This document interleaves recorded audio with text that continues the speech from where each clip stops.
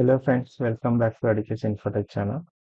Today we're going to discuss about rank and dense rank transformation in IICS, and the day is 11th day. So I hope you are aware of this rank and dense rank, since we have the same concepts in SQL as well. So in SQL, how we will be writing the ranks and dense rank. Rank rank means it will give the non-sequential ranking, and whereas dense rank it will give the sequential ranking. And for rank, this, in here in the rank transformation, the rank will be skipped here. If we have the same rank in your data, so it will skip. Whereas in dense rank, it will assign the same rank to the wherever the constant values are, the same values are. So basically, it's like assigning position to the data. Okay, based on if we have, let's say, if we have this total sales value. So if you want to assign the ranks to your the sales data. So based on the maximum to minimum or minimum to maximum. So let's see the key differences here. What are the key differences between rank and dense rank? Here rank, it will assign a rank number to each row in a data set based on a specified order, whether it is a ascending order or descending order. It may, but what the thing is in rank, the rank will be skipped. So which is nothing but it leaves gaps in the rank sequence.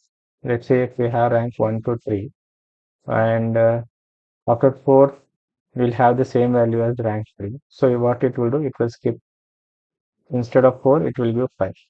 So in that way it will skip the rank. So if you see the example here, if multiple rows have the same value for the ordering column, then it will skip the rank. See here the example, if two rows have the same rank value, okay, the next row will receive a rank that is two positions higher. The sequence will have a gap. So basically what this rank transformation is, if we have the same value, then it will skip the rank. So if you see here the example for rank transformation. So let's see, we have an employee name and score. So Alice has 95, Bob has 85, Charlie has 95, Dave 70, Eva 85. So by looking at it, we can guess, right? So if you give the ranking, in this way we'll get. If we use rank transformation, this is how it will assign the rank values to this data set. So 95, 95, it is taking as 1. Since these are the highest scores, right? So 95 is 1. Here Charlie 95 is also 1. Next Bob is 85. It's supposed to 2, right? It should come as 2. But here what it will do? It will skip the value because it already this for the second value it has assigned the same rank, but it will skip that instead of 2 it will assign the same rank value, and it 2 is here supposed to come, right? And it will skip it, and for the next one it will give the +1 count higher. So basically it is a 3. So Eve also have the same value. So here also should come 4, but having the same score value here. So it assigned as 3. And for Dave 70, supposed to it come as a 4th rank. But since here we have the same value, it skip that 4 value and it assigned as 5. So by observing this, what you can see is clearly in the rank transformation, the rank will be skipped. That's it. If you tell this, the interval satisfied. Notice that the rank of 3 is repeated of Bob and A, but Dave gets rank instead of 4 because the ranks are skipped after ties. Once the rank has been tied, then the sequence will be skipped. So this is the rank transformation.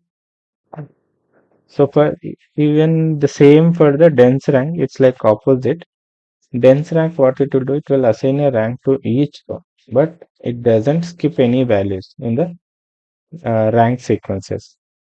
If there are same ranks are there, if you see here, same score is there. Here we have 1. Okay, and the next 85, it will not skip, it will assign it as a 2. Basically, it will group all the same values and it will assign the corresponding rank. So if two rows are tied in rank, the next row will still receive the next consecutive round. So that's what we discussed there.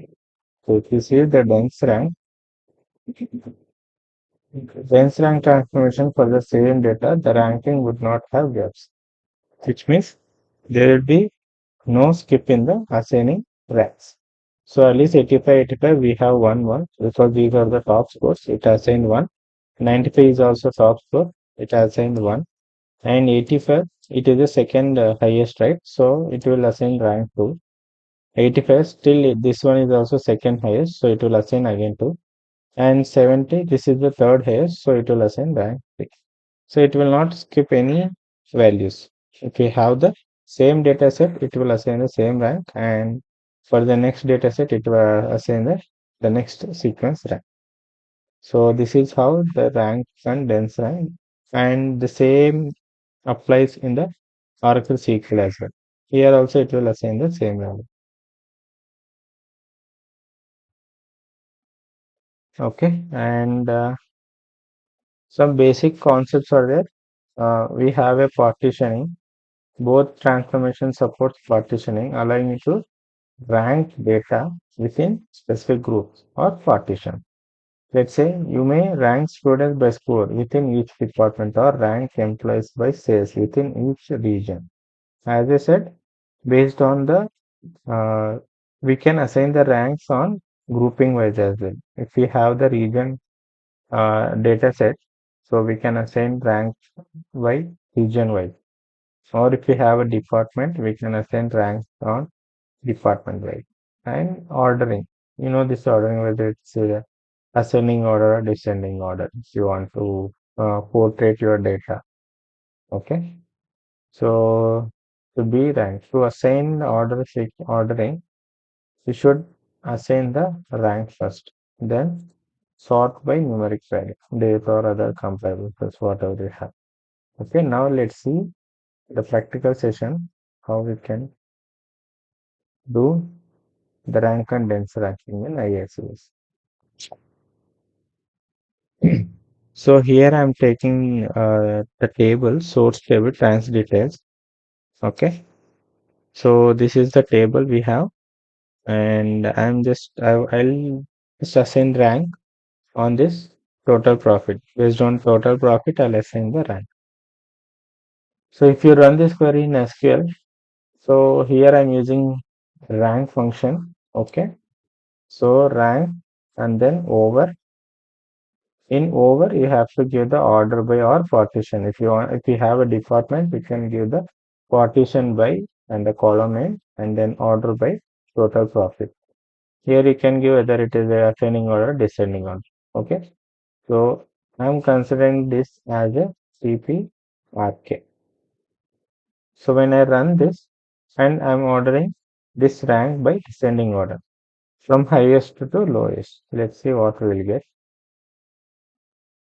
So from top to lowest, it has ordered the data.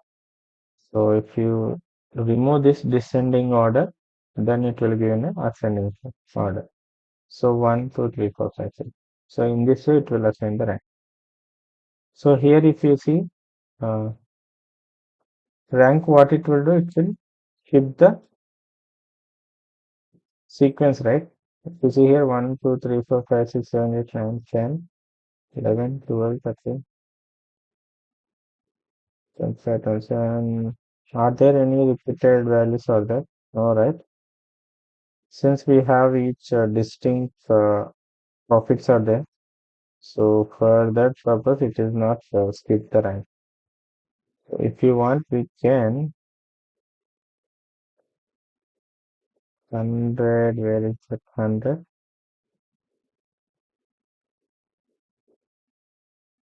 Yeah. So what I'll do, I'll just insert the same record, but I'll keep some insert into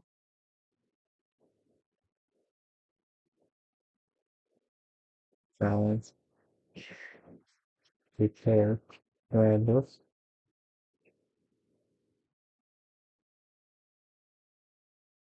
So 100 here I'll keep it as 101. Okay. And household should be colon, comma, offline, comma, really priority orders therefore, and the order date and the order ID, ship date, unit sold.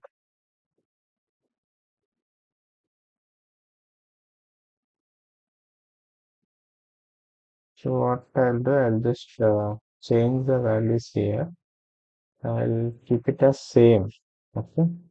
But here the transaction ID is different. Okay. So in this case, it should show the same rank for this value. Okay. Is the system data type expected date? Okay, date short number. So we need to convert this to date of um, to date of CD and then minus. So here also we have right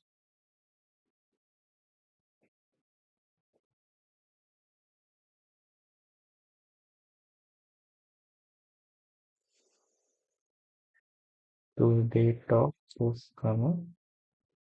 Yes.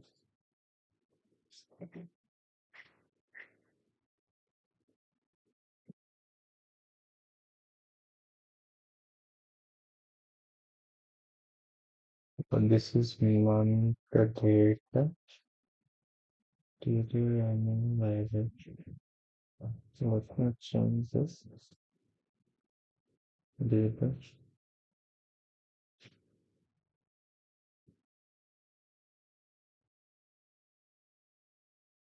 Not a valid one.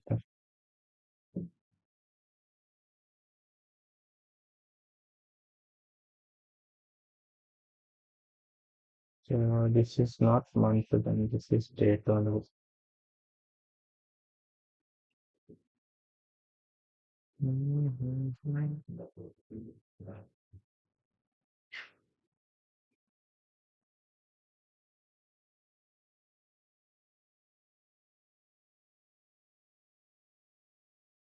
Notice it. So how we have the date time format here?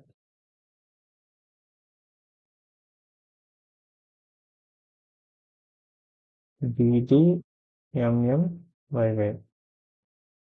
DD MM YY YY.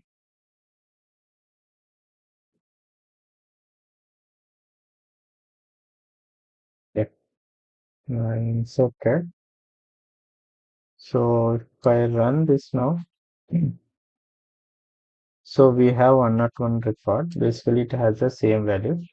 Now, if I run the rank function on this, so what we'll get is 101 is there, right?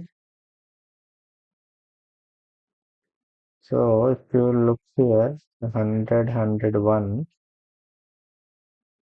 So basically, it has assigned the same value. Okay.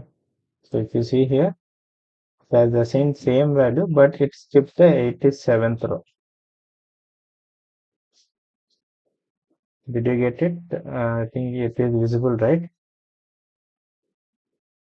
you want, I'll just what I'll do here instead of star, I'll say total profits.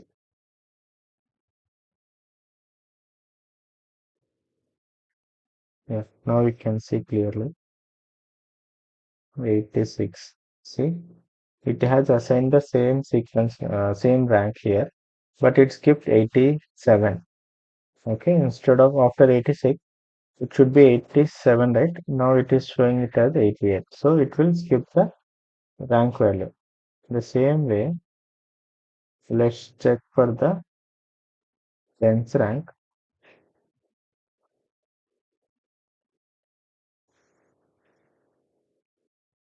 Interesting.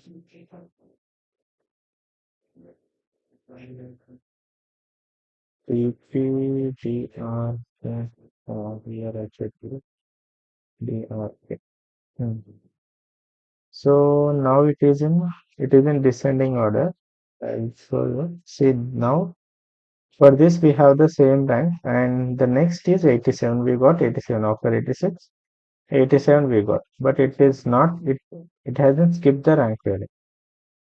Okay, so this is the major difference.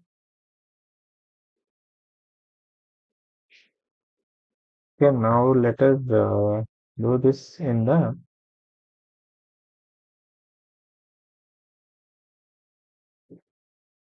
let's create a mapping for the rank and rank. Okay, m underscore rank transformation. So this is source.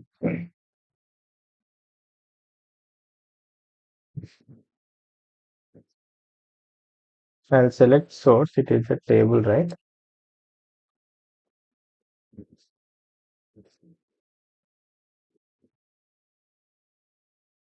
So I've selected trans details, and these are all the so these are all the columns we have. And what I'll do, I'll select bank transformation. So here we have rank. Click on this, and these are all the incoming fields. This is the rank. Okay, these are the rank properties, ranked by rank order.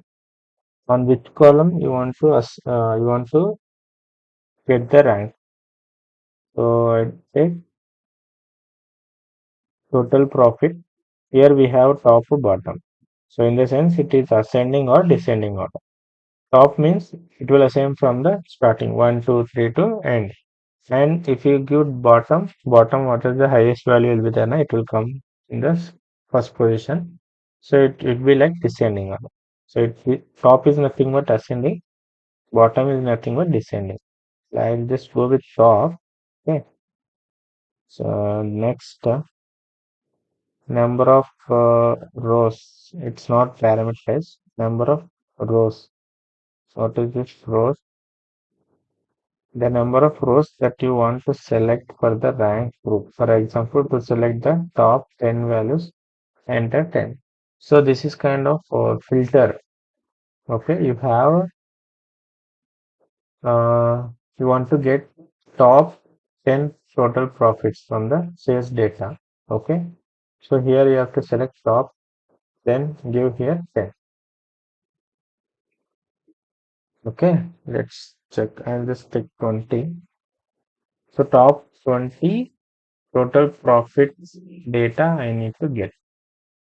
Okay, and here we have a group. You want to group it, then group by. You can group by sales channel or order priority. Okay, and or ship date, order date. So you can select anyone. What I'll do, I'll just select sales channel. Okay, online, offline. Both in online, offline, I need to get the top 20 total profits, total profit data. If you go to advanced here, we have all these properties, the catch and tracing levels, transformation script. Okay. So now let's go to target. So I have the target table, right? P underscore rank data. So I've selected the target table and these are the fields. Now what I'll do, I'll just field map. If you see here, from rank transformation, we are getting one rank index column. So when you select it, by default, it will create one rank index column, which holds the rank values. Okay, and in target also, we should have a rank column so that we can map it. So what I'll do, I'll just do the smart map. So for RK, I'll just assign the rank index. Okay, so this is how we can develop the rank transformation mapping. So it is valid now. Since we have selected rank, right? So the ranks will be skipped and the top 20 I'm taking. So, but in our case, here top 20 in the sense, this one, right? We are using rank ascending. Top 20 will get only these values. Okay. Let's run the job now. Let's see.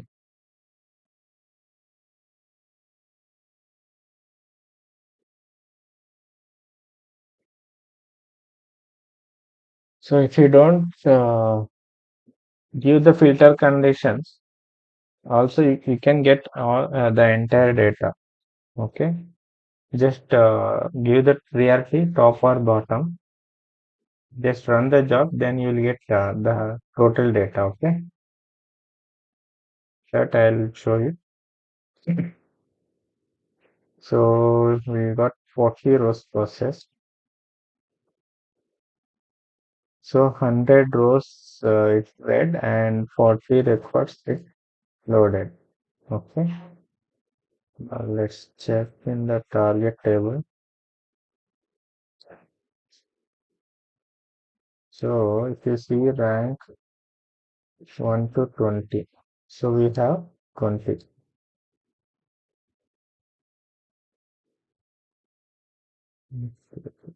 But if you see here, 1, 2, 3, 4, 5, 6, 7, 8, 9, 10, 11, 12, 13, 14, 15, 20. Okay. And these are all for offline. So we have group fit, right? So these are all for offline top 20 data. Okay, till here. And for online, so again it has taken 1 to 20. Okay. Now let's see what I'll do. I'll just take only top and not give it. And number of rows, right? 100 is there. I'll just keep it as 100. I'll remove this group by. I don't want to group by. So let's see how we get it. Top in the sense it's like ascending order. Okay. Now let's run the mapping.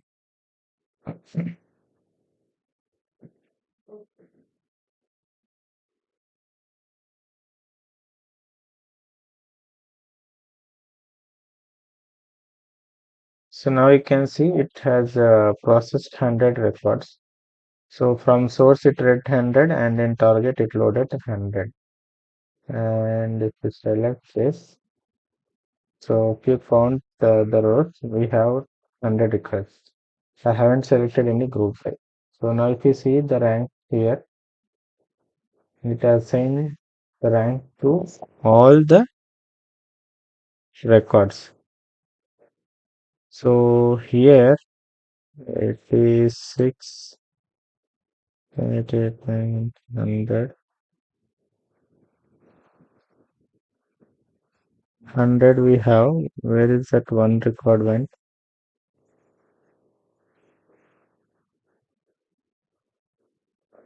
In source, how many records we have? So we have 101 records. Okay. But we got only 100 records. Since it has the same value.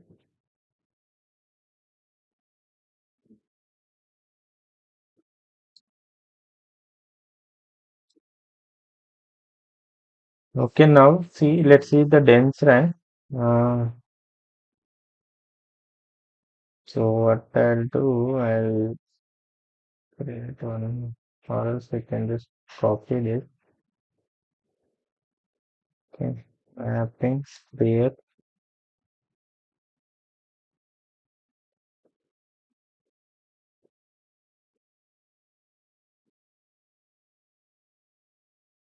Okay, I'll select.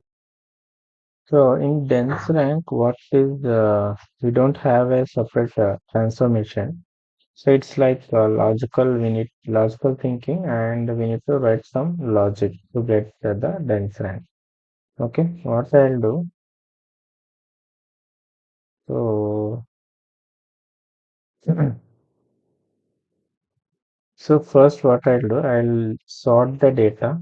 Okay, based on this, I'll sort it in a descending order. Okay. So after descending order, I'll create a dense rank. So here I'll take sorted auto transformation.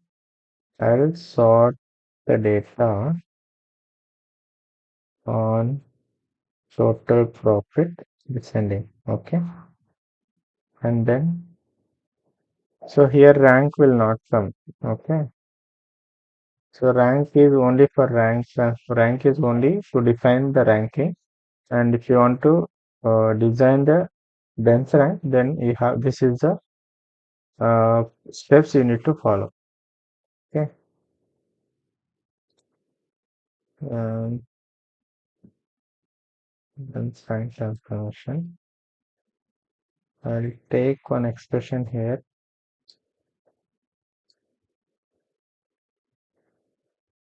I'll send this sorted input to the expression. In the expression, in my if you are watching my videos regularly, in expression translation, I have uh, explained you about how to create the sequences, right? So creating variable ports, output ports. In the same way, here also we have to create one variable port, p underscore then rank, so decimal. Okay. Here we need to configure if so we need to compare the salaries. Okay. If not say here the total profit not equal to previous profit. Okay.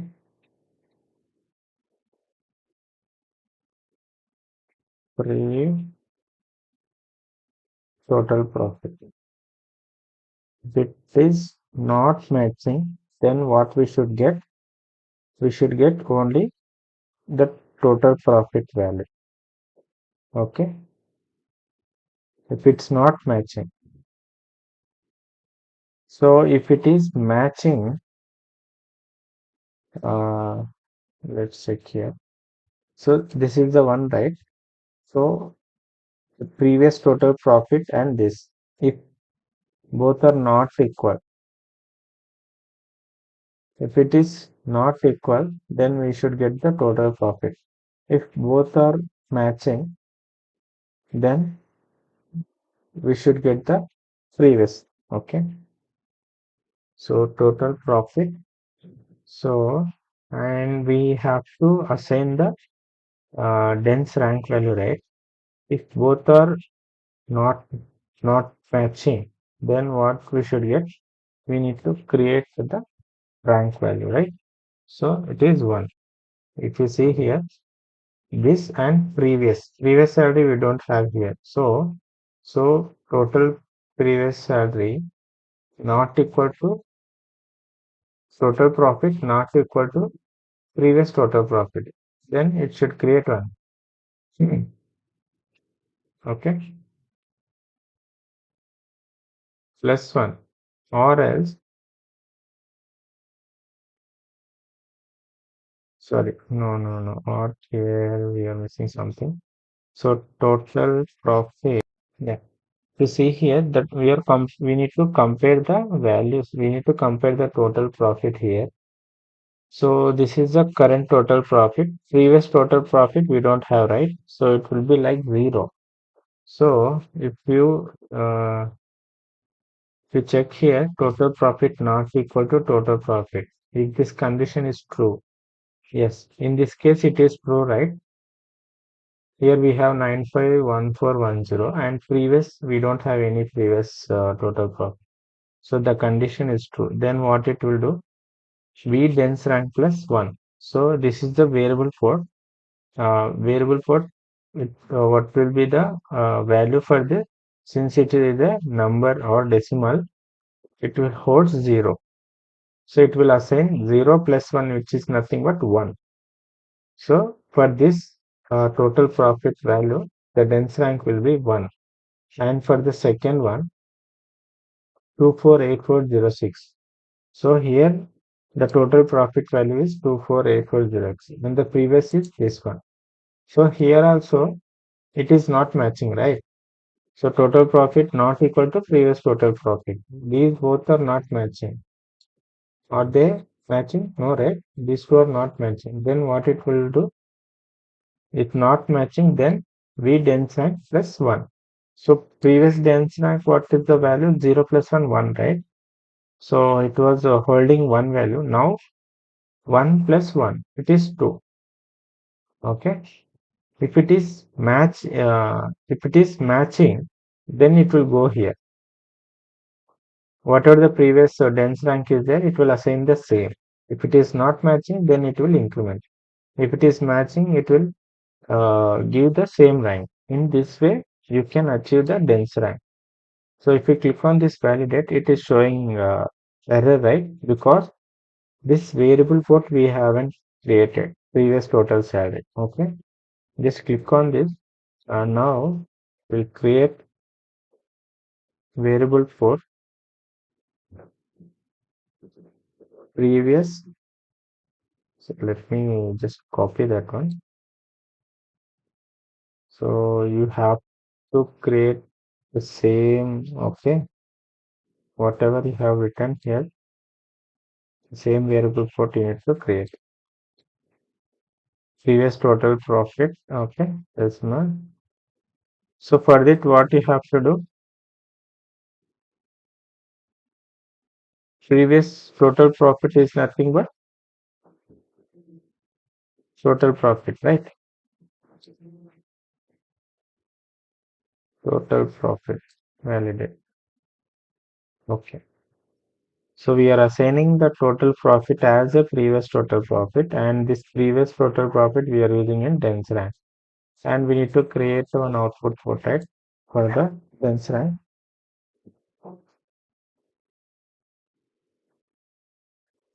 So this is a decimal, and for this I'll just assign the variable for this. So finally we are taking the output of dense rank, and these are the operations we need to do. Okay. Now if you go here, if you validate, now it should be valid because we have created this. And you may get one doubt here. Why can't we create first previous total profit and then create variable for? So does the sequence is matter here? Yes, because if you create previous total first, okay, after variable for, if you create first total profit, what it will happen is previous we don't have anything here. Okay. So in the dense rank, what it will do? The previous total profit is total profit. So what it will do? It will assign the first this value to the previous profit. Okay. So in that case, what it will happen? If you consider this logic, if it is matching, obviously it will match, right? If you create first previous total for, so previous it will be holding the value at 951410. So both will be matching. So then what you will get? 0 you will get. Okay, if it is true, then execute this. If it is false, then execute this, right? So first only it is getting false. So it is matching previous total equal to total profit. So then we dense rank. So you'll get 0. So that is wrong, right? So first we need to create a variable for, then create this previous total profit variable for, then create the output. Okay. So this is the logic you have to create. So this target here, right? So then I'll map it to the target. Go to target here.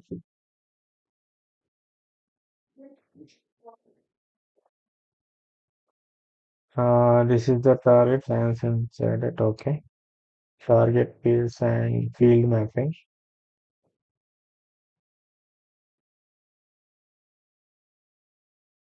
So we are not using rank, right? So we have to get the output dense rank value to this rank value.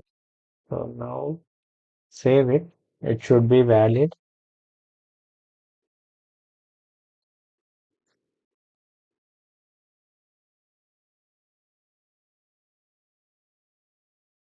So it is valid now. Now let's run the job and see the result how we'll get. So dense rank, this is the one we should get. Okay. So 86, 86 is the same rank. It is not skip the rank. After that 86, 87 we have. So let me run the job.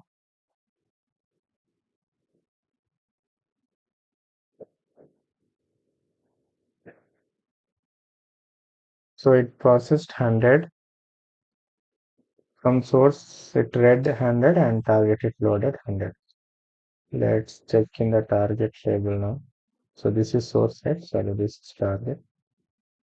So what we have here, RK 1, 2, 3, 4, 84, 85, 86, 87, 89, 92, 99, 100.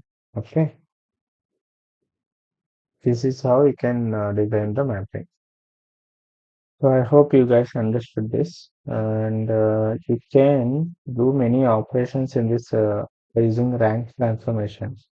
Okay, if you select here, just here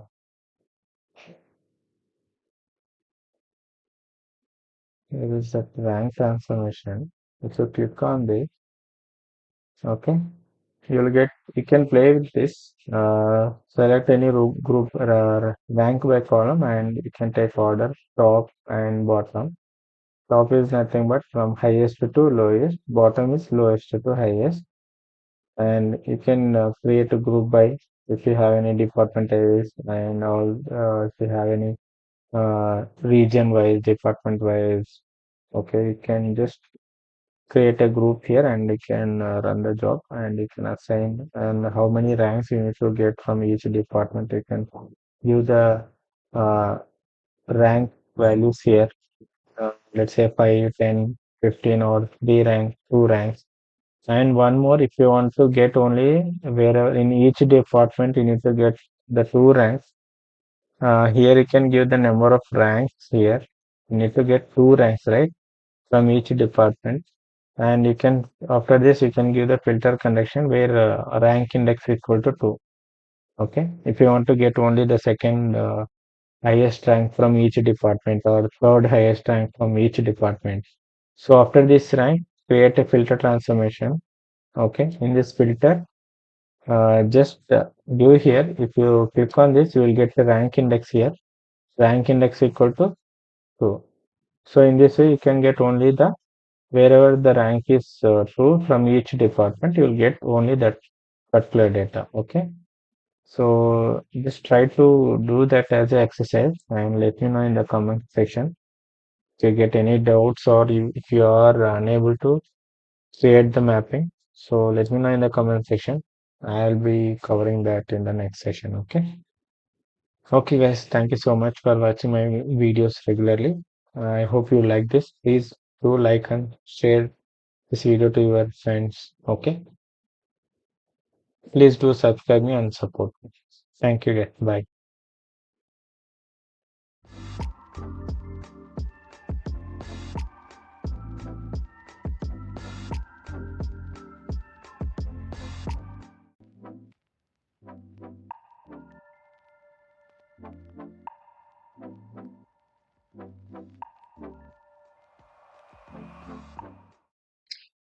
Hello, friends. Welcome back to Education Protect channel. Today, we're going to discuss about Union Transformation Day 12.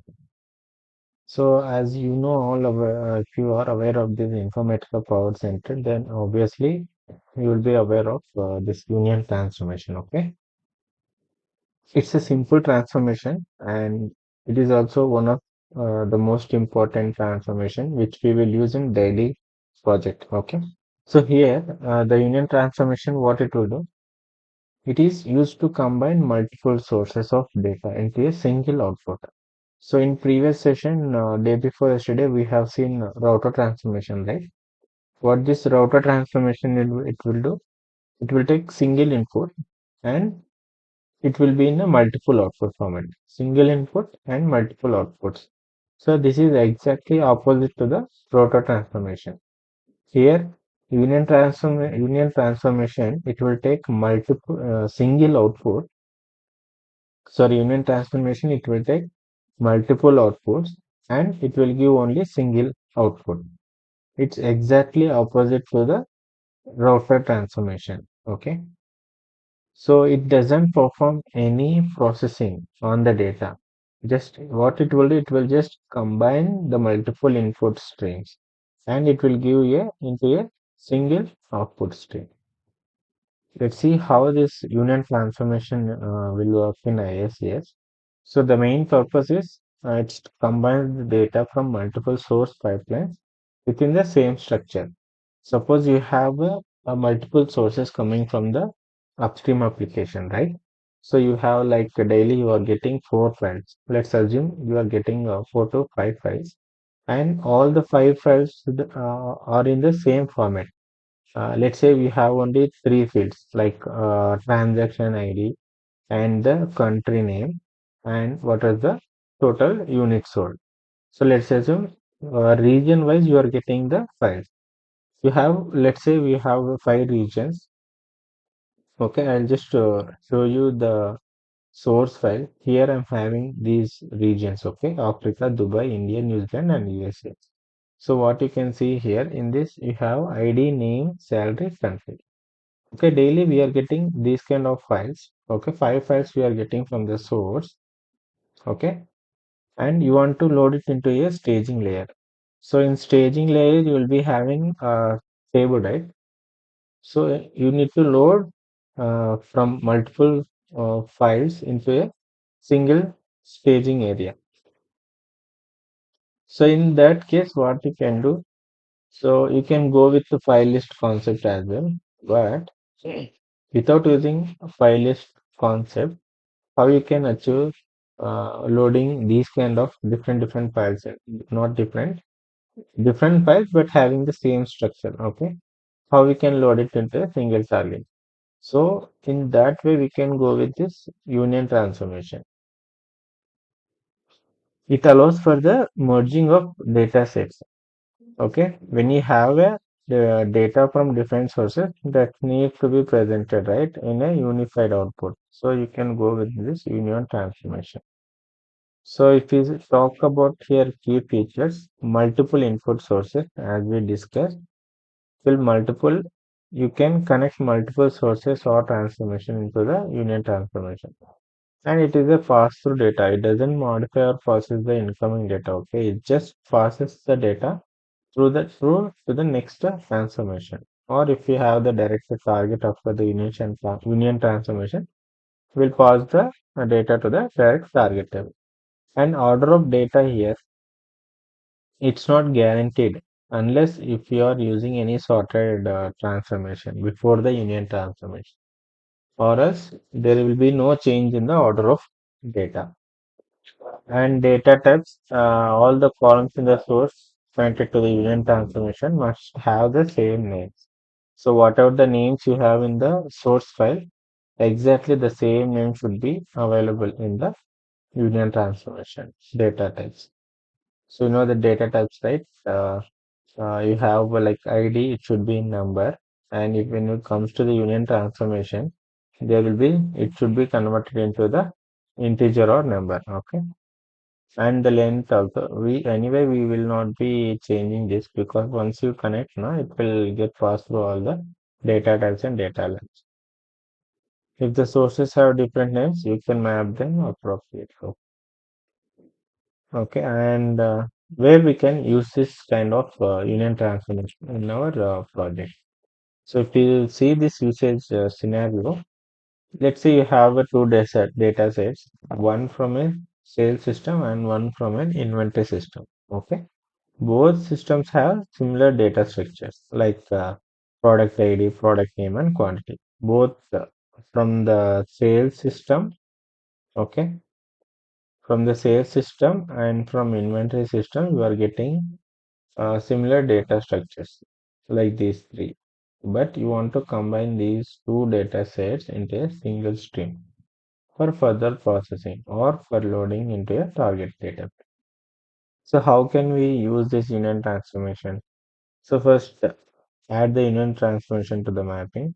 So we need to, okay, this entire we will see in a practical ways. And here you have the examples also. Just take these three column names and try to put some data, whether if you want to do it in a table wise or file wise, just have these three names for for the first target table. Let's you have you just create these in a source table, sales data one table and inventory data. Okay, take these three columns in each table and put some insert some records into this table. Okay, and what you will do, both have the same columns but from different systems. Okay, the union transformation, it will combine these data sets. Take one union transformation and combine these two data and load it into a target table. Okay, and you need to consider before you are going to implement this union transformation. So the column match. It requires that all incoming sources have the same columns, name and data types as we discussed. Okay, if they don't, you will have to modify them uh, before and using this transformation like expression or normalizer. If you have some different names, just put some expression before union transformation. Change the name fields and map it to the union transformation. And the performance wise, these are generally lightweight since these union transformation will not do any conversions or we cannot do any logical, we cannot write any logics, business logics inside this union transformation. So basically why we use this information to just combine the data and pass it to the next transformation. So there, the burden will not be there on this union transformation. So that's why we call it as a lightweight since they are just pass through. We'll use it for only pass through. Pass through the data through the union transformation. But if you have a large volume of data, it could still impact performance depending on your data flow. Okay. And we have this no sorting by default. By default, the data will not be sorted, right? So the data combined via union will not be sorted. If you need sorted output, then we need to use a sorter transformation before the union transformation. Or if you want to sort the data after the union transformation, then you can keep the union transformation. Sorry, you can keep the sorter transformations. And there are some limitations are there. So it doesn't allow you to merge data with different schema structures like different columns or data types. This is one of drawback. And it doesn't handle duplicate record. If you need to remove duplicate records, you need to use aggregator or distinct transformation of the union. So how we can remove the duplicate records from union transformation? So in the interview, they will ask you like, so you are getting a duplicate record from the source and you want to remove the duplicates by using union transformation. So how you can explain this scenario in interview. So basically, to remove the duplicate records, so we need to use the sorter transformation. In sorter, we can sort the data as well as we can select distinct option, right?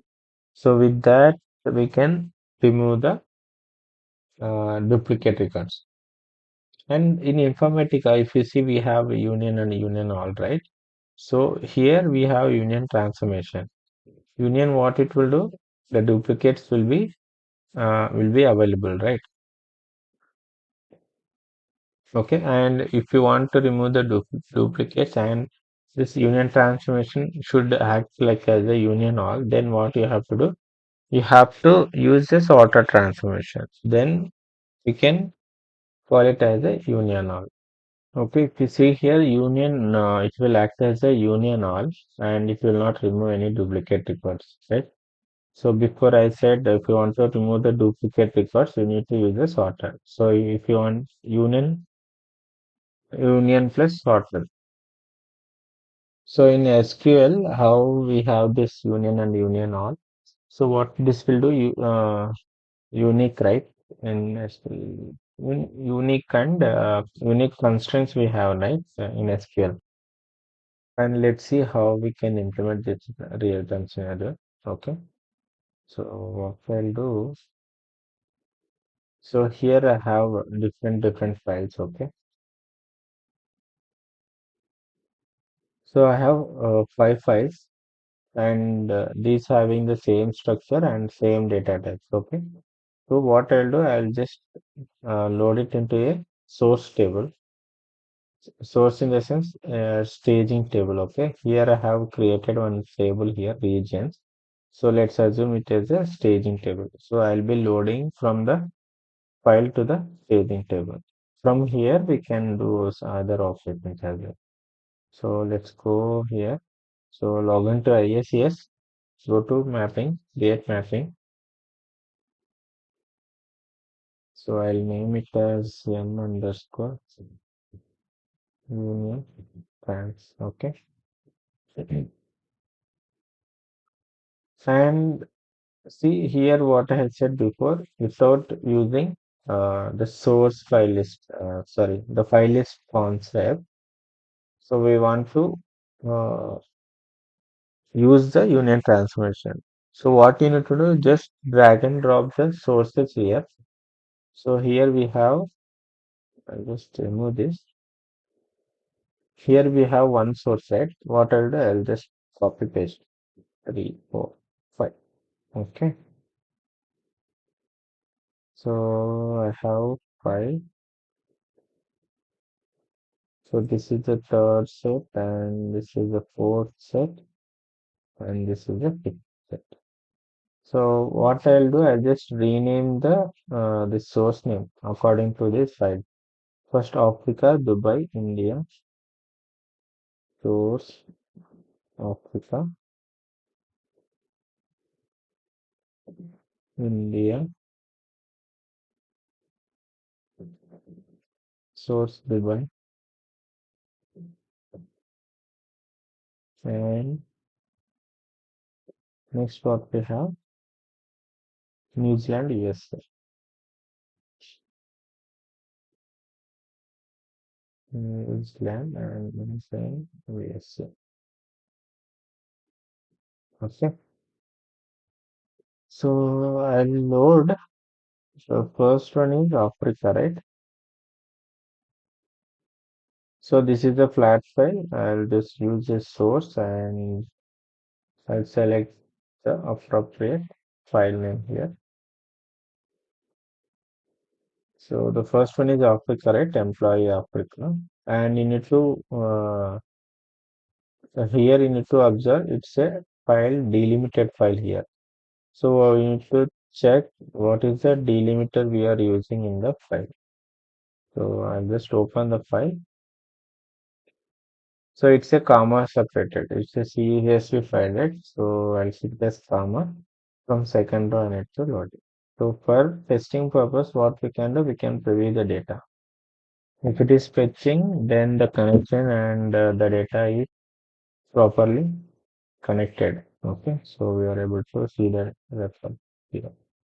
So in this way, I'll just load all the files. So I have loaded all the files till USA. So now what we need to do, let's load the target table here. So target is a source, right? Here I have taken the target as a staging area. So I'll take it as a source and I have created the target here regions. Okay, target table name is regions. Where is that? The regions? Yeah. So it's a insert operation and I'll truncate the table target table before loading. So these are the fields: ID, name, salary, country. Okay. So now what we'll do? Let's use the union transformation. Let me save it before that. Always save it. Okay. If anything happens, again you need to design the mapping from starting. Okay. If you do small changes also, just save it. So we need union transformation, right? Here, union. So drag and drop here. So if you see here, we have a plus symbol. What is this? So to create a groups to connect all the sources to this union transformation. So if you click on this, so incoming, we have two operators, input one and input two. By default, we will be having this. And output, this is the output. And here we need to do the field mapping. For each input we are passing, so we have to do the field mapping. Okay. And advanced we have use out staging. Okay. Now what we'll do,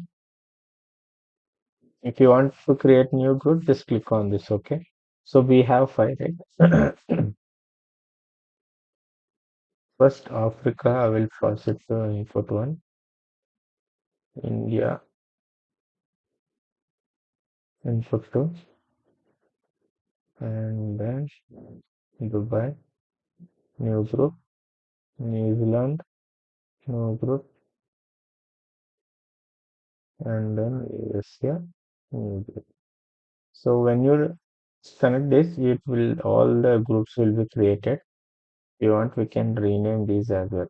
So first one is Africa, then India, right? I'll just rename Africa,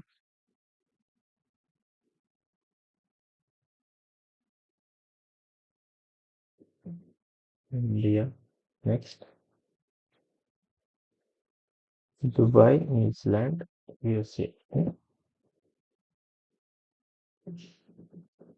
Dubai,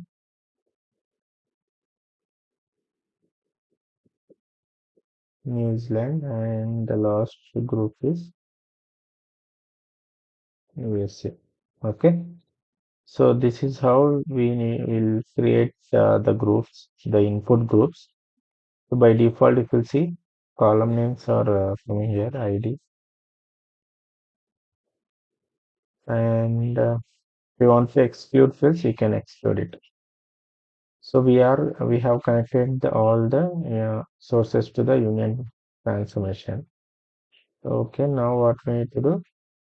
If you want to take expression or if you want to remove the duplicates, we can use the sorter here. So what I'll do, I'll just do the union all only now. So I'll just connect to the target now. So if you see here, uh, go to the field mapping. So you will see all the groups here. These are all the input groups and the output field. So we need to map it. So click on automatic, it will automatically map the all the fields. Okay. Or else you can do the smart map as well. Just say here smart map. Click on that. Next USA, do the smart map. So now we mapped it and we have the output fields here. Now let's do the field mapping in Target. So we are getting the incoming fields. These are the incoming fields. Okay. All our strings are here. You see number. ID is a number, right? We are getting it as a number. But country, name, salary here, it's all in string. So that we need to change. Okay. So if you see here incoming, it is also string. So we need to change the data types here. Okay, let me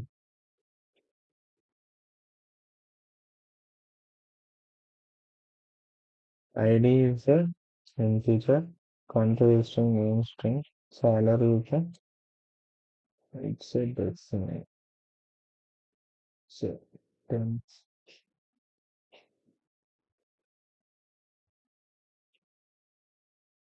and find it. Okay. So what the target is a decimal string. String. I do the smart map now. So we have mapped all the fields. Target fields, incoming fields. So now if you see for target incoming fields data types has been changed, right?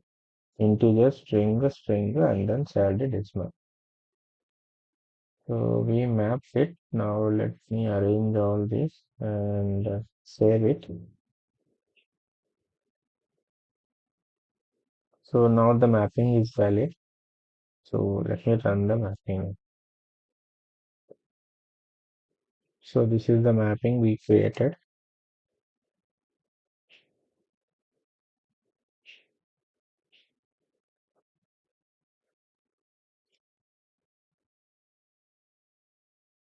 So we have connected the 5 files. Let's see how many records will load. I think in each file we have almost 180 records.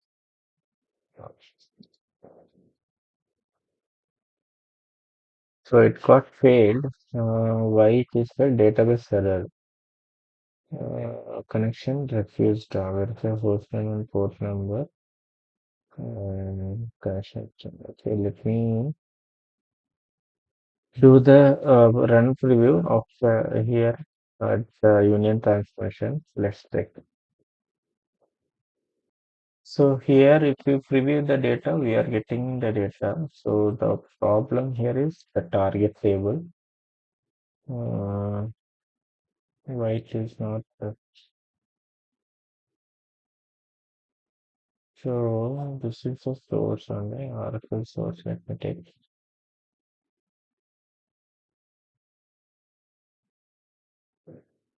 So if you want to test the connection here itself, you can test it. Okay.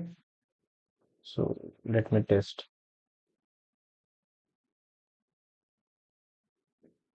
So if you see the connection is success, that means the connection which we have taken is working. And in this source, why it was not working as previously, let me check. So for this connection, we are getting error. Okay. So let me test it here itself. So the connection is working fine. Let's say close. It should work. So you see that table also it is able to fetch it. So these are the target fields and this is the field matching. So working fine. Let me reset. Let me run the mapping again. Let's see.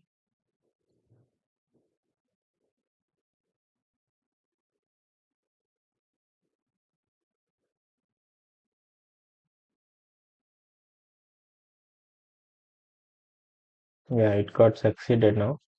So we got 470 records. Okay.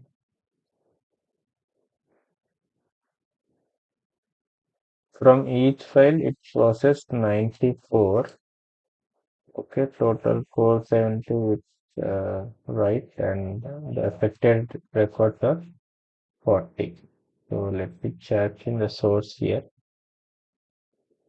So we got all these records, but the thing is,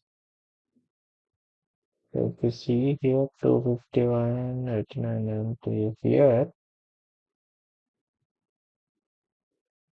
it's not in a sequence, right? Might be the duplicate records are removed. Let's check employee. The first one, what we have here, India, Africa. So I'll open first India. Okay, we have the same. How many records we have? Okay, 94 only we have. Got it, got it.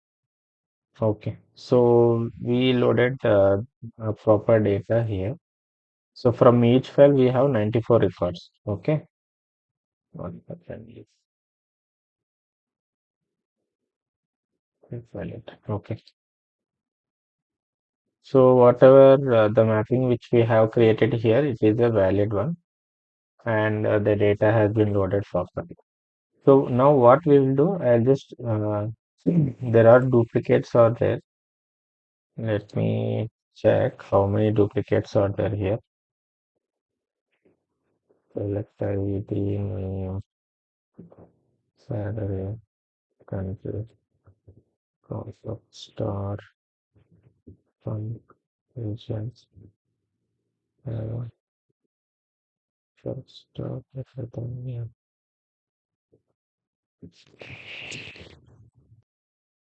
So to find duplicates, we need to group, right? Group by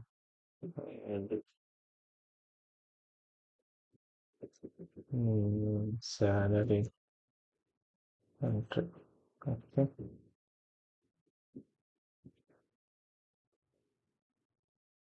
So initially, so we don't have duplicates here. So we don't have duplicates here. Might be in the file we might have the duplicates. Mm,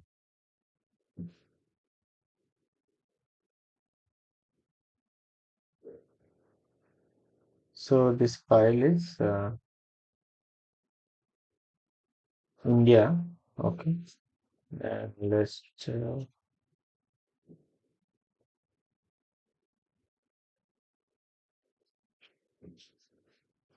see if I think we don't have duplicates here. So we have the duplicate records. Let me create. Okay, here itself I'll create it. Let me take 10 duplicate records. Okay.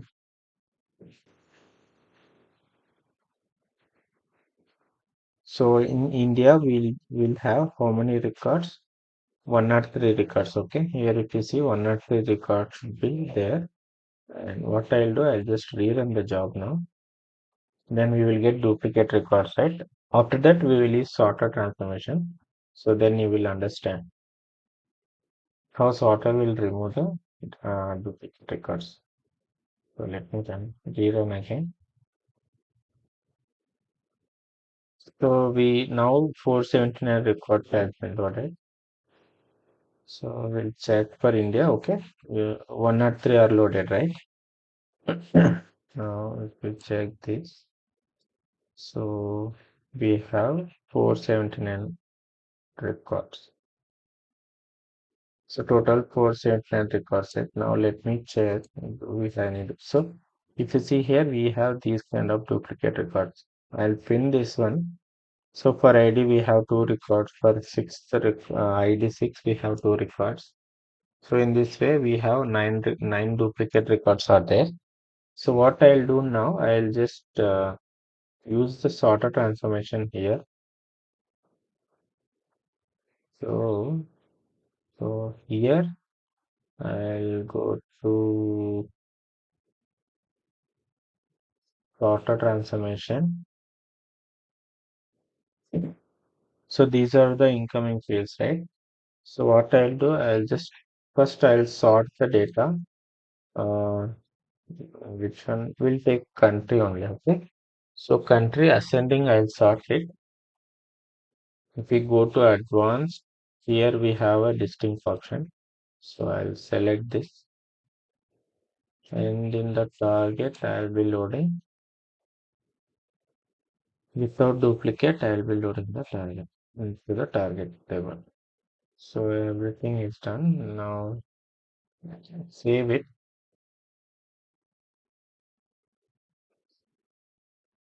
So before union transformation union transformation, it act like as a union, all right. Now it should act like union transformation. So for that purpose, we are using sorter. So it will remove the duplicate records. Let's run.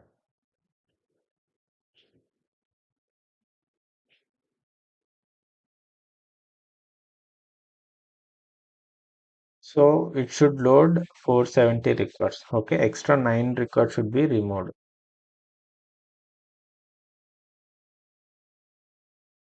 So here you can see 470 records has been loaded.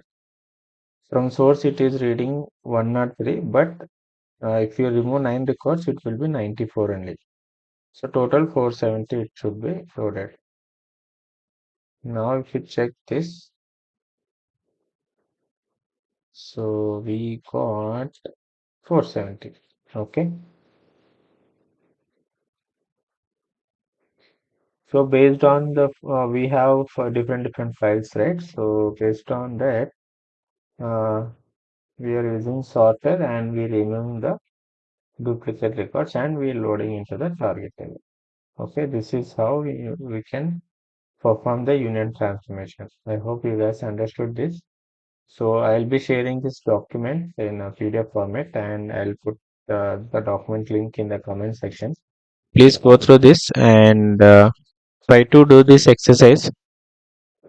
This says data, take these two files or take these two as a table and insert some records into these columns and try to use the union transformation and see the data how it is loading.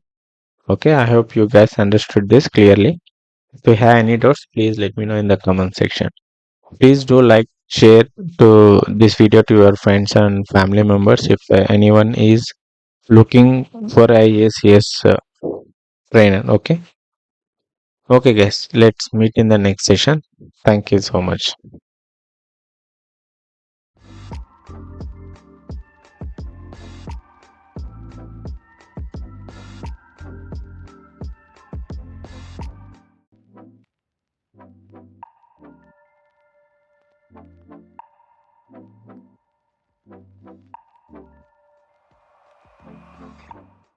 Hello, friends. Welcome back to IACS Infotech channel. Today we're gonna discuss about sequence generator and about the shared sequence in ISS. And the session is day 13. So what is sequence generator? Basically, we use this sequence generator to generate sequential values, or we can use it as a primary key based on the scenarios. So majorly we use this in different scenarios, and the most important thing is we will use this definitely in the SCD types. So we need when you are to maintain the historical data in the dimension tables.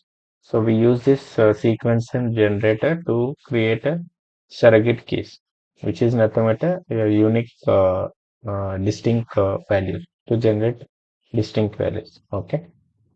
So we in the sequence generator we have a start value, increment by end value, cycle, and current value.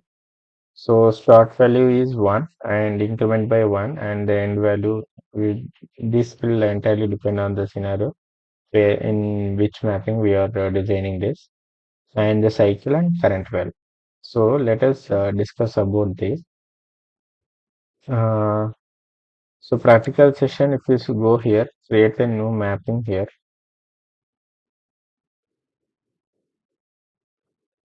mapping, and let's tap on this. So go to new, create a mapping. So if you see here, we'll have the sequence generator transformation here. So this is the one. Just click on this. So go to here sequence, you will get the sequence properties. So increment is 1, end value, this is the default value in ISCS. And based on the scenario, we can customize this value. Initial value will be 1. So which is nothing but current value. And the cycle, when we use cycle means if you want to assign the sequence value from 1 to 10 for that 1000 records. Okay, in that way, so you can just enable this cycle option. It will cycle once the end value reaches. Again, it will start from 1. Okay, and the cycle start value from 1. You need to start. Then you can give the value 1 here. And number of catched values. This we will discuss later. And reset. Reset is nothing but suppose if you want to reset the sequence values. So today you have received the source file, and in that you got the 105 records, and the sequence is after 105. In the next session, it should load from first from the sequence value 1.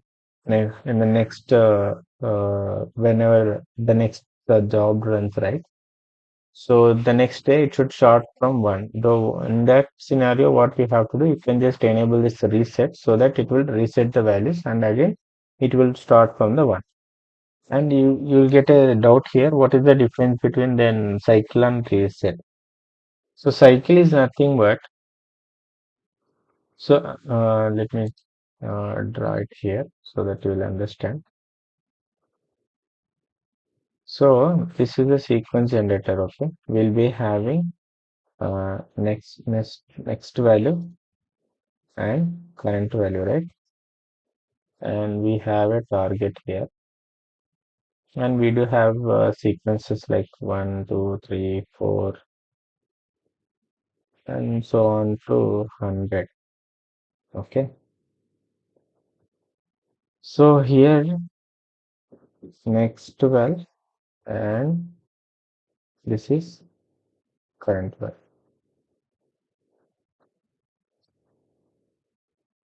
Yes. Sequence generator. So the next value, so current, it will have 1. Okay, and then it will increment by +1. So current value, and basically the next value will be 0. So you need to remember this. In interview they will ask you like which value will hold the highest value, whether it is the next value or current value. So you need to say always the current value will have the higher value than the next value. So current it is 1, right? So it will increment by 1. So next value it is go to 1. So it will generate a one sequence in the target table. And the next, whatever the next value will come here, right? This value will be hold into the current value. So current value will become 2. Okay. Next it will become 2, and then it will increment by 1. Sorry, 1, right? 1 it will hold. The current value will hold 1, and 1 plus 1 it will go to the 2. So next current value will hold it as a 3. Sorry, 2. 2 it will hold, and 2 plus 1 is 3, right? So it will generate the D sequence value. In this way, the sequence generator will work. Okay. Okay. This is how the sequence generator will work.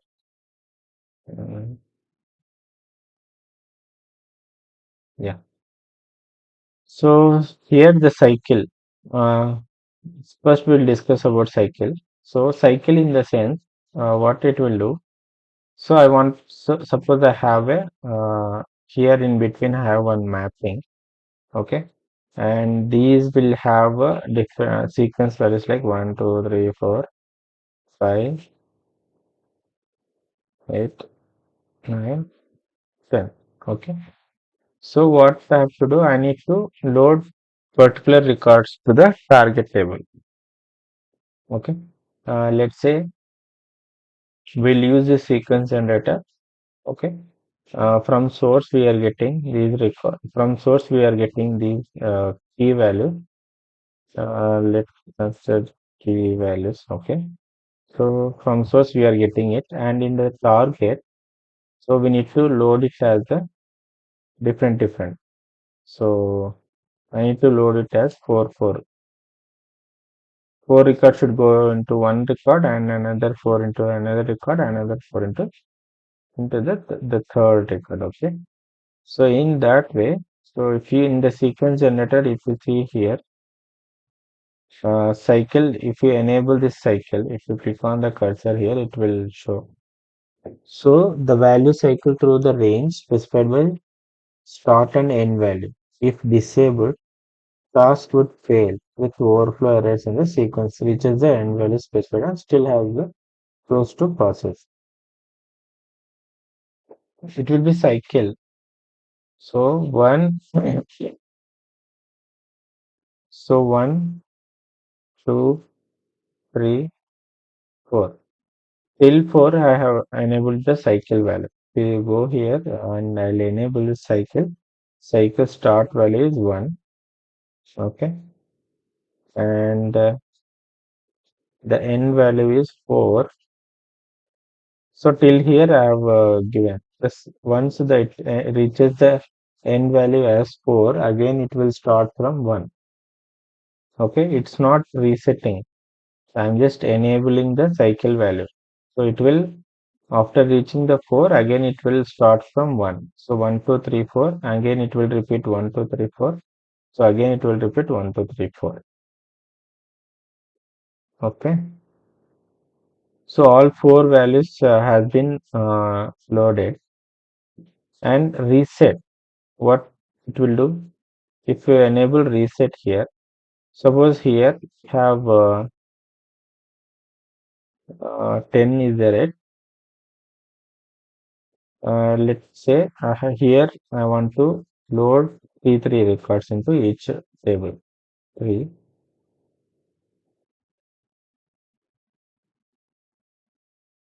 Okay. Uh, 3, right? 1, 2, 3, and again 1,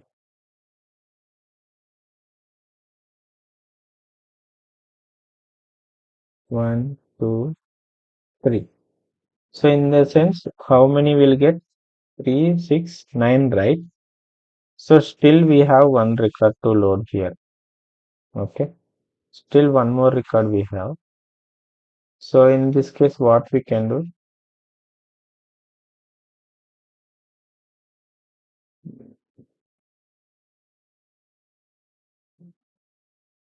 So still one more record we need to load.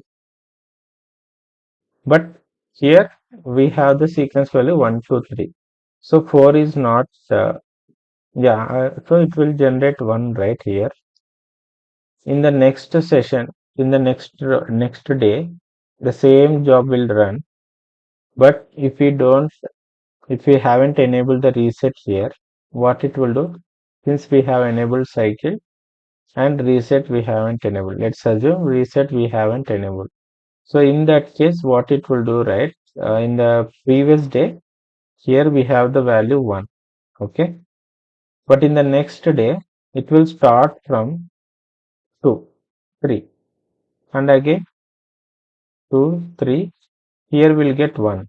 Okay. And here what it will do? 2, 3, 1. So this is wrong, right? This is the wrong sequence which we are assigning. So for that purpose, what we will do? So till 3 we have given the sequence and 1. So for the 10th record the sequence is 1, right? So if you enable this reset option, what it will do? It will again it will start from 1, 2, 3. So in this way we'll get the correct sequences. 1, 2, 3.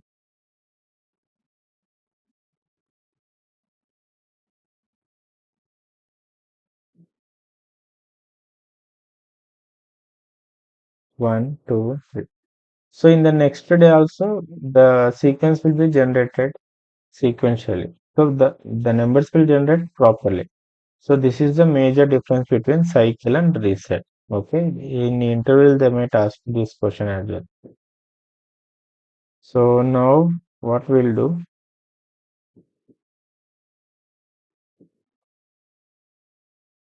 I'll just discard this and so we have discussed about all these properties, right? And shared sequence.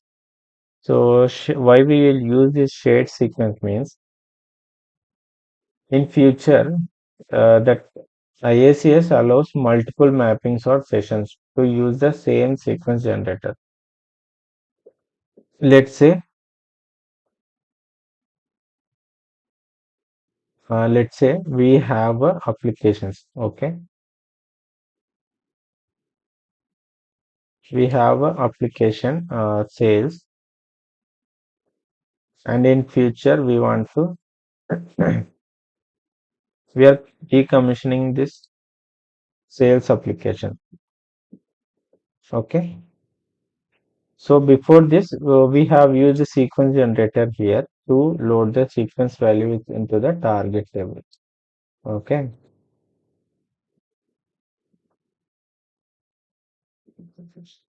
so we have used a sequence here, and we are running this job every day, and the business they decided to retire this application. Okay, retire or decommission. So what we need to do, we need to transfer the all the components which are there in the sales applications. We need to migrate all the applications to the new application, which what will say new sales application. So we need to migrate this entire whatever all the jobs we have under this sales application. We need to migrate, right? So again, what we have to do here, we have a sequence generator here, but we have a sequence generator. So it has already generated the sequence values here, right? 1, 2, 3, 4, and let's say some 1,000. Okay, it has generated 1,000 sequences, and we need to till 6 months we will be having the time, right? After once we develop a new application and we if we don't see any production issues, right, then we'll be having a hyper support for 3 months. After that hyper support, we will be decommissioning the old application. So this application will be decommissioned. But till that time, we need to run the both jobs, and we'll be running the both jobs, and we'll be loading the records into the same table. Okay,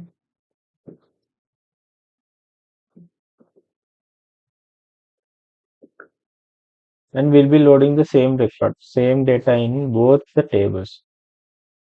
So in that case, here we are already using the same sequence. We are here we are using the sequence values, and when you try to use the same sequence value here also, what we'll get? We'll get unique constraint errors, right? So to overcome that, So we have a shared sequence. So here it will generate the sequence values, and this, since we are sharing the sequence values, here also we'll get the sequence values.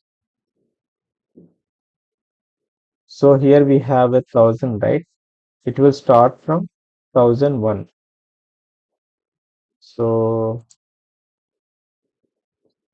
1,001, 1,002, 1,003, and so on to 2,000. So this is the advantage of sequence server. Anyway, we are creating the unique values. So there will be no duplicates here. If you check this, go to mapping, to create a mapping here.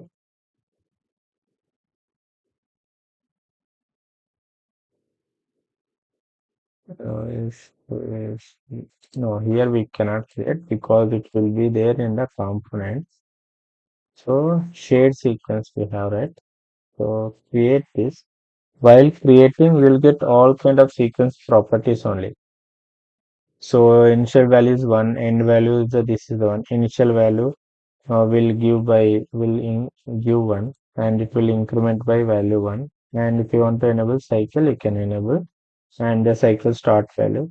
Here number of reserved values. We have this number of reserved values. What this will do? Here we have 1,000, right? If you try to give some other values, so what it will do? You will get an error. You must reserve at least 1,000 values. So why? Because of in shared sequence, for this job, if you enable the shared sequence, okay, instead of sequence generator, if you give shared sequence, by default it will allow the 1,000 values. Okay, 1,000 values will be allocated to that particular job. Once the end value reaches, right, so here 1,000 it is allocated. So for this, what it will do? It will create from 2,000, 2,001, and then to 3,000. Okay. So for this job, the values will be 2,000 to till 3,000, 3,000 or 2,900 and 2,999, 2,999. This is the end value for this job. Again, what it will do? So here it will take again from 3,001 to 3,999. So here it will be like 4,000. Starting value will be 4,000. So this is how the sequence values will be shared across the mappings or sessions. So this is what we discussed here. The multiple mappings or sessions to use the same sequence generator. So this is where we will be using the shared sequence. This ensures that the sequence value is consistent across different parts of your integration and eliminates the possibilities of generating duplicate values across different methods. Okay, so we have here global value sharing, persistent uniqueness. Okay, you can go this document, and how to use shared sequences. We have just seen it. And if you want to implement, how you can implement shared sequence in IICS, step by step I have given here. You can just go through this, and you can design the mapping. So let's go with now the sequence generator example. So I'll discard this. Uh,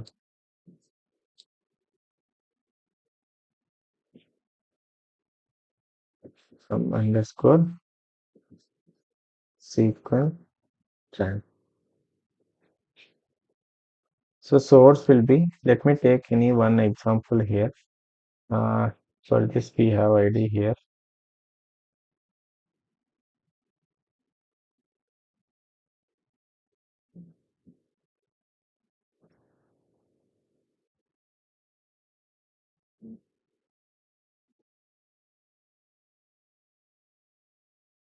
So we have this government, right? So for this, we'll try to create a sequence value.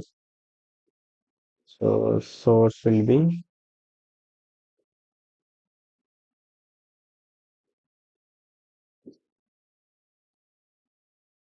okay, I've selected government. These are the fields, right? So I'll take target.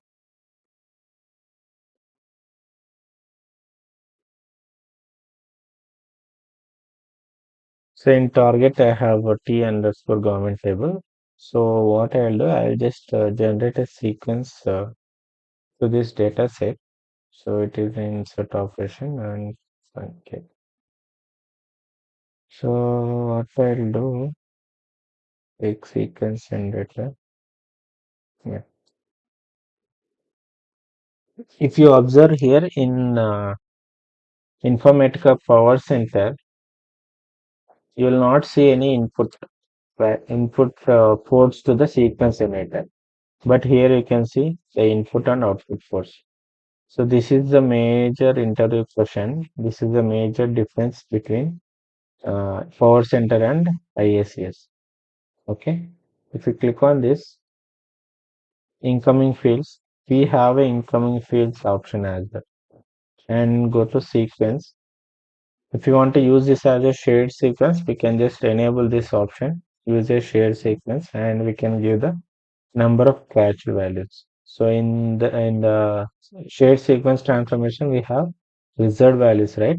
So if we enable this, it will convert as the result values in the cache. It will reserve the values, and we need to give the maximum how many values we need to reserve in the cache. So that we can give it here. Okay. So and then advanced. Here you can see disable incoming fields. Disable incoming fields to connect only the generated sequence to a downstream transformation. You must connect at least one field from another transformation to the downstream transformation. So if you disable this incoming fields, it will act as a sequence generator. So I'm not taking any inputs from the sequence to the sequence generator. So now this will be like same as in Informatica Power Center. How we will use the sequence generator, right? So this will act as same. But the major difference is the sequence generator will have the incoming ports in ISCS. Okay. So what I'll do, I'll connect here.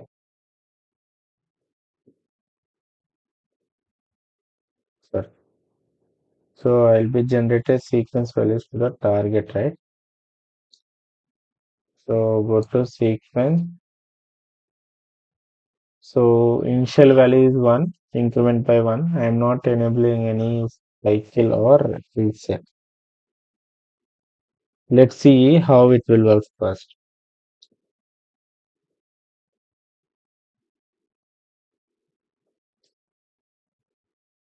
Go to target. These are the target fields and these are all the incoming fields. So here we have next value and current value. We need to pass next value to the downstream transformation, right? So do the smart map. And we have next and current value. We need to map, right, to generate the sequence values. So what I'll do, I'll just create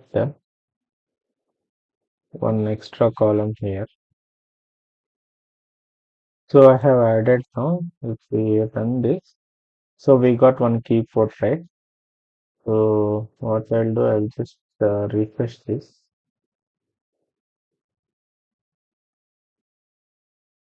Here, we go here, target fields. We'll have a sync option. So I'll just sync on it.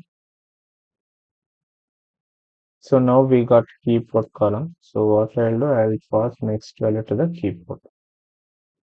So arrange it and save.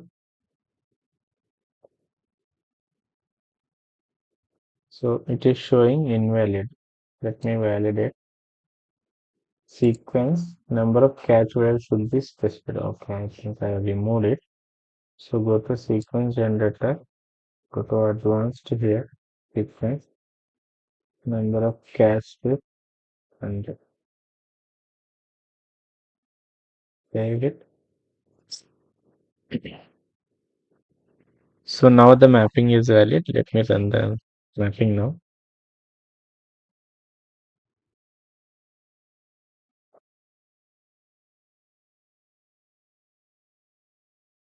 So 7 record it has been processed.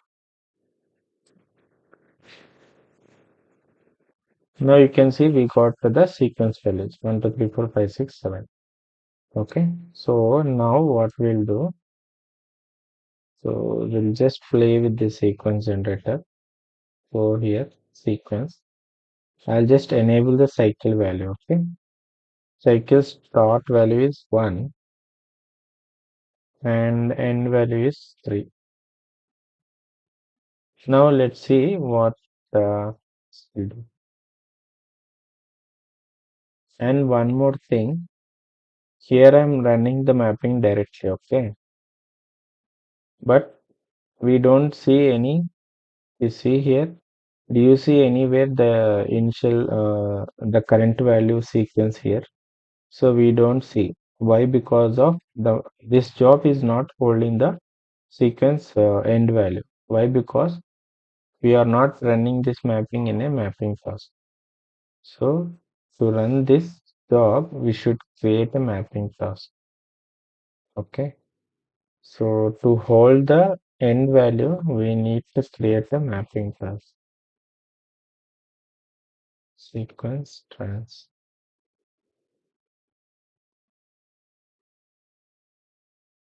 So sequence trans. Next.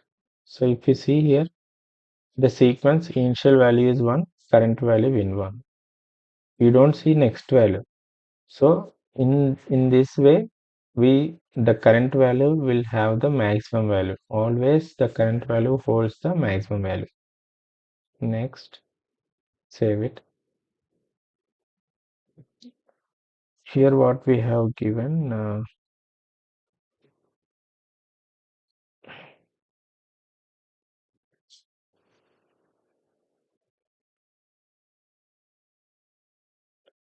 okay, let it be.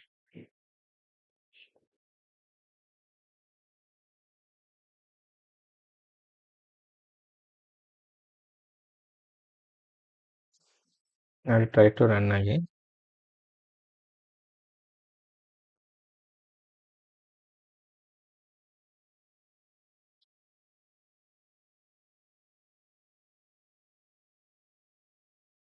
So it succeeded, right? Now if you see here the sequence generator, sequence next value is 2. Okay, let, let me check here. So we enabled cycle, right? 1, 2, 3. Till 3 we have. After 3, it should start again 1, 2, 3, and it ended with 1. So as we discussed, this is how cycle works. Okay, it ended with 1, right? So what if I run this job again now? Let me check. Next value is 2 because it ended with 1, right? Next value is it is showing 2.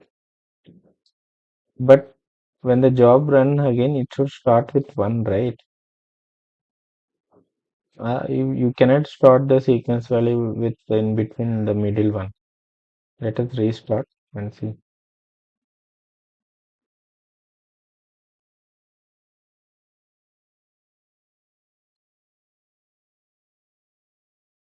So 7 has loaded.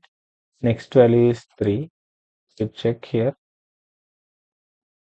It started with 2. Instead of 1, it started with 2. So again it ended with 2. So next value is 3. If you see here, next is 3. If I restart,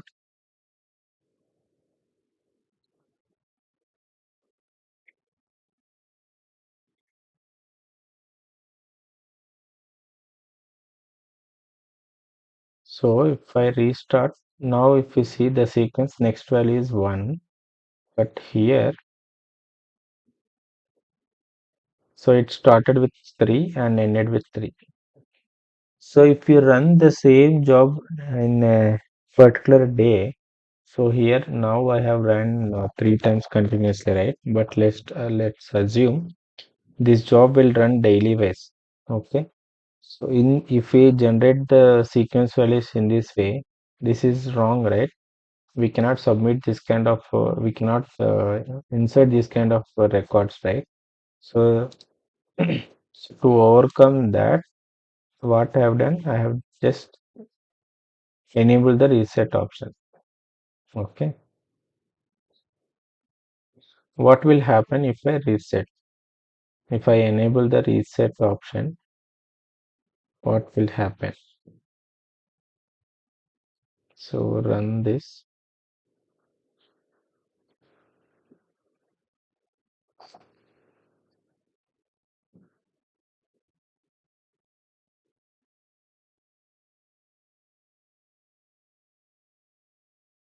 But I haven't changed the cycle value. Okay. So what now? The success rows are 7, 1, 2, 3, 1, 2, 3, and ended with 1. Here we don't see the next value. Why? Because we have enabled, oh no, sorry. Yeah, we have enabled the reset option, right? So that's why what it will always start with 1. So if I restart now, here ended with 1. But if we don't enable the reset, so it will start with 2. But I have enabled the reset option with cycle. So what we'll do,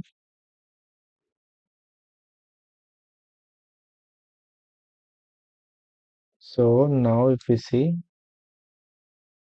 7 got loaded, right? It will not show any next value because we enabled reset. So it ended with 1 now. Let's see. So again it started with 1 only. So this is the major difference between this cycle and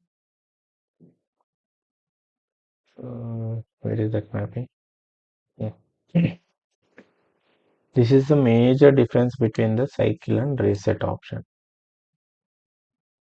I hope it is clear, right? So in this way, if you can do many operations on this. If you want to filter only the fourth record, so in that way, what you can do, you can just let's say you have generated, you have assigned sequence values from 1 to 10, which is coming. Let's say we have 50 records from source, and you have separated in 10 formats. Okay, from sequence 1 to 10. You will get how many 5 batches you will get, right? And from each batch you need to load only the fourth record. So how you can filter it? So you would say like next value equal to 4, right? Here next value equal to 4, then in the filter transformation, if we enable this next value equal to 4, wherever the sequence value equal to 4 is there, only that record will be passed to the next downstream transformation. So in that way you can use this sequence generator. Okay, save it. Yeah, so this is all about sequence generator, and you can try with shared sequence. uh, just take two mappings. Okay, use the same sequence, use the sequence generator and enable the shared sequence. Enable that shared sequence and reserve the values like from 1 to 10, but it should be minimum 1000 record.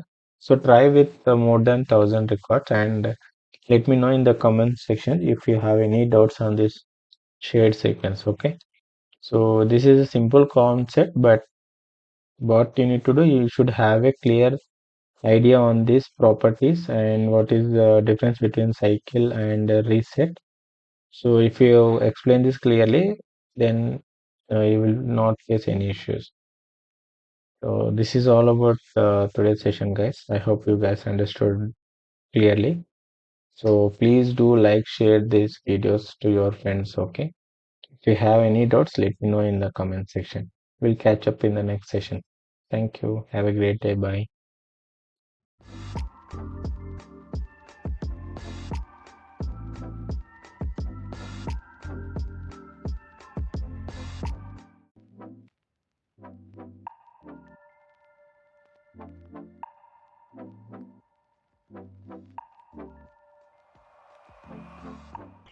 Hello friends, welcome back to Education Infotech channel, day 14 session. Today we're gonna discuss about lookup transformations. Okay, so it's a huge concept. So I will be posting this video in two parts. First, I will discuss about the connected, then we will go with the unconnected transformation. So why we use this lookup transformation? And this is one of the most important topic in Informatica Power Center as well as in IICS. So this lookup transformation we will be using every day in every mapping. Okay. So let's dive into this topic. So lookup transformation is used to look up data in a relational table, flat file, or any other data source to retrieve related data. So this is particularly useful when you need to enhance data by adding related information from different sources. So let me tell you about this. What is this mean by? Let's go with an example. Here I have a table called employee. So in employee we have ID, name, email, department ID and salary. Okay. Here what it is mentioned here, we use to look up data in a relational table or flat file. So in this scenario, we are looking up data on a relational table to retrieve related data. So what we need to do? So we have a table called in this target table, we have a location table. So based on the condition, we gonna retrieve the related data. Okay. So this is particularly useful when you need to enhance data by adding related information from different sources.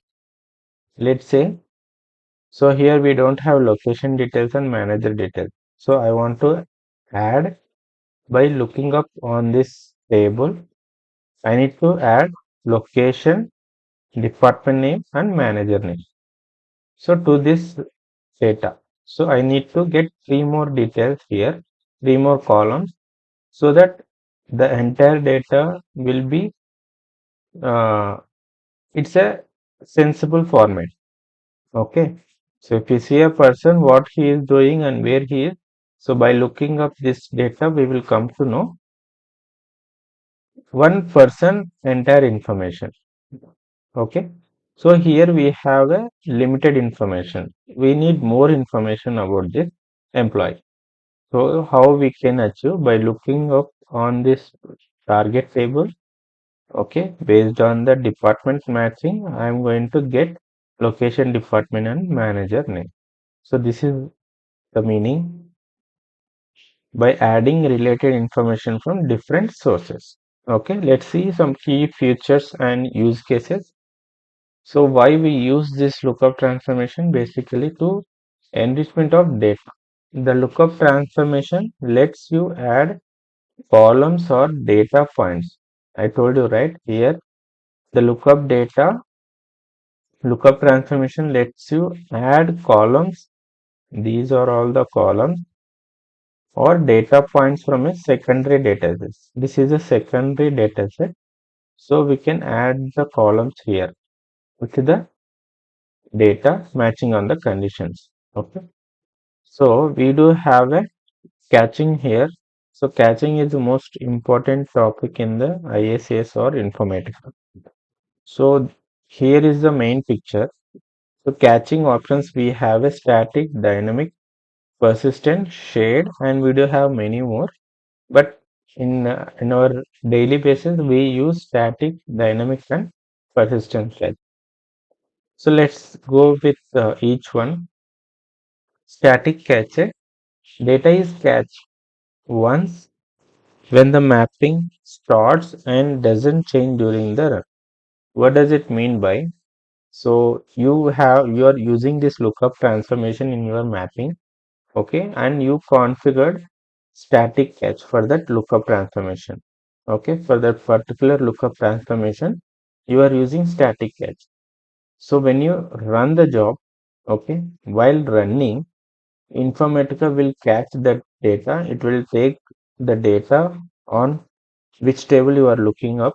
Okay, the entire table information will be cached in a memory. Okay, and it doesn't change in the memory. Whatever the details or data is available, Informatica will read all the data, and based on the condition, it will push the data into the target table. But here the thing is, while running the data, okay, while Informatica is processing all the data, so at that time the cache, it will not change. It's like static. So one best example is, you have one uh, history of profits. Okay, total. If you take one business, the entire business every year balance sheet or profit related details or product related details or transaction related details, you have it. Okay, the business was running like, almost it ran like 10 years. Okay, after that it got decommissioned or the business went down and they closed the business, and they are trying to create a new business, okay, related to the same sales related business only, but they wanted to start in a large manner. So at that time they have a 10 years of history, right? So what they will do, they need to analyze in a how our business was running in previous 10, how the business was ran in previous 10 years, and so they need to analyze the data, right? So let's say they have a 10 years of data and they want to add it, right? They want to analyze the data. So business will analyze that particular data. So when they are incorporated in any job, okay. So let's assume that they are using this ISS only, and they want to analyze the data, and they need to do some analytics, and they need to apply some analytical functions on that. Okay, based on the business requirement. But here is, you need to observe one thing. So it's a history of data, and now the data which they are using, it's not in a live data. Okay, it's a static. We call it as a static. What the static means is, it will not change. If you have 10 records, that's fixed. You are not inserting any records, or you are not deleting any records, or you are not applying any logics, or you are not doing any operations. So those kind of data, which you can call it as a static data. So here also, static cache in the sense, it will, Informatica will fetch the target related data into the memory cache, and based on our condition defined in the lookup transformation, okay, it will just read the data. That's it. It's not going to insert or update. Informatica will not do any operations, because we configured the lookup transformation as a static cache. So whatever comes into the memory, the same based on the condition, it will just push the data to the target table. That's it. So when it comes to the dynamic cache, it's like a opposite. The data will be cached, but Informatica, what it will do, it can insert or update the cache and do the operations in the cache itself. Data is in cache can be updated during the mapping run. If new data is found, then it will insert, okay, which is useful for maintaining recent values. So dynamic cache, when we will use it, this is purely for maintaining the historical data. Okay, if we can insert it and we can update it, if we can do the error handling for the jobs. If we get any bad records or null records, we can do many operations with this dynamic caching. And we do have this, how many ports you need to return on lookup transformation. Okay, we can set properties as return single or multiple values. The transformation can be set to return the first matching value or all matching values when multiple matches are found. So if you have multiple matches, let's say you have a department ID 10. For the department ID, you have a two department names. Okay, one is sales and one is orders. But they are both in the same department. At that time, if you set the property as a match, return any value or return all value. So based on that, it will return. And we have a connected, unconnected and unconnected. We do have two lookup transformations. We'll discuss about unconnected in the part 2 session. Okay. So in today's session, we mainly focus on connected transformation only. So connected lookup directly connected to the data flow. So it will be in the data flow in between the upstream transformation and downstream transformation. It receives input directly from other transformations and can pass the output directly down the pipeline. Okay, let's go with one example. I'll take this as an example. This is a source. So these are all the columns I have, and I need to get from the location. I need to get location name, department name, manager name. Okay, and then I'll be loading into this table. So now log into IICS, go to new, go to mappings, create mapping.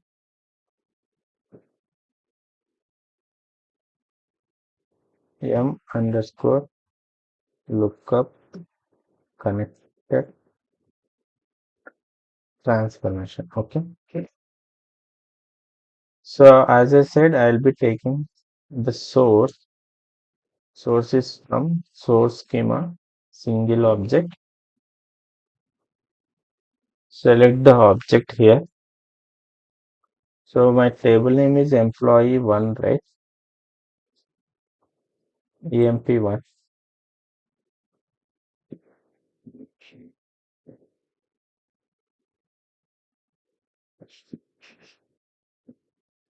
So let me preview the data. Whether the connection is working fine or not, we can debug here itself. So we are getting the expected data. So these are the fields I have here. And the target here, I'll just do this. Okay. So I'll just take one expression. Here I'm not doing any logics here. I'm not implementing any logics. Just it's a pass-through transformation. Okay. Then I'll take lookup. Okay. So here I'm looking up and then I'll be passing it to the target table. Here the target table is, it is from target schema. So this is the target table, the employee location. So what I'm doing here, I'll first truncate before loading, since it is the first time load, right? So the operation is insert. Now go to here, lookup. So it is, so we can call it as a connected lookup. Why? Because it is connected to the upstream transformation and as well as downstream transformation in the mapping. So we call it as a connected lookup transformation. Go to connected lookup transformation. If you see here, these are the incoming fields which is coming from employee1, which means from source table. Okay. So now lookup objects, on which table or on which object you want to look up the data. So if you go here, connections, whether it is a flat file or Oracle. So it is a Oracle and it is in a target schema. So the lookup object is so T underscore location. So on this table I'm looking up. So here we have, let's preview whether it's working or not, the connection. Yeah, we are able to fetch the data. Okay. So here if you see multiple matches is there, return any row, return first row, last row, any row, all rows, report error. So these fields we will be using based on the scenario. Okay. So now since we don't have any multiple matches here, so for each row we have a particular names. So what I'll do, I'll just keep it as like this, return any row, since we have only one particular matches only. So if we go to advanced here you can write query as well and you can filter as well. Okay. And if you just scroll down back, look up catch persistence. If you can enable here itself. So if you want to use it as a dynamic lookup catch, you can enable this dynamic lookup catch. So by default, when you selected the lookup transformation, by default it will be like a static catch. Even in Power Center, it by default it will be a static catch only. Now lookup conditions. Here you can see the naming conflicts are there. In Power Center, we don't see these kind of errors, and we might need to change manually. If you forget doing if there are any name conflicts, okay, in Power Center. So when we will come to know means after while designing all the thing and you created a workflow as well. After running the job, then you will come to know what are the conflicts or errors with this. But in IICS, if there are any such kind of name conflicts, it will just show up here. So we can rectify here itself. Just click on this resolve field name conflicts expression. From expression it is coming. Why we are getting name conflicts? See, in location we have employee name, email ID, department ID, salary, right? Even in source also we have ID, name, email, department, salary. So for that reason it is showing the error. What we can do, we can just simply rename. So we are the source is coming, right? Source then expression. So we can just rename here itself. From expression, whatever all the coming, I'll just keep it as a s underscore. So that I'll come to know s underscore columns are coming from the source. So now it got eliminated. So click on this lookup condition. So based on which column you need to look up the data. One more important thing here is if we want to look up data on source or target or flat file, anyone, okay, there should be a common column. There should be a key column. First of all, it should be a key column on both the tables and it should be a same column. Here I have ID. So here I'm just looking on the department ID. Here I have department ID. Okay, in the location as well I have the department ID. So I'm gonna match these two department ID. If department ID is matching, then we'll be fetching the other records. So what I'll do, I'll select here department ID. So department ID, these are all from the target, which means the lookup table here. Since I have renamed the source columns, right? So department ID equal to, so if you see s underscore, we have s underscore, which means these are all the columns coming from the source. So department ID equal to source department ID.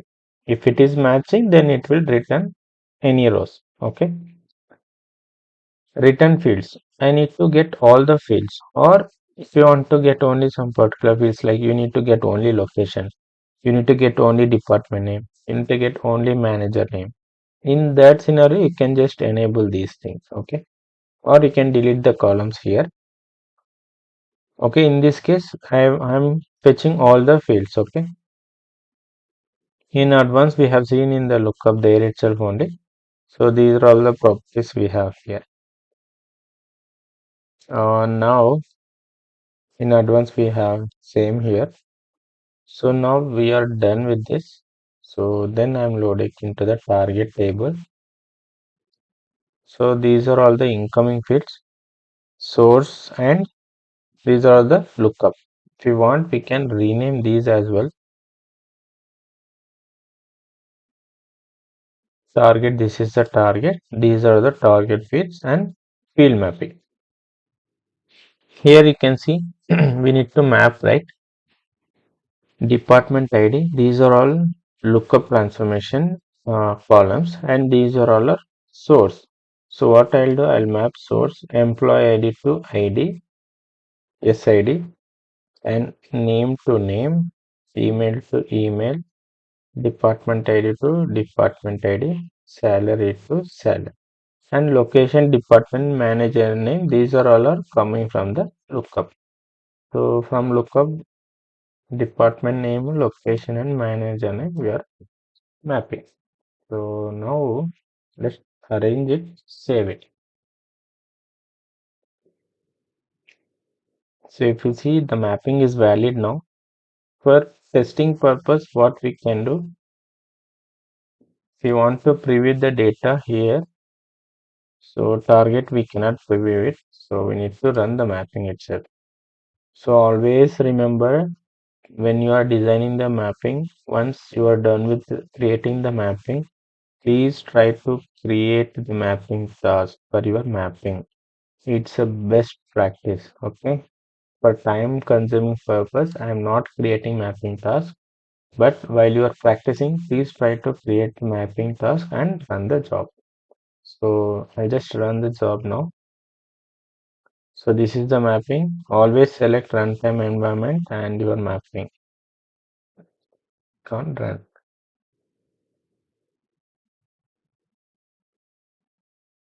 So you can see it got succeeded. 15 records has been loaded. Okay. I tried 15 and loaded 15 records. Let's check in the target table. This is the table, right?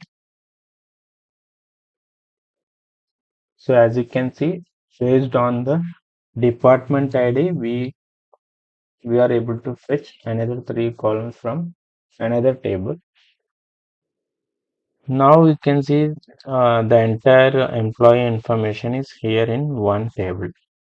This is how we can uh, pull the data from different sources. So we will be using this in our real-time projects. Okay, we will not get all the details in single source. Okay, we need to get the details from different sources, and we need to map according to the business logic what the business is expecting. So to get that result, uh, we need to get different sources, and we need to use all kind of transformations available in IICS. So when we do all these things, then we will get the required data. So on that data, the business team do the analytics on that, and they will try to improve the business. This is how you need to design the lookup transformation. So this is a connected lookup transformation, right? If you go to lookup transformation here, lookup object, return any row is there, right? Let's say if we have a uh, multiple matches. So let's say for department 2, the department name is IT, right? If I create another department 2 with the another department name, let's say here we have testing, sales, development, and support, right? For the same department head, if we have another department name like what we can take. Hmm, if we have the department name as finance for the same department ID, so at that time, what we need to inform to the Informatica. So whether you want to get any row or you need to get only written the first row or you need to get the last row or you need to report an error. If the departments are if we have two department names in single department for single department number, let's suppose you need to get an error, report an error.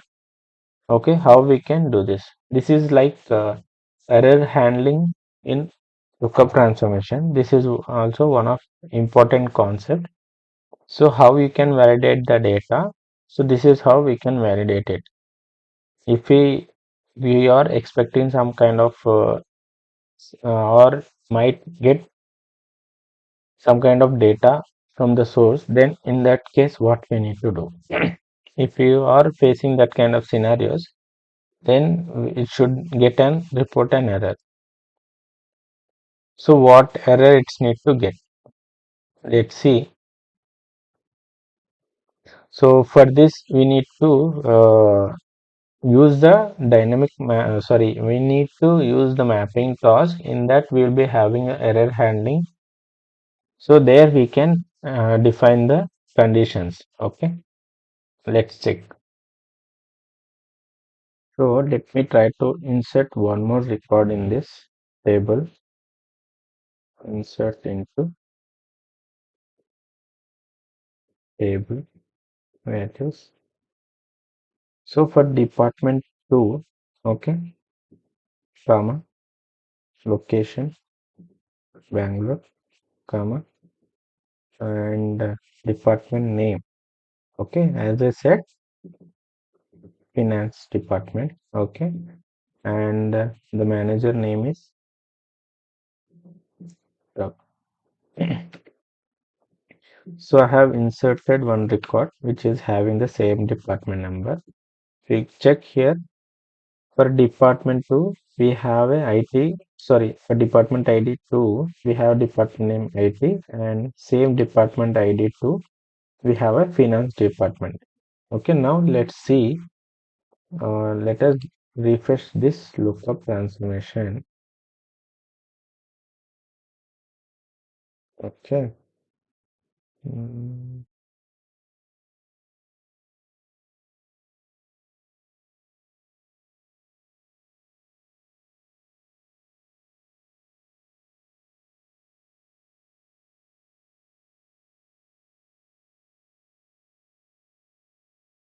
okay, so we don't have to refresh, we just inserted the record, right?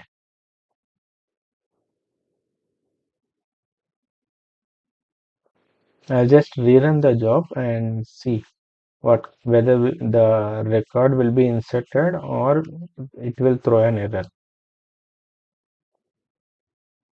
Run the mapping.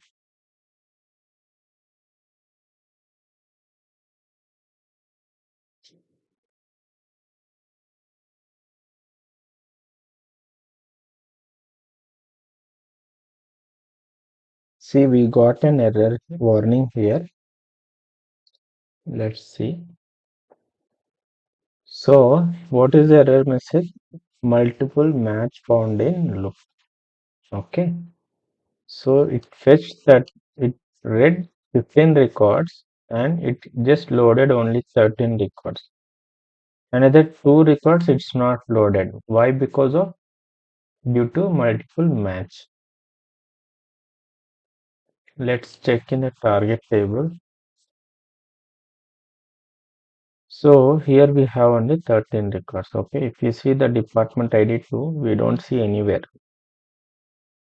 Do you see anywhere the department ID 2? No, right? We have 1, 2 not there, 3, 4, 5, 6. So this is how we can design the error handling as well on multiple match. Okay. Suppose here in lookup transformation, go to lookup condition and lookup object On multiple match, we are what we are informing to Informatica to throw an error or to give an warning to us. Okay. What if I select return first row? Okay, let's save it. This operation we are doing on multiple matches. Okay, if there is no multiple matches, whatever we uh, give the option here, that will return. Okay, if we have a multiple matches, whether you want to return first row, last row, or any row, or all rows, let's check all these properties now. Return first row. Okay, I have selected return first row. I'll run the mapping now.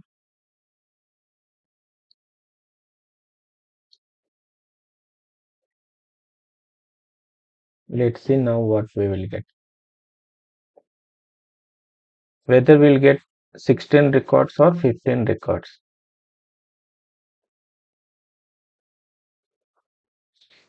So now we got 15 records.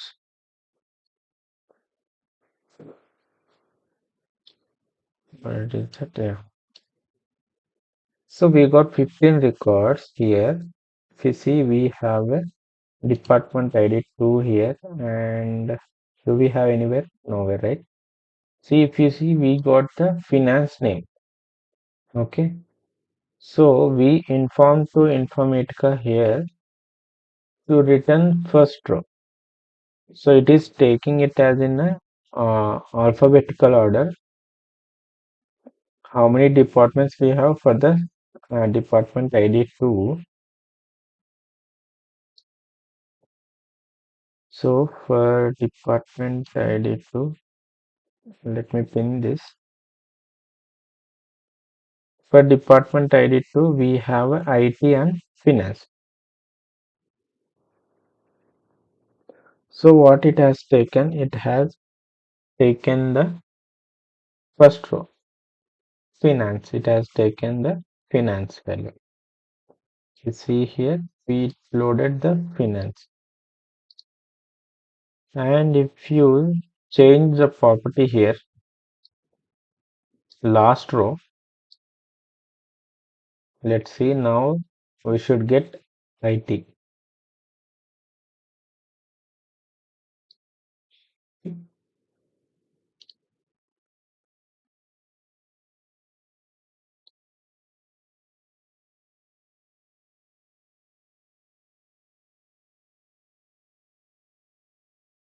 So we got 15 records loaded. Now if we check this target table.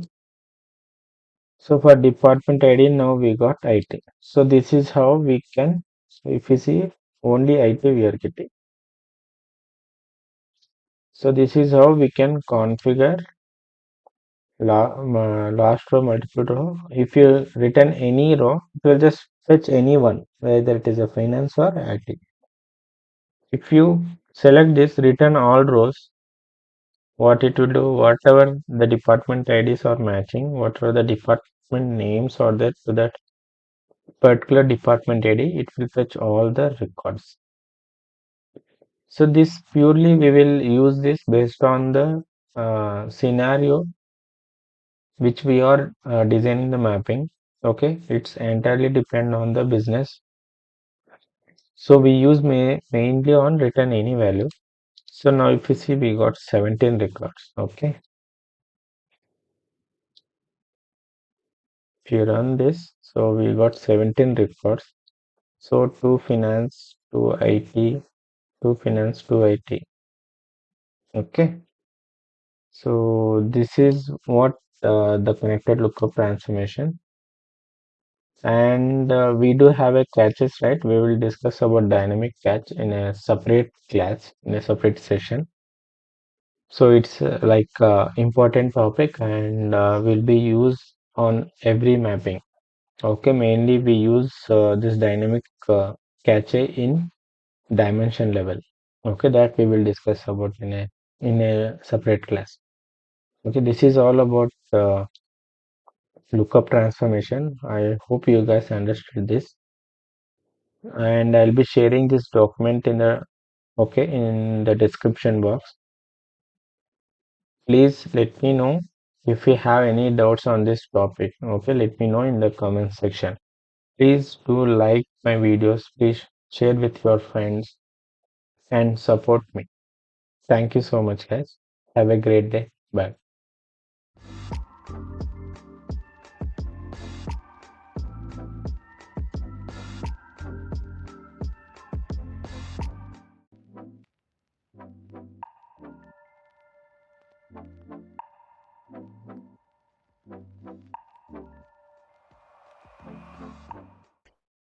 Hello, friends. Welcome back to Education for Tech channel. In the previous session, we discussed about the connected lookup, right? Lookup transformation. So in this session, we're going to discuss about unconnected lookup transformation and how we can implement in the IICS. See, unconnected lookup in the sense it will not be connected to any upstream or downstream transformations. Okay. And to use this unconnected lookup transformation, you should have a one expression transformation. In that expression, we need to call the lookup value which we are going to use in the unconnected lookup transformation. Okay. So let's see with an example. Yesterday we have taken this right as a source employee one. So it has in name, email ID, department and salary. And in the target we have a location table. So what we need to based on the department ID we need to fetch all the location, department and manager name and load it into this employee location table. Okay. So go to ISS, log in here, create a mapping. So I'll name it as unconnected lookup transformation. Okay. So I'll take source, which is in source schema. Select the source table. Okay, security is not active. Let me activate it. So the services are starting up now. Once it is up and running, then we'll start designing the mapping. Okay. Now the services are up and running. Let me go to data integration and start designing the mapping.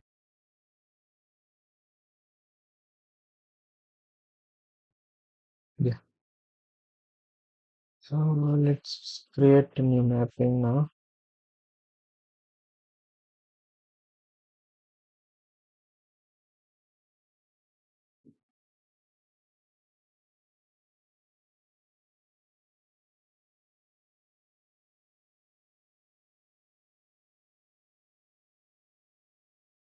So mapping name is unconnected lookup transformation. Select source.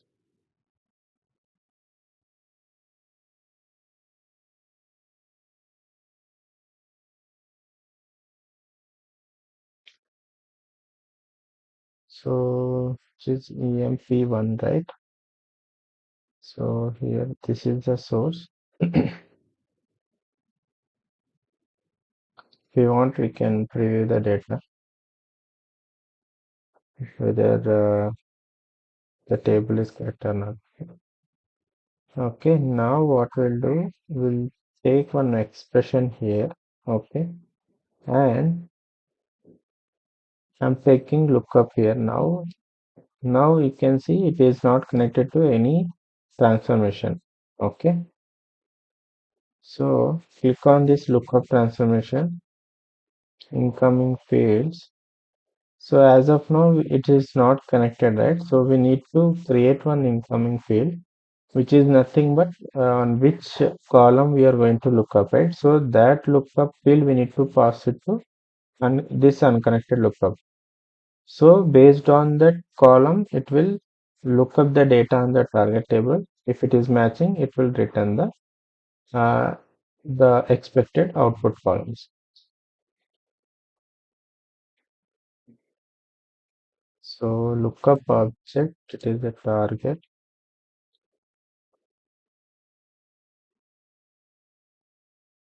So lookup object is t underscore location.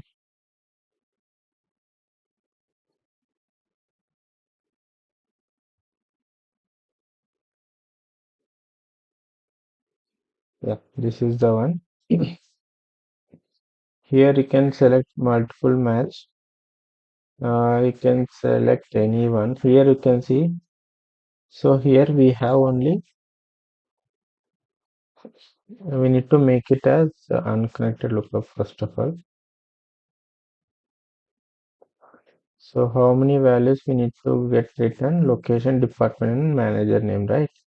So these three we need to return. So department ID, it's not required. Okay. Incoming fields. So no fields out there. You can create one.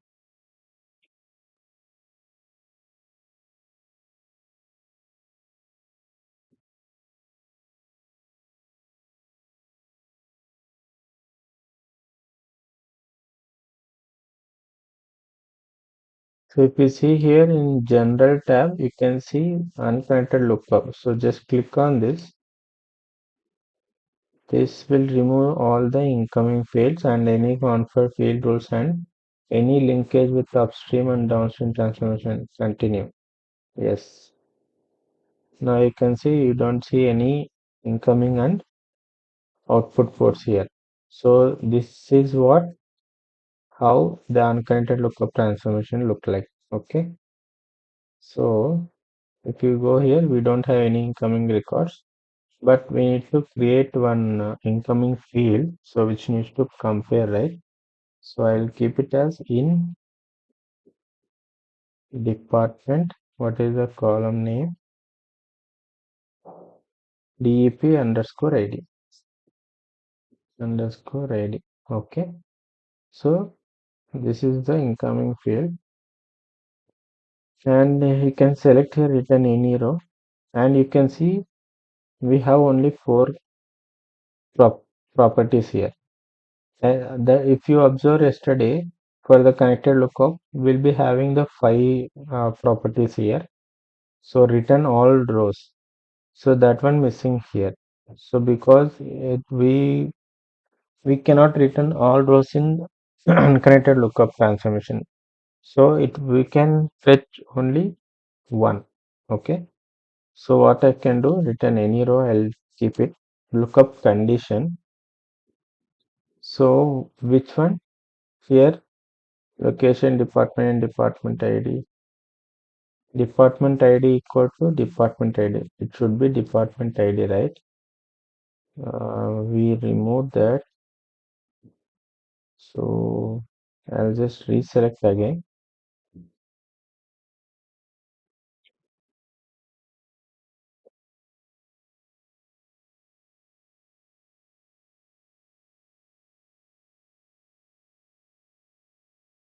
So I'll select again.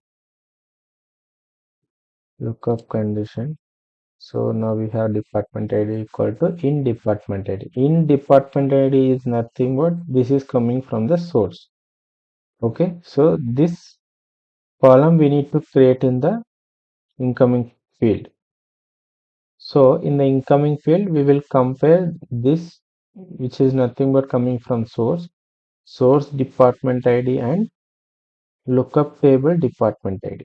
If it is matching, then we can get the location name, department name, and manager name, right? So here return fields. So department ID, if you want department ID, you can get it. But in source also we have department ID, right? So this we don't require this one. Department ID is not required. So what we need to get once the condition is matched. So we need to return location, department name, manager ID. Okay. So we can select this anyone location. Okay. So I'll select location. That's it. Now we need to pass, right? So here we need to, these are all the incoming fields. In expression, we need to create one lookup O underscore DEP ID. ID it is a number or integer. Okay. Here we need to configure. So if you go to here, built-in functions, come down. When you selected the lookup as unconnected, then only you will see this option lookup. So this function you need to take it. Okay. And here in department ID is there, right, by default. But which one we are passing here? We are passing department ID. This is the formula colon LKP dot U underscore lookup of the column which we need to pass. Validate it. Okay. So now what we have to do? We are passing it to the target. You can target, select the target table. So T underscore employee location, right?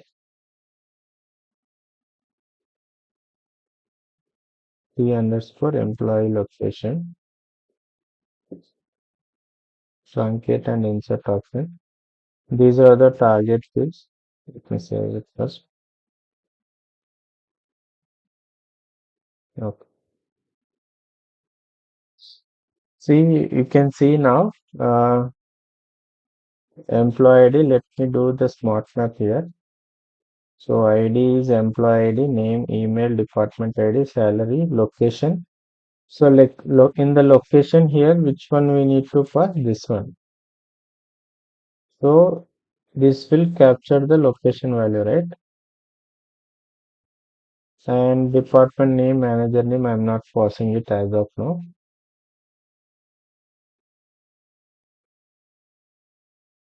So transform, I keep it as this. Save it.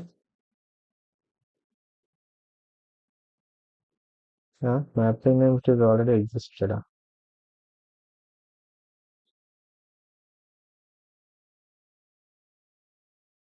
Why it is showing like that? M underscore M underscore capture lookup trans.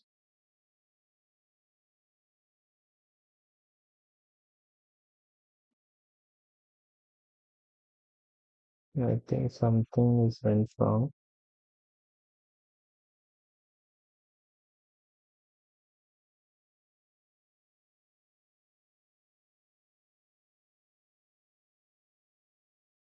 Lookup granted only we have only these types.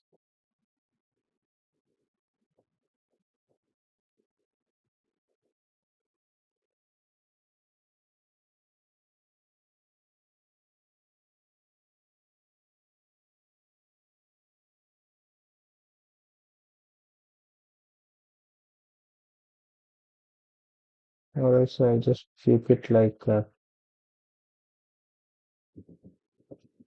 mapping one.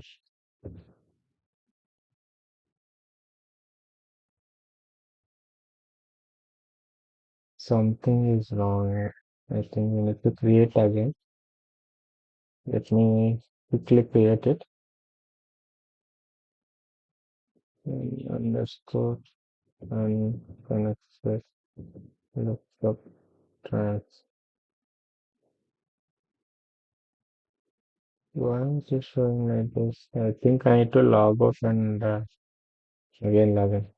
Give me 1 second, guys. Yeah, I have created now. So in the unconnected lookup, in the return fields, so based on the condition matching, I want to return only location. Okay, so rest all I am going to delete it. So return only the location.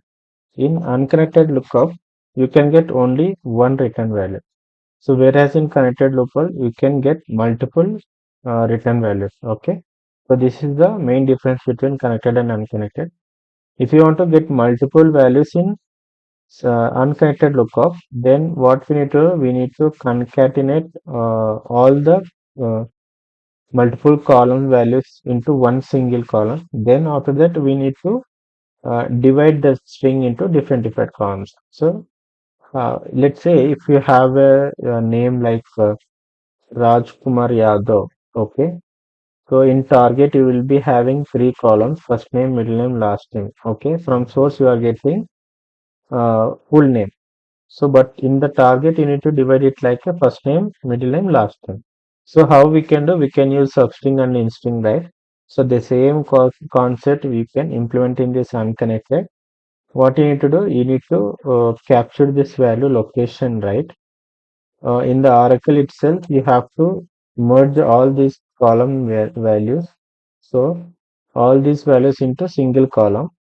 So then take this column as a return value. Suppose I am merging department name, manager name into location.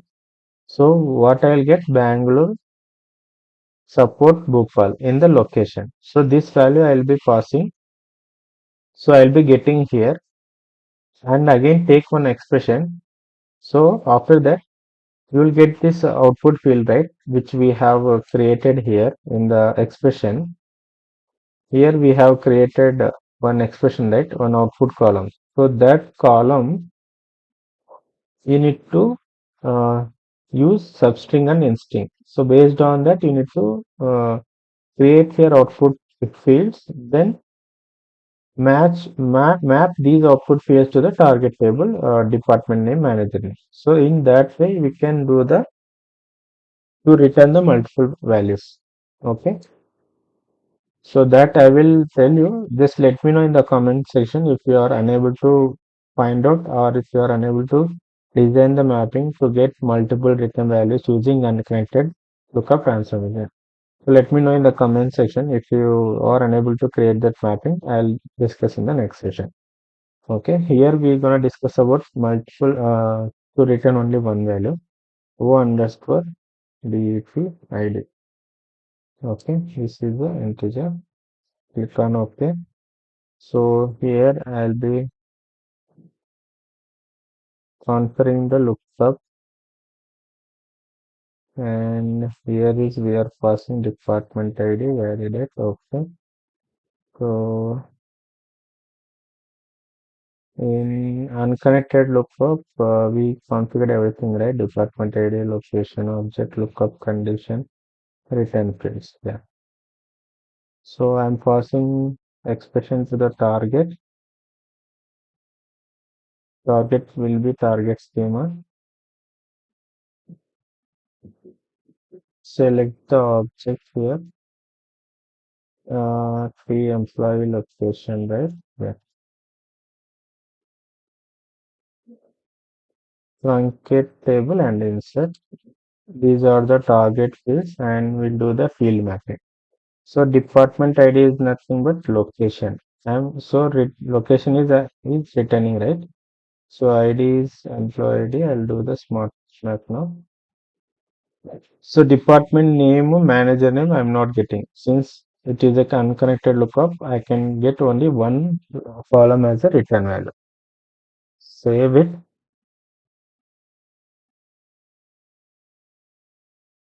Okay, now it is saved. It is showing invalid. What is that? Lookup field in the lookup condition is not included in the transformation. Department ID.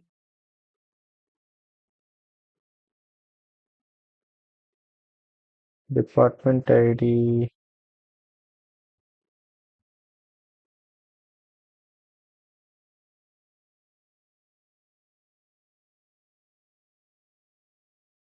In the lookup transformation, department ID equal to in department ID. So department ID lookup is not included in the transformation.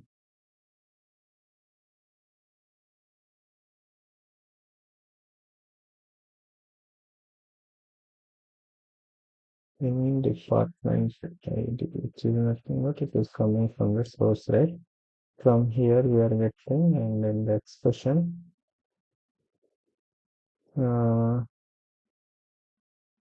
output department ID.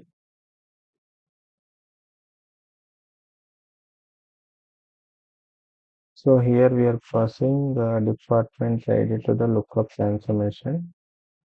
It is department ID, and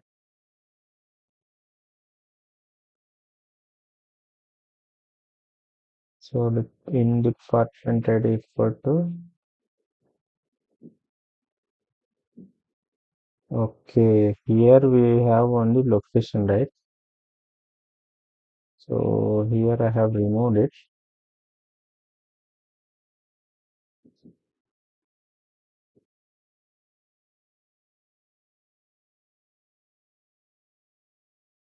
P underscore location, lookup condition, department. Now we are getting department ID equal to in department ID. Return value only, I'll select location. Okay. Now arrange all, save it. It should be valid now. Yeah. So we will be getting only the location value. So we'll be loading the location value here. Let me run the mapping.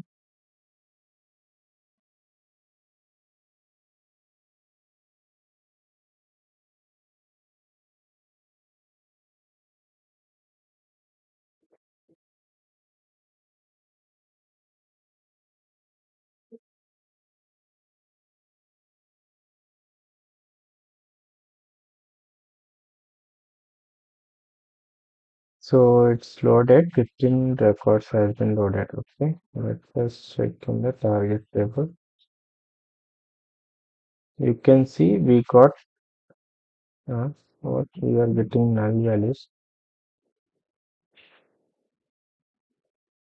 So employee into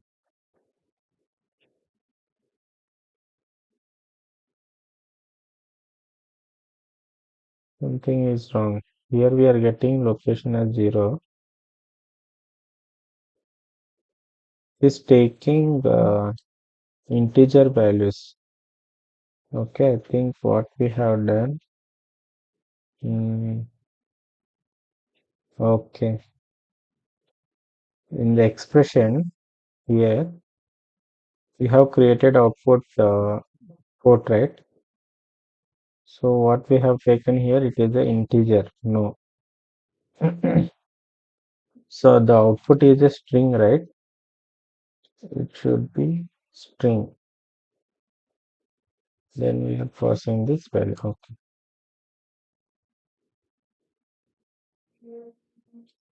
If you observe here in the target field mapping, you will come to know.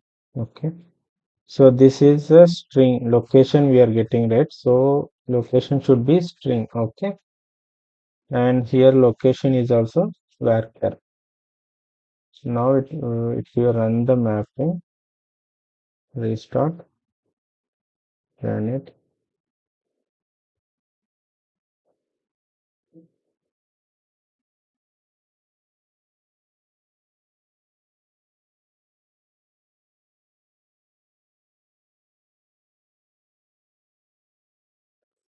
Yeah, 15 records has been loaded now. Now if you check, we'll get the location value. Okay. So wherever some locations we are not getting. Okay. So salary 3.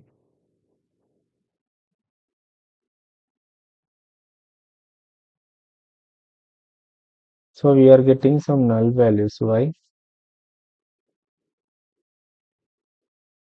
If you observe the output here, for department, where is it? Department 3, we are getting null. Why? Here we don't have a department 3. Okay. 1, 2, 3 is not there. 4, 5, 6, 7. Again, we have 2, right? And that multiple match is there. So wherever you see 3, there is a null. 3 is a null. And for rest all the department IDs, we are getting the location values. Okay, this is how we can create unconnected lookup transformation. And let's check here one more. Go to, I wanted to tell you one thing. Yeah, now we have written the location value, right? Now we'll try to get department name. Okay, I'll unmap this in the expression. So I'll pass department ID only, but in the unconnected lookup transformations, the return field should be department name. Okay, so let's save it. Now I'll run the mapping.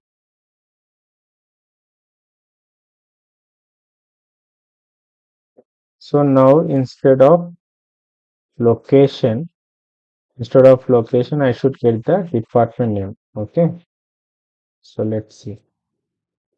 Next, we will check manager name. So it got loaded. If you run this, so we are getting all null values here. Why?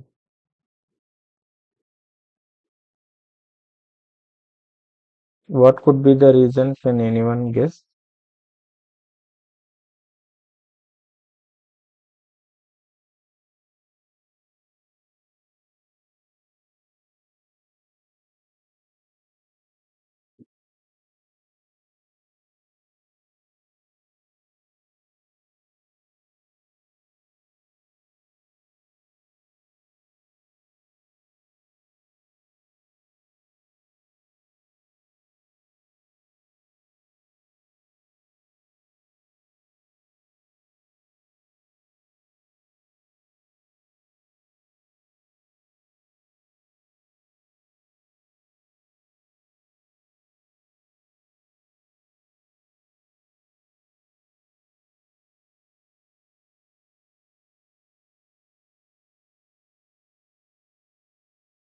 Department name.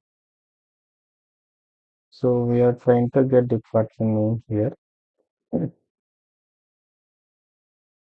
Save it.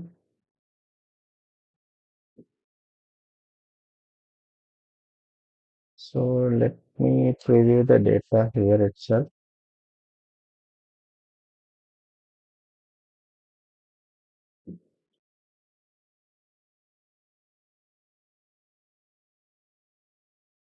So we are getting the department name now. Okay. So there will be some minor changes. So that you need to do. Okay. So if you are practicing properly, then you will know where the changes need to be done. So now location. So we are done with location, right? So I just remove it. So now we are trying to get department name. Next we will get manager name. Okay, so that's why I kept it like that. So I just run the mapping now.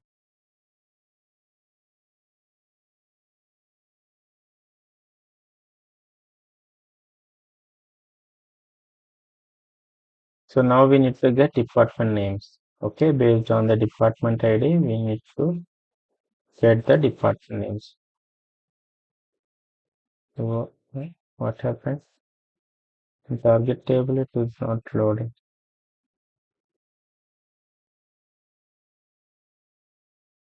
We forgot to map the fields. Okay, that's why we are not getting.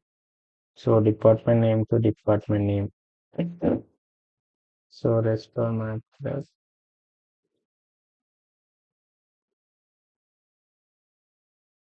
Save it, run the map.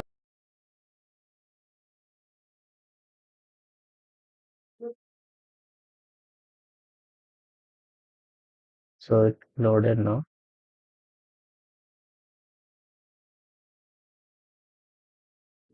So now we are getting the department names. Okay.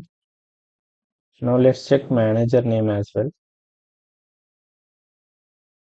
So what and all the changes you need to do here, you need to unmap this, okay, and go to expression. Here you keep as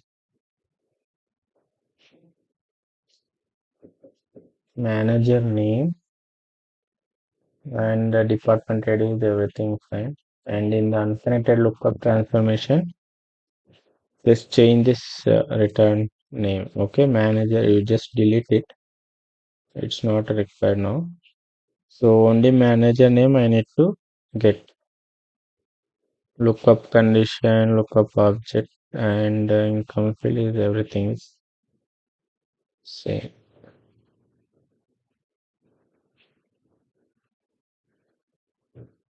So department ID where person. Okay, save it now. So in the target we need to map, right? So mapping this you should not forget. Otherwise we'll get null values, okay?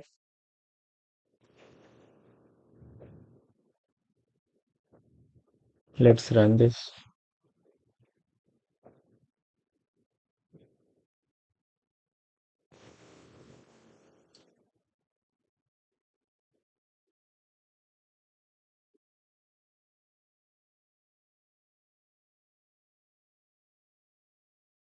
So 15 records has been loaded. Let's check now. So now we got the manager names. Okay. So null values because we don't have department ID 3. So we are getting null values.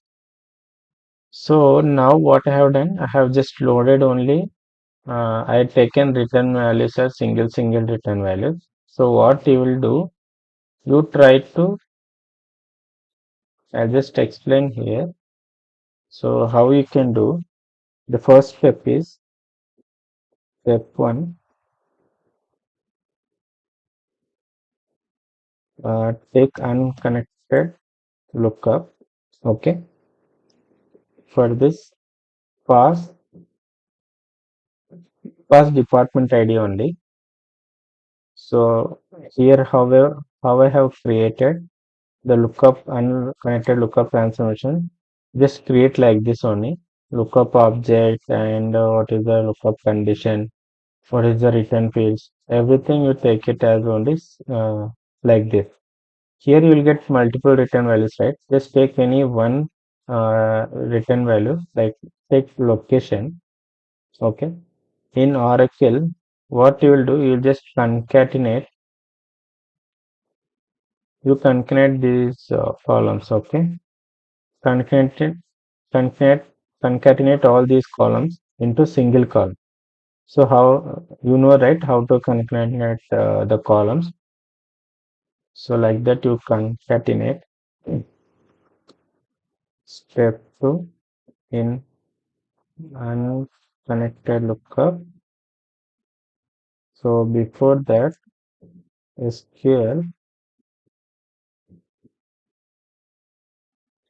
concatenate all columns into single column. Okay. Step 3. So in that way, you will get one here in this table. You will be having department ID and one column. You take any location, just keep it as location only. Okay. So you will be having only two columns, department and location. In location, you will be having Bangalore support Bhopal. You keep it one delimiter, okay, while concatenating. Keep any delimiter like at the rate, or you can keep tilde symbol, okay. You can keep anything. So how it should look, Bangalore tilted support Bhopal. So in this way, you should have the column, the data in the location column, okay. So in that way, you'll keep it as like this. You concatenate that in SQL. So then what you have to do, take one expression. Okay, here you will create this and you will pass department ID only. You will get the return value in the value will be hold here, right? In this it will be folded. So what you will do, you create another three columns here. Okay, in expression create two columns. Okay, two ports, I mean two output ports,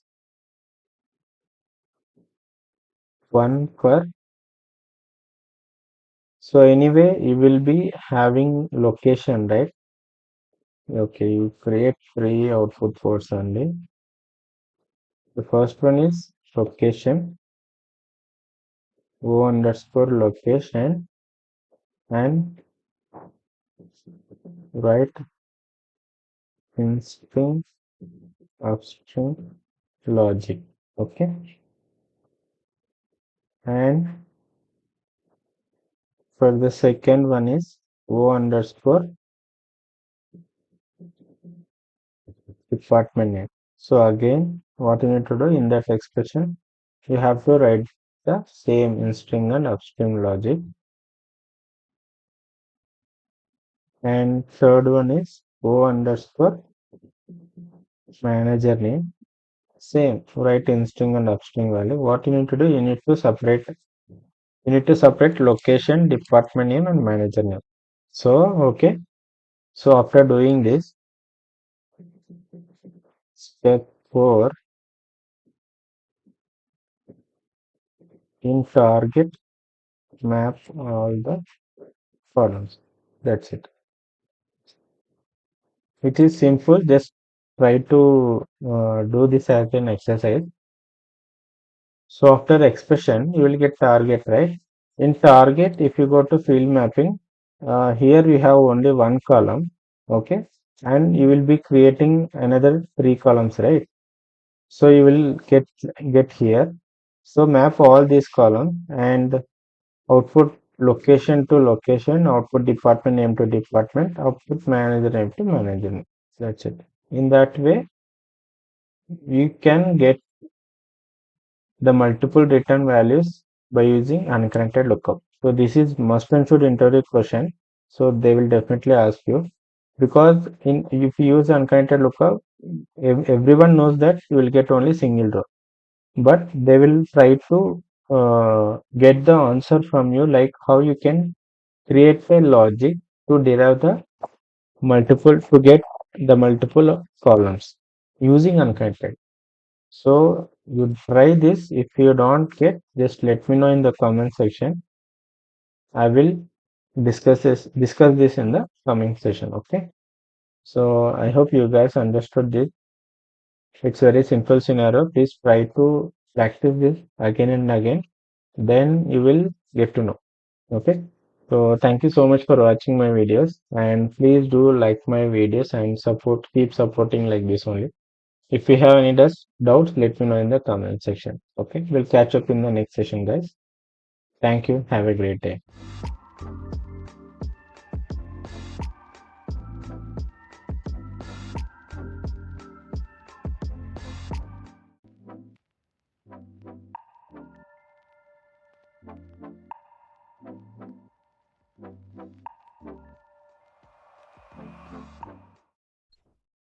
Hello, friends. Welcome back to IICS Infotech channel. So, in the last session, we have discussed about unconnected lookup transformation, right? That is based on a single to get the return as a single value. Okay. So that we have seen it. Now, what we can do? So it will return only one value, right? So return single value or multiple values. So we can do this. So in connected lookup, we can get single or multiple values, and in unconnected, we can get only a single value as a return value. But how to implement this multiple values using unconnected lookup only? So there are two ways. So in the last session, I have explained you how to do how to get the multiple rows using unconnected lookup transformation.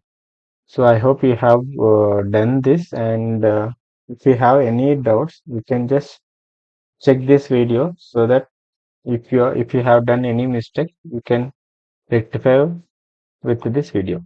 Okay. So let's dive into the practical session now.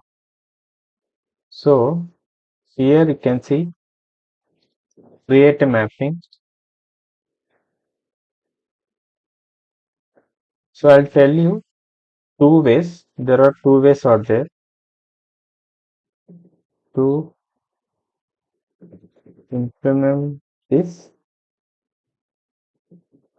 We have two ways or two methods. Okay. Method one, create multiple unconnected lookups. Okay. Method two, with single unconnected lookup, but using expression we can get multiple return values. Okay. So let's see with first we'll see with method one. It's easy. Okay. It's very easy. So if you tried this one, so how we have created this unconnected lookup to return single value, right? So in that way we can create multiple unconnected lookup values. Okay. You see here, previously we have taken only one lookup, unconnected lookup. Okay, now we can create we can take multiple unconnected lookup transformation and we can return the values. You go here.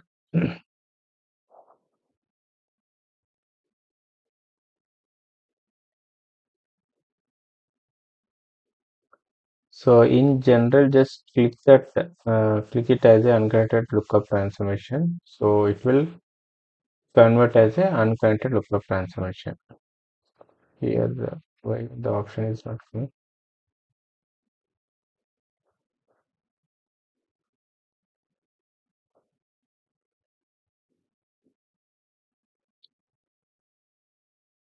Internet has been disconnected, so that's the reason now you're not able to see the options here.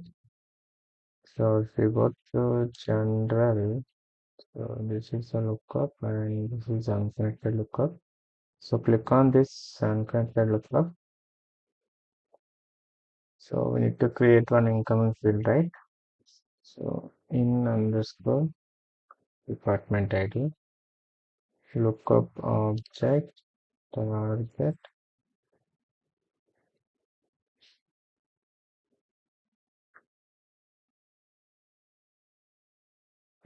T underscore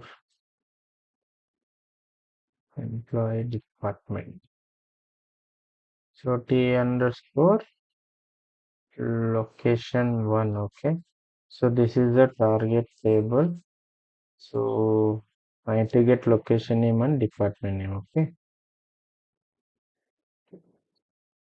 Location one. So this is the one.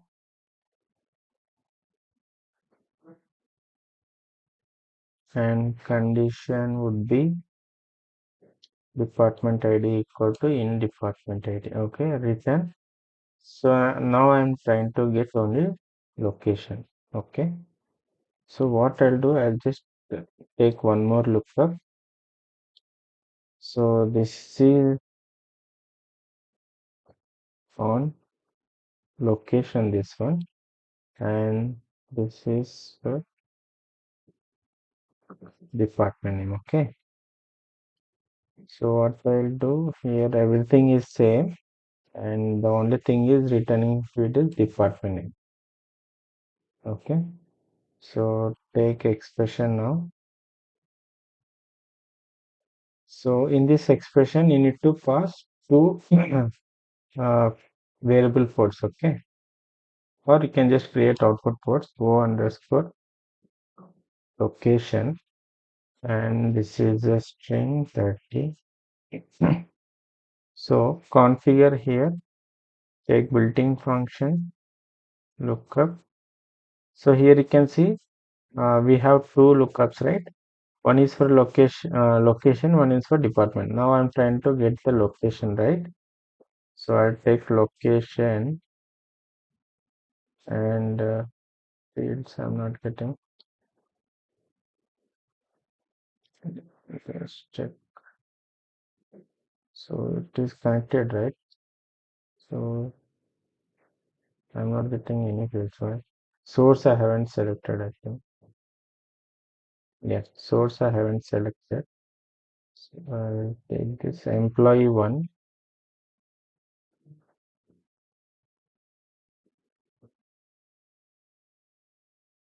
Now we will see the incoming fields here. So now we have the fields right here. Just pass department ID. Okay. So validate. Now create one more. So this is O underscore department name. Okay. So this also takes 20. So here go to built-in functions. This time you need to take department. Okay. Now select fields here. Pass department ID. Edit. Now the expression is here. Now we have location and department name, right? So go to target table.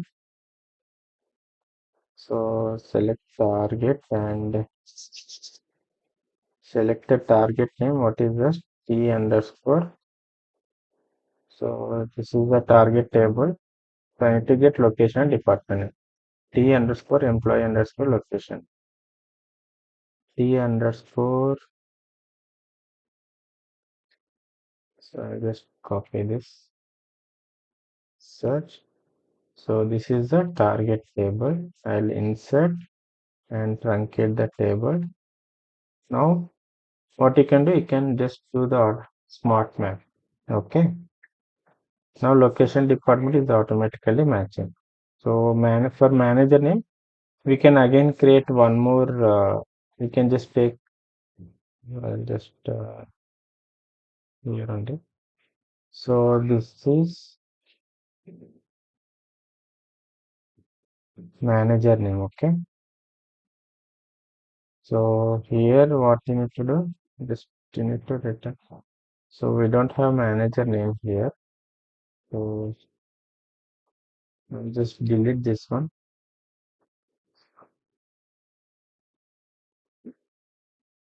Field mapping is done, right? Now arrange it, save.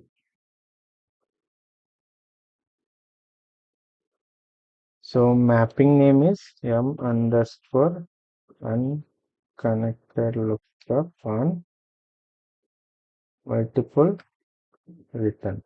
multiple returns. Okay, save it.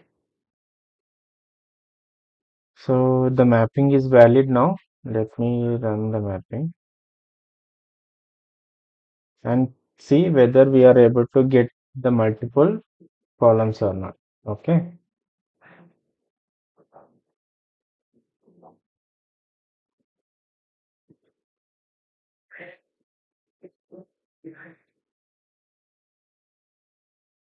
So 15 rows has been processed. If you check, see now we are getting location and department name. So as well as you can just create one more unconnected lookup and make it return port as here in this unconnected lookup.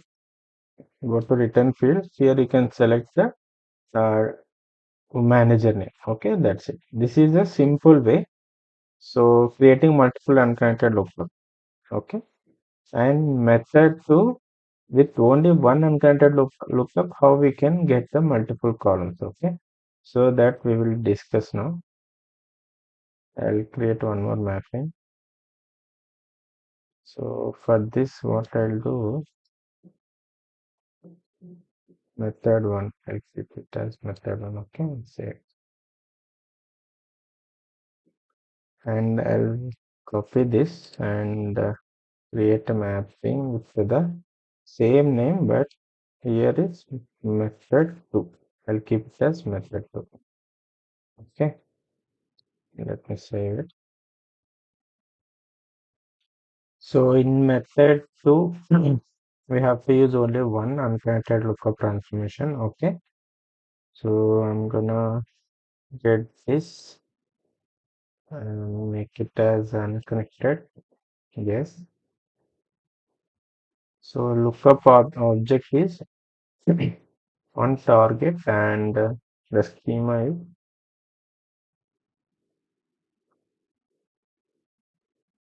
p underscore location. Okay. Here, first let me select source.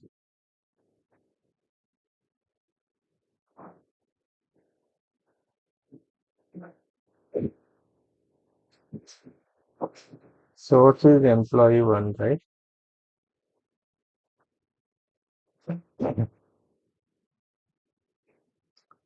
So before we are going to design the mapping, first let us check in the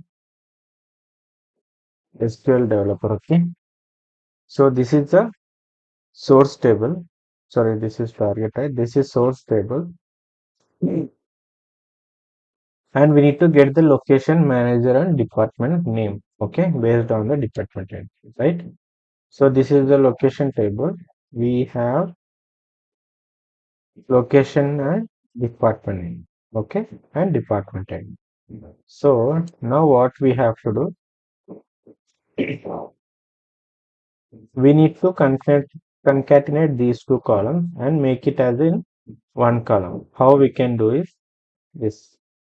So by using this query, we can do. So what I'm doing, select department as department ID. Okay, we have three columns, right? So I'm selecting department ID as department ID, and I'm concatenating two columns, location and department name with a tilt symbol. Okay, so I'm making considering this as a location from table. Okay, let me run this. So this is how we'll get the data. So now what we can do is, so basically in lookup transformation, we'll be taking this table, right? But what we can do, we need to pass this table as a lookup. Okay, how we can do is, so take this query. So till here, take this query. Okay, go here, lookup object is there, right? So I'm selecting t underscore locations 1 only, but what I'm doing is, so I'm going to override that table as like this. So if I do this, the Informatica, it will check the overrides. If there are any overrides, first it will execute it. Okay. So then if there are no any overrides or parameters are not available, then it will go to the desired table. Okay, it will look up on the object. Since we have given the lookup override query, it will execute this. Okay, in the target table. So this is the lookup target table. Now what we have here, lookup target table, when it executes, so this is, we'll get two columns only. Okay, so in the lookup, what we are doing, we are looking up department ID. Based on department ID, we are getting this value, location. Okay, so lookup condition, give the lookup condition here, department ID equal to, we need to create, right, one incoming field, in underscore department ID, DPID. Okay, lookup condition equal to in department. In department ID is nothing but it is coming from the source. Okay. So here return fields, how many fields we need to get the return value? So location. So this I'll remove it. I don't need this department name. Since it is, we'll get only return value as 1, right? So I will take this location. So this is the location, right? We need to uh, give here the earliest name as the same which one you want to keep it as a return value. So here we have a location, right? So I'll make it as a return value. The same column should be given here for this earliest name. To this earliest name, we have to give the same column name. So then only the Informatica will check the column name if the location and location is matching, right? So it will consider this as a single value for this column. So make sure that this location column and the return column should be same. Okay.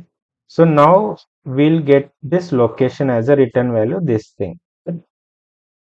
Okay. So this return value, we will keep it in a variable port, right? So we'll keep it in a variable port, right? Here I'll take expression. So go to expression. We have incoming fields, right? So expression, create one variable port. What is this? V underscore location department, right? So this is a string. I'll make it as 40. So configure now. Since we have only one lookup, right? So here you will see only one lookup function. So go to take this function in department ID, replace with department ID, validate. Now this lookup function, whatever the return value will get, right, it will be hold in the variable port. So what we need to do with that variable port, we need to divide the location and department name. Correct? So I'll take output ports now. First is location. I'll derive location from the variable port. I'll separate the location value. So how we want to write a logic? First we'll check in the SQL. So how we can write the logic for to get the location. So this is the logic. So here select department ID. I am selecting department ID, and so this is the concatenated value, right? So for your understanding purpose, this is the location.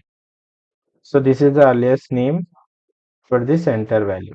So what I'll do, select department ID, comma, substring of location, comma. So substring of location, I need to get only the first one, right? First values all are location values. So substring of location, comma, it should start from the first position from B, okay, and till field symbol -1 we need to get. So in that way we'll get the exact location value. So here I need to find out the tilde position, right? So for that I'll take in string of location, comma, tilde. Okay, I'll get the location and I'm just doing -1. So as location from table. Tilde symbol will get it. Okay. Till here I'll get it and I'm doing -1. So till here we'll get the value from first position to till -1. So now we'll get the Bangalore value. Okay. So now let's try to execute it. So I'll keep it as I'll pin this value so that so now what I'm getting the null values here. Why? In substring of this comma 1 comma in string of location comma tilt -1 as location.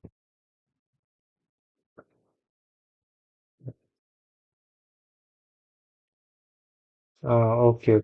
Because Here location is we haven't defined anywhere, right? So that's why what I'll do, I'll write this query. I'll write this query here itself, okay?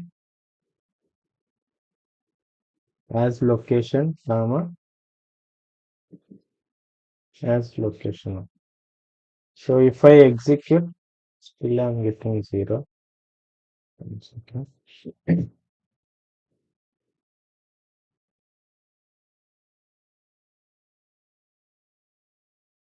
So instead of that, I'll just take this entire value, okay? And let me check. So now I'm getting the correct value, okay? Location. So location values I'm getting right. Okay, I'll remove this. So exactly the location values I'm getting now. Okay, Bangalore, Chennai, Bangalore, Pune, Bombay, Lucknow, Bangalore. So now what we have to do, we need to implement this logic, the exact logic, just copy this and paste in this expression. Okay, but the thing is, location concatenate field department name. This entire value where we are holding in the variable port, right? So instead of this, we can replace with this variable port. Okay, so which means we here we are getting this entire value, whatever we are looking. This is the value we are getting. Okay, this entire value is holding in variable port. Now validate it. So string over comma -1. Okay. Now the expression is valid, right? Click on OK. This is for location. In the same way, we need to take for department name, right?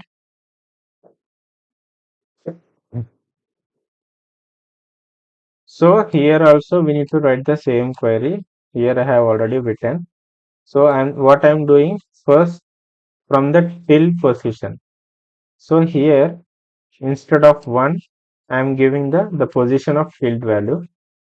Okay, from till plus 1. Okay, from till plus 1. And then I'm not giving any again in string value because till end I'm taking. So if I execute this, so what I'm getting all the department.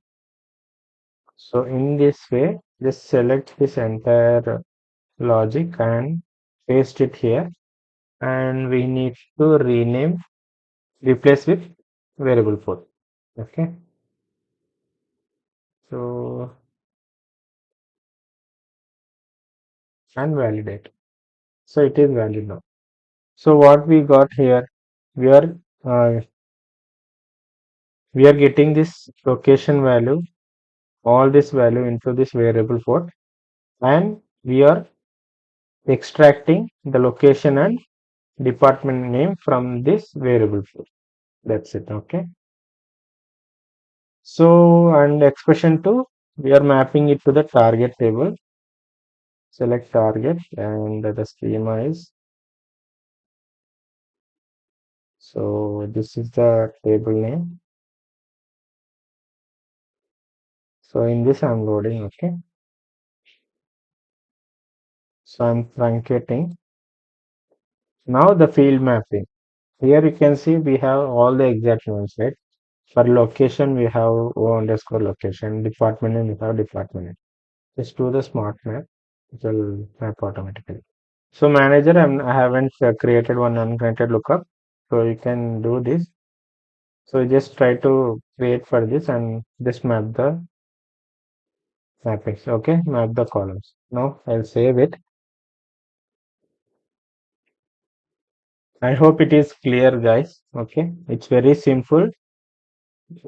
Whenever you are going to create a mapping or design a mapping, okay, first you need to have a logical diagram. First you try to put it in a paper. So what are all the transformations we need, how we can derive the logic, Okay, how many transformations we required. So just try to try to draw the mapping, the logical mapping in the on the paper. So then it will be easy to design in the ISS. Okay.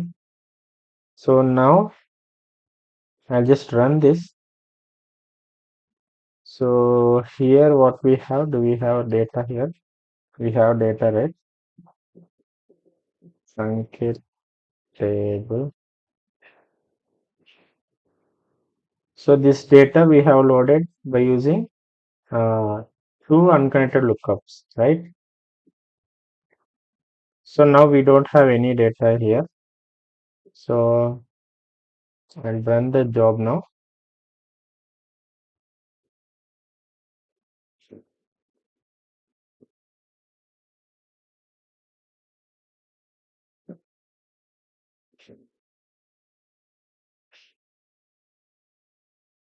So we got 15 records has been loaded. Now if I run this, so what we are getting here, we are getting the location and department names by using one unconnected lookup. So this is the most important interview question as well. In interview, they will definitely ask you like what are all the catches we have, what does the catches will do, and the difference between lookup and joiner, and how you can do the error handling, and what does the dynamic catch do, and what is static catch will do, and what is persistent catch. Just go through this document, you can easily answer in the interview. Okay. And how you can design the connected and unconnected lookup by using static cache or dynamic cache, and the lookup policy is also important, like return single port or multiple, and policy and multiple matches we discussed in lookup transformation, right? Here in the properties, here multiple matches, right? What this will do, return first row in the sense the Informatica will do the ascending, it will sort in ascending order, and the first value it will take, and for last row it will ascend in descending order, in ascending order only it will take the last row. Any row means it will take any value.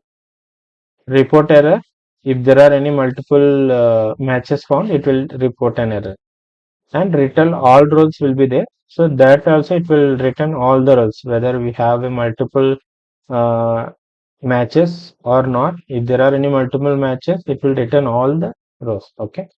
So these properties are important, and in the lookup condition, sorry, in the expression, how you can call unconnected lookup.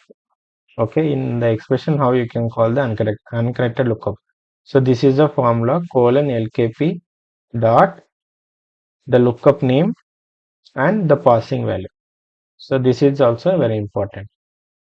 So this is all about uh, multiple returns, getting multiple returns using one unconnected lookup. So I hope you guys understood this. Please try to practice it so that it will be hands-on. Okay. Please do like my videos and please support me. Thank you for watching my videos. If you have any doubts, please let me know in the comment section. We'll meet in the next session, guys. Thank you. Have a great day.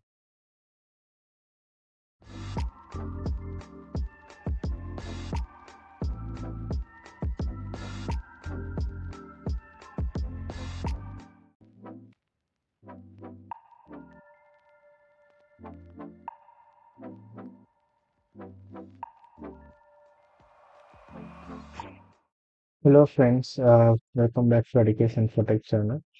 Today we're gonna discuss about TCL transformation in ISS, and the day is 16th session. So I think you are all aware of this TCL transformation. It's very simple and easy, and we will be using this in real-time scenarios. So TCL is nothing but transition control language. So it is used to transform This transformation is used to control commit and rollback operations in a mapping. Okay, which is especially helpful for handling transactions based on condition logic. Okay, and we have these properties.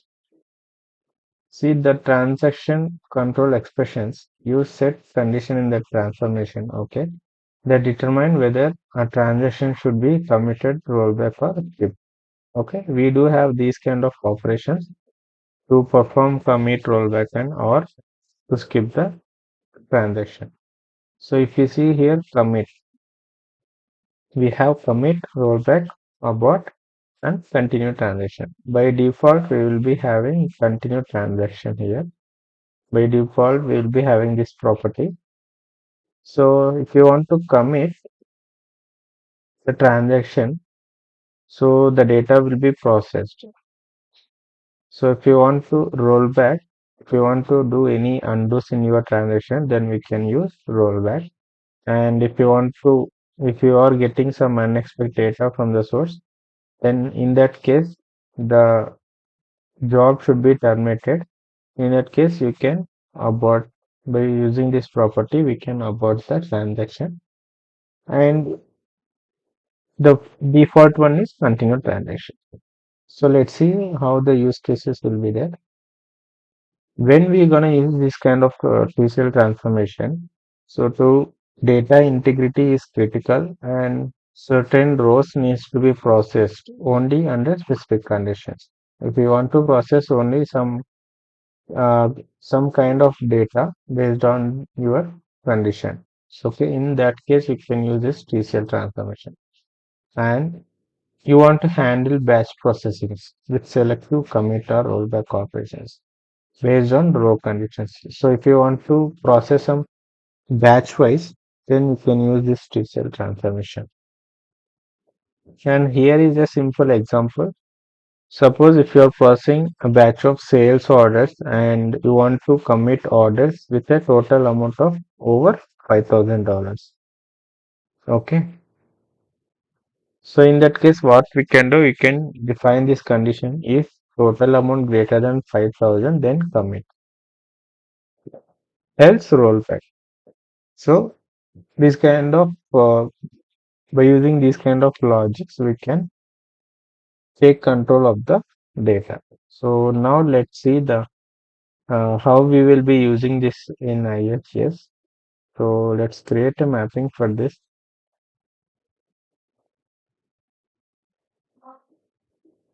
M underscore TCL transaction. Okay.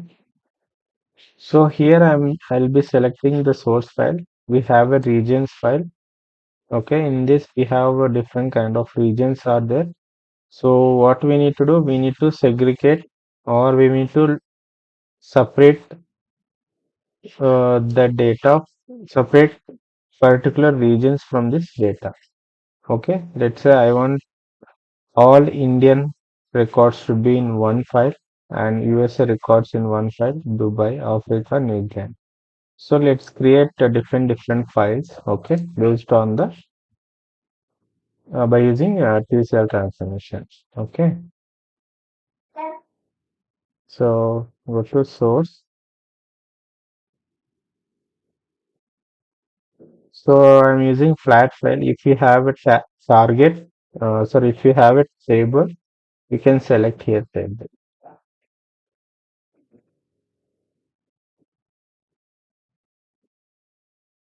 So here I'm selecting the file, source file, which is a delimited. What is that? Regions. Okay.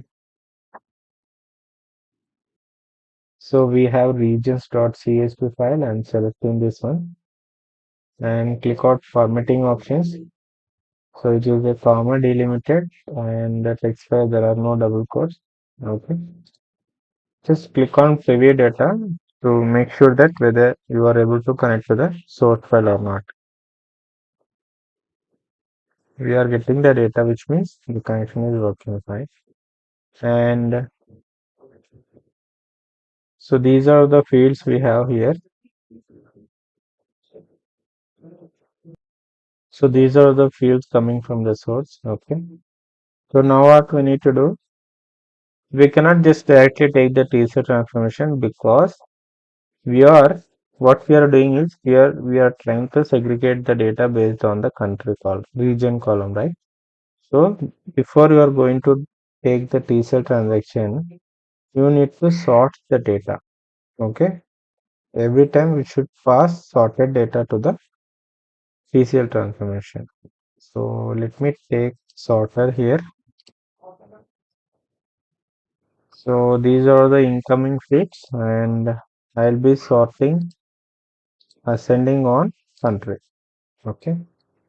So now you'll take user transformation.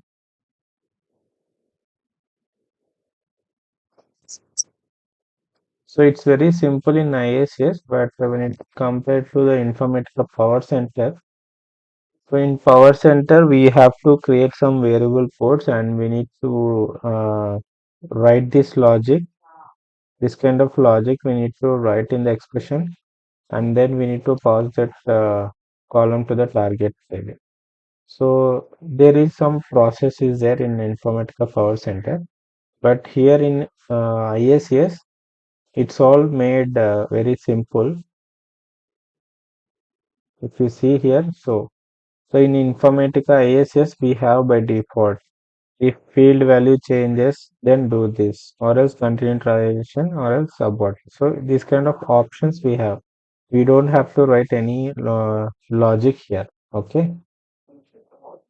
So the value which I have given is country, right? If the country value changes, so here we need to mention the field. Which field we are giving here? The country field. Then if country value changes, then what we have to do? Submit before. Okay. If the value is not changing, then what we have to do? Continue transaction. So it's very simple. That's it. You just need to select the properties. Okay. And if you see in advance also, we don't have anything. It's all the operations are here itself in the transaction control property. It's very, very, very simple. Okay. Then pass it to the target. So here what I'll do, I'll create files, right? Here in TCL, you can create a dynamic files as well. TCL is basically used for to create a dynamic file names. Okay. So how we can create a dynamic file name here? So in which format you want to get the target file names? You have a region, right? All regions in one single file, and you want to get the files in a region wise. So how we can get this? What you can do is you can just write the this kind of expressions here underscore and concatenate underscore. So here you will get region underscore and so what I'll do, I'll underscore here you need to get the country column, right? So here I will get country column and then I'll put underscore. So I'll be keeping this in a quotes, single quotes dot CSV file. Okay, in this way I want to get the file name. So here country, this will come from the file. In the file you have a country table, right? Let's say India. So in the final output region underscore India underscore CSV. In that way we will get it. So there is some. So here what is there? We need to give this dot colons we have to get. Let's validate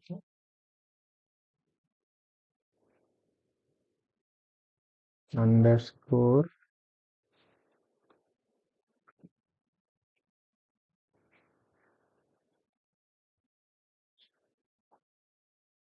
Missing operator.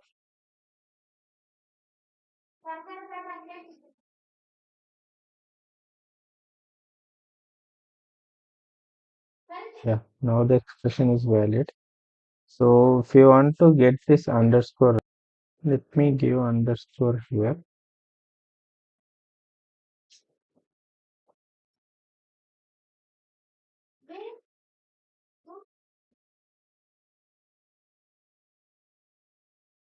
Yeah. So region underscore will get the India, Africa, New Zealand underscore dot CSV. Okay. Here underscore is not required. After region, so this is enough. So if you want to get the timestamp, then what you have to do in the concatenate, so you have to mention the timestamp and you need to convert the timestamp, right? So to care of give the system date and in which format you want to get. So that's it. And so that's it. Click on OK. So now we have everything. So we don't have to do any field mapping, right? Save it. So now the mapping is valid. So what we'll do, we'll just run the mapping.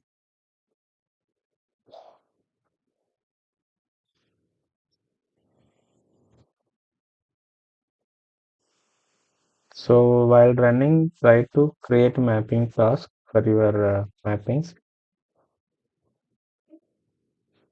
So how many we have? 5 different regions. So we should get 5 files.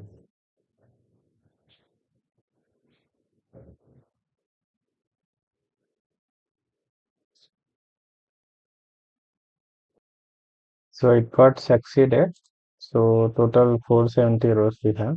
So let us check in the target file directory. So this is a target file. See, we have all the files here. So we have 5 files.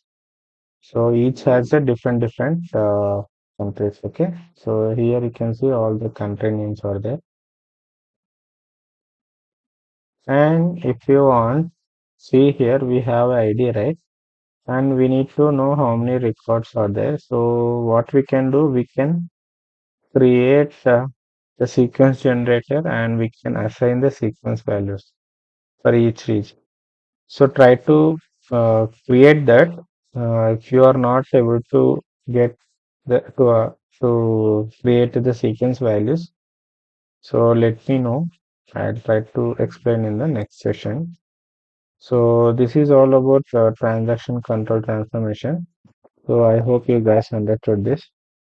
So please do like my videos and if you have any doubts, let me know in the comment section. Please keep supporting me. So we'll meet in the next session, guys. Thank you so much.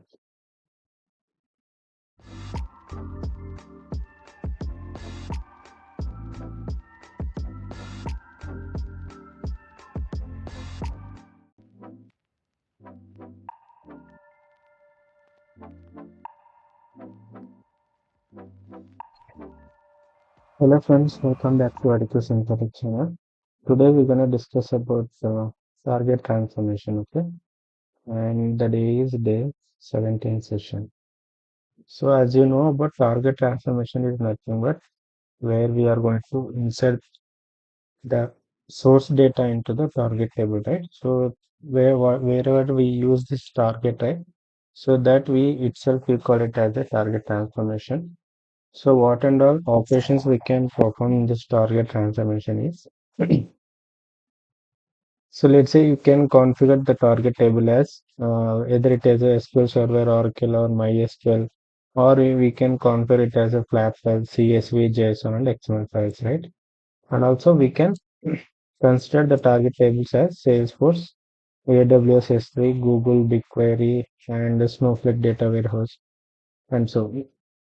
So these are the we have the target types, and we do have operations like insert, update, delete options, right, to perform data insertions, updates, or deletions based on the business required. Okay, now we're going to discuss about what are the right properties are there.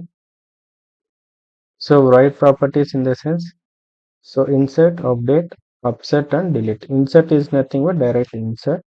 Update is nothing but if there are any update records coming from the source that we need to update in the target table. So for that we will use update property. And upset. Upset where we will use whether there are any new records and updated records are coming from the source, then we use upset operation. Suppose if you want to delete some records from target table based on some key value, so we can use delete operation. So these are the multiple write properties we have in target transformation, and let's discuss all these in practical way. Okay, so I'm going to create a mapping for this. So I'll call it as m underscore target transformation. So source. So this is the source employee info. If you can see, these are the records which are coming from the source. Okay, and I need to load it into this target table. So let's discuss all these one and the operators which we have: insert, update, upsert, and delete. Okay. So I'll take this as a source. Source is a Oracle table.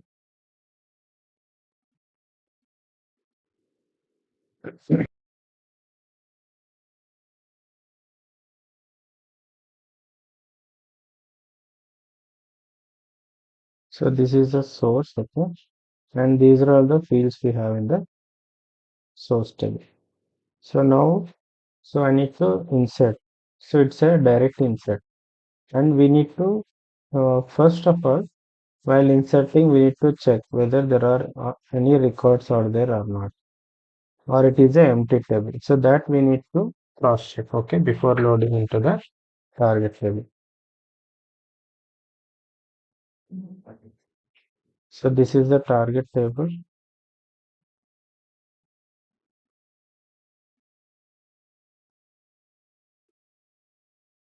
So first, what I'll will discuss.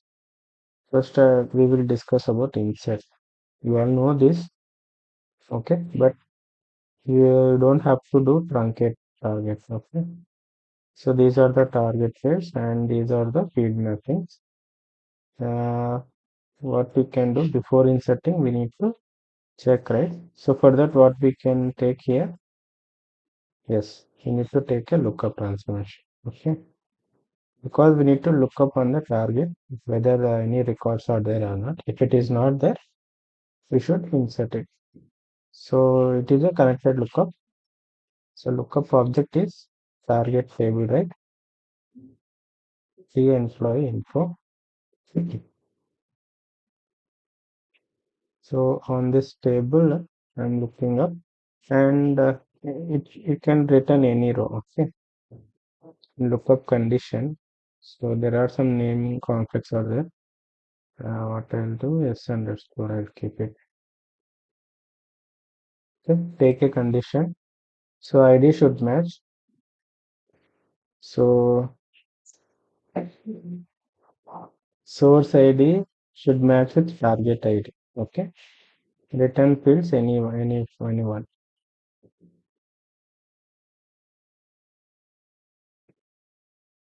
Now, so insert operation, right? And you will get an doubt here. So we are looking upon the target table to insert the record, but are we writing anywhere the conditions? No. As of now, I am not writing because it is a insert, right? So why I'm taking this lookup means, but to update any records for that purpose, I'm just taking lookup here itself, so that you will understand in the next step. So here we need to map the fields. So don't do auto smart map here because these are all the columns coming from the lookup. So we need to map source columns. Okay. So we need to map manually.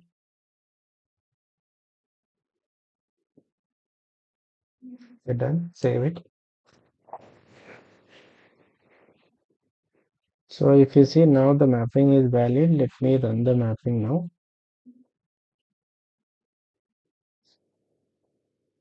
Since we know that there are no records in the target table, so it will insert. Okay.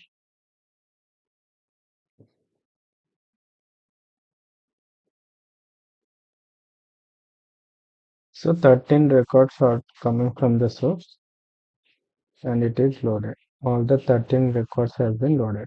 Okay. So this is direct insert. Now we discuss about update. So, so I'll what we'll do. So let me take this mapping only. So we need to update, right? So insertion is done. Now, if there are any updates are coming from the source. So here what we have selected the operation here is insert, right? Only insert. If you get any updated records also, it will just insert that. So let's check. So what I'll do, I'll just update one record here. Kiran.b is there, right? What I'll do, I'll just change this name Kiran.p to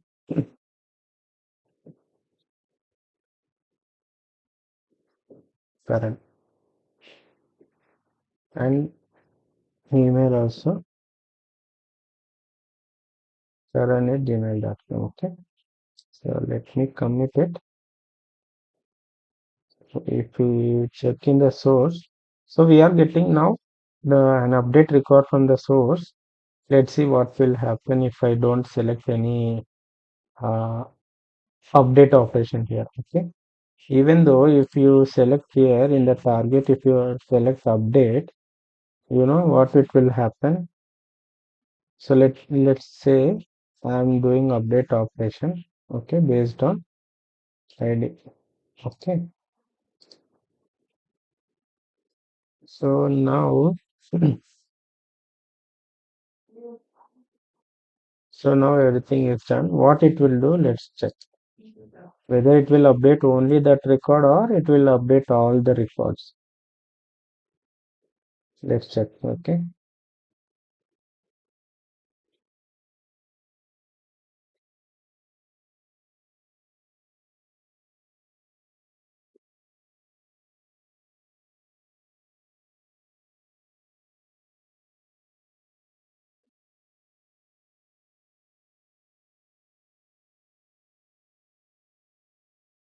So we got that 13 records are loaded, but let's check the data here. See if you see it's showing current. So it got updated, the same record. But if you want to select offset operation, so based on ID, based on this ID, if it is matching, then it is updating. So now this functionality is working. Okay. Here if you select update, it is working fine. But at first you need to insert the record. But if you see here, this mapping is only for update. But before updating, you should be inserting the records, right? So for that, in one target transformation, you cannot maintain all these, right? So you should have another target. It's like a synonym. So for the first time, insert we should go to the insert record and any update records are coming from the source, then it should update.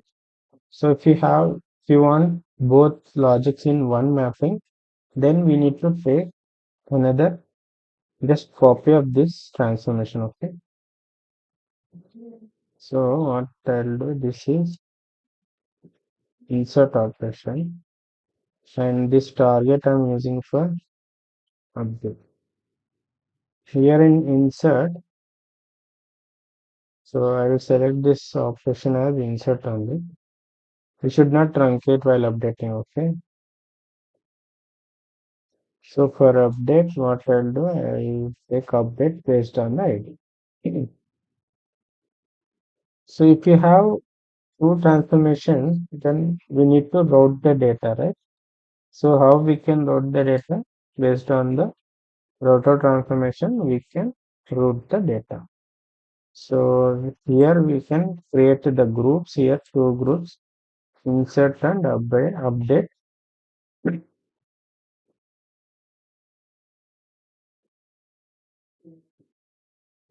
insert and update. Okay. So now let's configure. Go to advanced.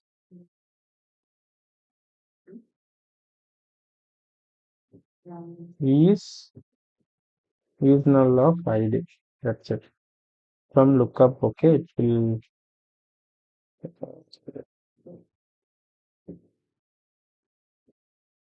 is null of ID, which is nothing but for the first time while we loading into the target table. Okay. So it will check in the target table whether ID is null. So if ID is null, obviously all the records will not be there, right? So if ID is null, which is nothing but it will the Informatica will understand it should be inserting the records. Okay. For updating, so here also if of source ID should equal to lookup ID. Okay. Whenever you are going to update based on key column, we will be updating it. So these are the key columns. ID is in the target table key column and S underscore ID is in source key column. So it should match first of all. Then source name not equal to lookup name. Okay. This should match and name is not equal to target name. Okay. So here this is the name Karan Mehta, name not equal to Karan Mehta. If it is matching, obviously it's not an updated record. If it is not matching, then it will update, right? So based on the ID, it will update the name column here. So in this way, we need to compare all the columns. So if any one column is changed, it will update based on the matching key column. That's it. It's very simple, okay? So uh,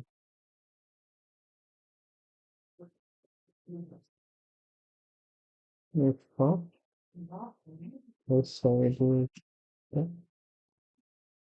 ID and or so in this way we need to compare all the columns here. If any one column is not matching, then it will update. So so the router will route the data to the update table. Okay. Now if you see this, so insert should be go to the insert table and update should go to the update. Both are same tables only, but we are just taking the synonym, that's it. Okay. Now let me save this. If any new record comes also, it will go to the insert. If there are any updates are coming, then it will update here. Okay. So let me first we'll check here what are all there. Okay. So what I'll do, 13 is there, right? I'll insert new record.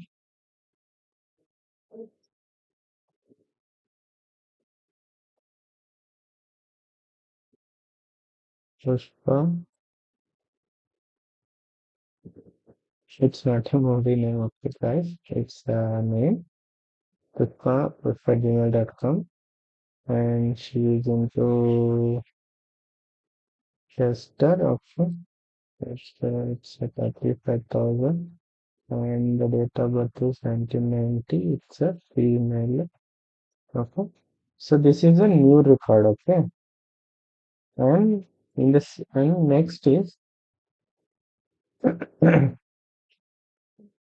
So one more update I'll do based on 10. So name is Ram, right? So I'll keep it as Ram only. Here email ID I'll send ram1@gmail.com. So his name email ID has been changed, so it's been there. And and his designation is right, senior tester. Okay, and the salary is also revised. So this should be updated one. Okay, what I'll do, I'll first insert this new record and I'll commit it. So we got inserted and we need to update this, right? So here Ram is Ram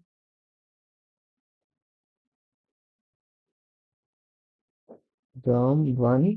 Okay.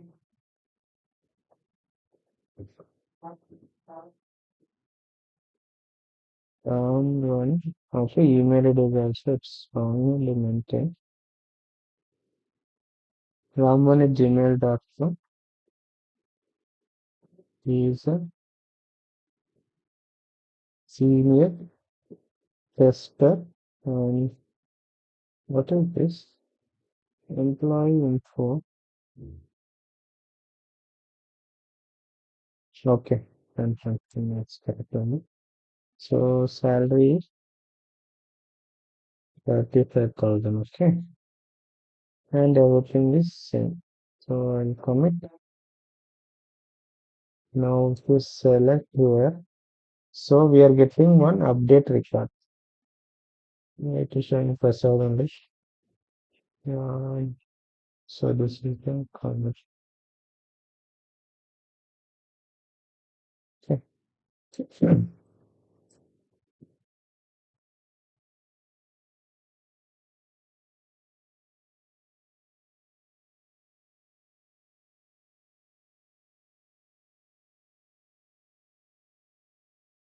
Update.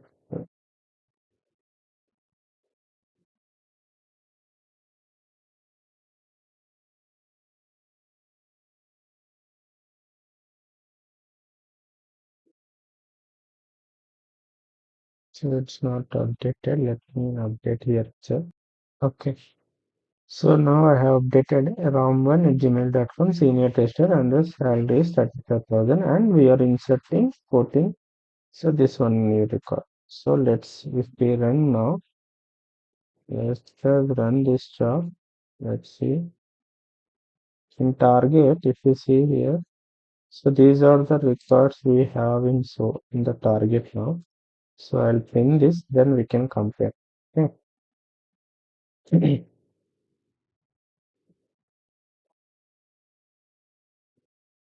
Yeah.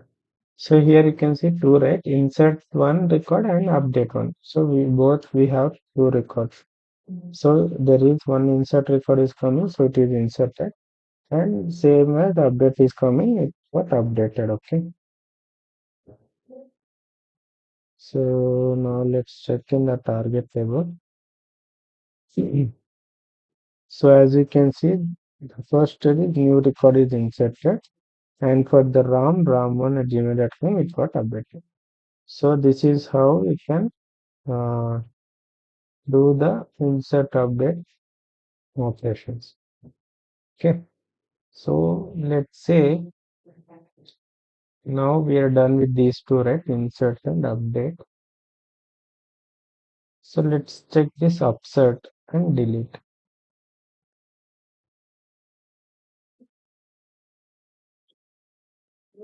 So in the insert operation, so this is for insert. Okay, that's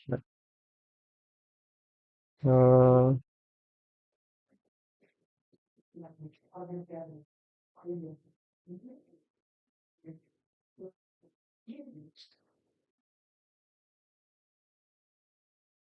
here we can select upsert also, whether it is update or insert. So based on the key column only, let us save it.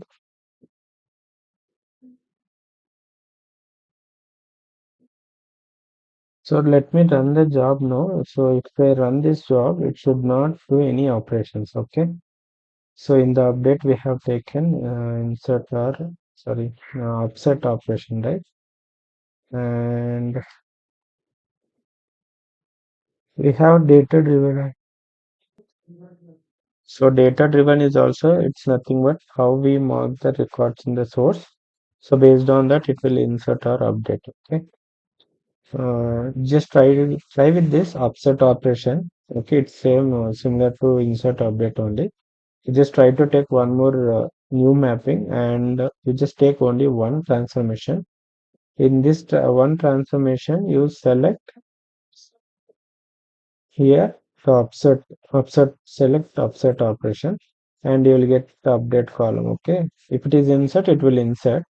If there is an update records are coming, so you should update based on the key column. Okay, so based on that, you just design the mapping. If you get any doubts, let me know in the comment section. Okay, so now what we'll do, we'll go with delete operation. Okay,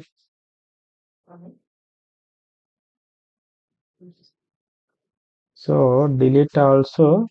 So the key column should be there. Save it.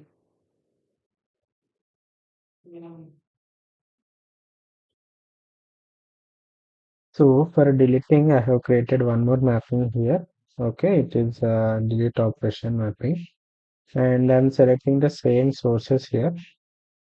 Okay, employee info, and I'm just passing through the expression. It's a pass through, and for the target, I'm selecting the same the employee info. Okay, in this we have data. So how we can delete it? So select here. The operation is delete and update column based on ID. Okay.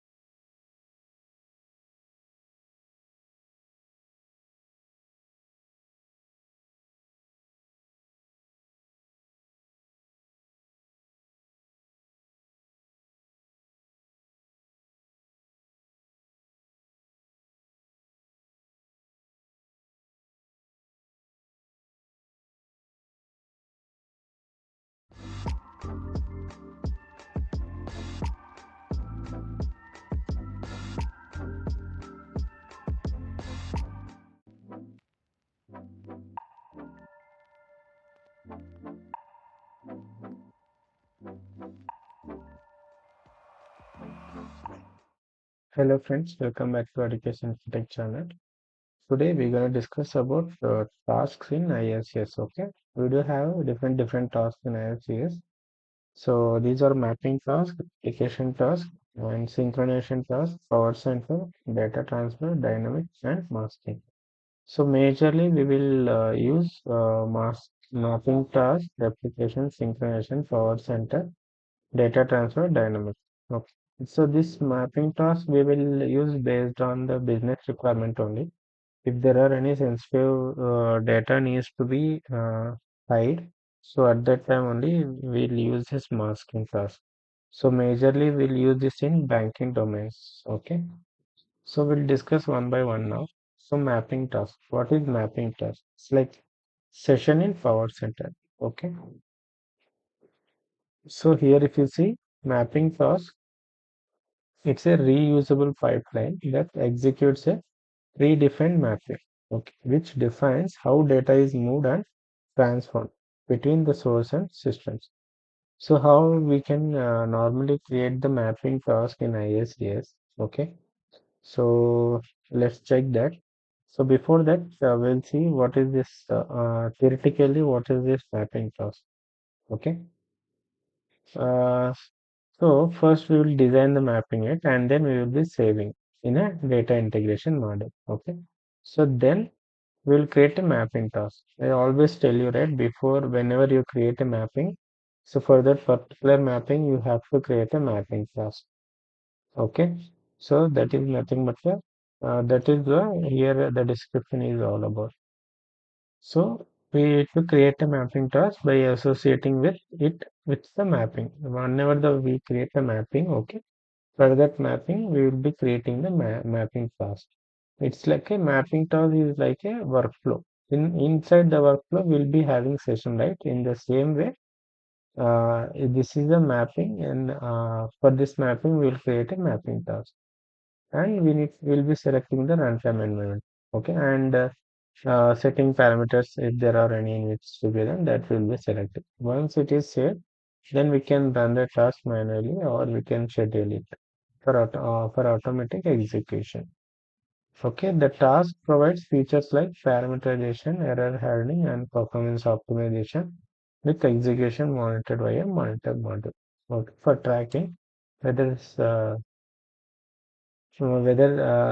the mapping task is succeeded or failed. Okay, let's check that in the ISS. Okay, so here once you logged in, when you click on this name, you will get the new asset, right? So you can see the here the tasks tab. Let's see what is this process that you configure to analyze, extract, transform, and load data. Okay, here you can see mapping task, synchronization task, masking task, replication task, power center task, dynamic mapping task, and data transfer task. Whatever I have mentioned here, so these are all available in the new asset call. Okay, so first if you select mapping task, process data based on the data flow logic defined in a mapping. Okay, so let me select this. We are creating everyday mapping set. I'll just select one mapping. For this, what I'll do in yesterday session we have discussed about target, right? So, so for mapping task we have to give empty, whereas for mapping right?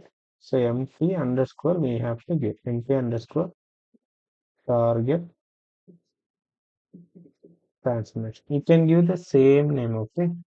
You can give the same whatever you have given in the mapping, the same name you can given here, so that it will be helpful to identify the mapping task. So select the location and description. If you want to write about this job, you can give the description here and select the runtime environment. And here, if you see, select the mapping. So this is the mapping net which I have selected. So I'll select this. Yesterday we discussed about this, and so same mapping I'm selected. Okay, then click on next, and we have runtime options here. There are so many options here: error handling and If you want to if you want to increase the performance of this job, you can do here. Push down optimization and all things are there, and email notifications. There are any parameter files, how you want to execute this job. So all the runtime options are here. If you want to schedule it, just click on this. So you can schedule. Do not run on a schedule or run on a schedule. You can select here, click on new schedule, schedule name and schedule options. When it has to start, what is the time zone? Okay, you can give all this. And next is email notifications. Whether this job got failed or succeeded, it needs to be informed to the respective team members. Let's say if this job is failed, so due to some bad records are coming, so that mail should be sent to the developers so that they will check that email and they will inform to the upstream application teams. So if it got succeeded, so then it's the success email with all the status details should be sent to the developer as well as team leader. So then you can configure here. Okay. Use the default email notification option for my organization or use custom email notification option for this class. So default is by default it will be there in the integration in this Informatica. Okay, by default you will get one pop-up email. So if you want to create a custom email, then you can create here failure email notification, warning if there are any warnings. So that you need to get as a notification and success. So these are all the three options we have. And advanced options. So in Power Center, we'll be having in the session properties slide. If you go to uh, what is that tab is it? Some properties, I think. Property or commands tab is there. Under that, if you will see pre-processing, post-processing. So all these comments you can give here itself. Okay. And parameter file location. If you are using any parameters, you need to give the directory name and the file name. If it is a cloud hosted, click on this cloud hosted and give the connection. It should be the connection should be created before you are going to use this. So you will get the connection details here and you need to select that object. Okay, if it is a local, click on local, give the details here. And execution mode. So standard is nothing but we'll be using this. Normally we'll be using standard only. So it will give all the target and so source properties and how many records loaded, how many records got read, write. Okay. So all kind of information will be generated in the log file. Okay. If you select this verbose, it will be created in detail, but it will take use a lot of memory in the while creating the session log. If you want to debug the job, then you can use this verbose mode. Then you can run the job. Then once you download the session log, you will get each and every detail will get from starting to ending. Step by step, all the details will be getting. So this is all about execution. Then SQL ETL option. This is nothing but a performance tuning. Okay. So in IICS, it is named as a SQL ETL optimization type. So if we select this type, we'll have to source to target full, or we can give it as a parameter. And advanced session properties here will be handling all the error handlings. And if you click on this, just here you will get all kind of properties here. That session log file name, log file directory, connection values, target values, source to target file directory, commit type, commit interval, and rollback transactions on error. And we do have enable high precision. Okay, allow ETL for upper and connections, advanced, and so datetime format strings, error handling. If you see error handle, stop on error. If you get one error, it will stop the uh, execution. Okay, override tracing, store procedures errors. If you get any store procedure error, the job should hold. Okay, or execute or terminate. So all these kind of options will be there. So So these are all about the runtime options. Okay, now let's save it. You see, it was saved successfully. So it should be valid. Okay. Now if you run this job, now you can run the job. Before I used to run only mapping, right? For that same mapping, I just created a mapping task and just click on this run. Yes. Since the data is already there and we are not doing anything, so it should not load any or update record. Sorry, we don't have records here because we have done the delete, right? Delete mapping we have created. So first time it will load all the records. So we got 14 records and you select this. So this is how the job will run. So this is all about mapping task and replication task. So replication, what is mean by this replication itself? We can know that replicate the data. Suppose if you want to take a backup of some table or some schema. So at that and in that case, we can use this replication task. Okay. So if we go here, go to new, here we have the task, right? Replication task. Copy data from a Salesforce or database source to a target or file target. So let us create this. So here we are not creating any mappings. In just in the mapping itself, we'll be having all the options. So replication task. I'll select this name task source DB. Okay.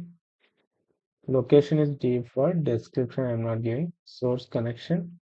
It's a Oracle source. You want to replicate all, or if you want to include only. So what I'll do, I'll select only 2 or 3 tables. Once you click on that, we'll get all the table details from that particular schema. Okay. So what I'll do, I'll just replicate employee and company. So here we got it. Select. So here we'll get. Okay. And if there are any requests you want to cancel or you want to continue. So cancel processing remaining objects, continue processing of the remaining objects. Suppose let's say while running, I got some error in the employee table. So whether you want to continue loading the second company table or you want to uh, just process the remaining objects, I mean the company. So what I'll do, if any error I'll get, I'll just cancel here itself and the job should terminate. Click on next. Now we need to configure the target. You see here, target is a flat file target. Target prefix name SF underscore. Okay. So since it is a trial, we don't see here the options here, all are disabled. Okay. It's a full load. Each one we are selecting as a full load. Commit size, if you want to give commit size, we can give here how many rows you want to commit. Okay. Click on next. Field executions. If you want to exclude any fields.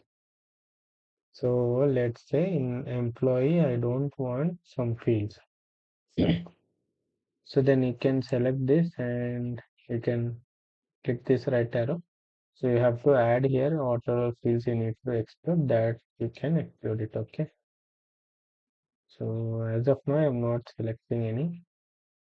Next, click on next. So data filters, whether you want to process all the rows or process only the first 100 rows. So if you want to give any filters, you can click here, select the respective table and you can give the department ID equals to something. Okay. If you want to filter here also, we can do the filter. Instead of taking filter transformation, here itself we can filter the data. Click on next. So you want to schedule or run it. If you want to get any pre-processing, post-processing comments and execution modes, you want to get any email notifications, we can give here. Let's say. So warning on success should go to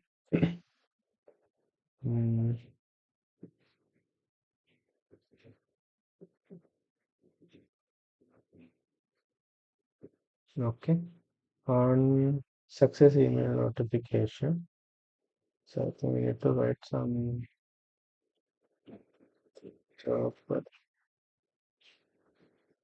see that. Okay, finish it. So this is the job we have created now, and whatever we selected there, everything will show it in one format here. So these are the source details and these are the target details and field execution we haven't selected. Data filter, scheduling, non-email notification, success email notification, job got succeeded. Okay, now let's run this.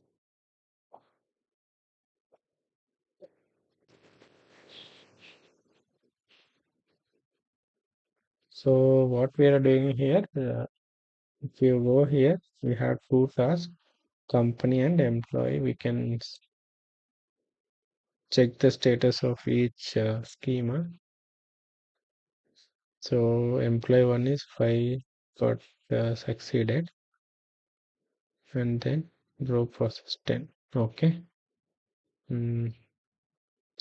So replication task has been completed. Now if we check in, yeah, if we see in the target file directory SF company and SF employee.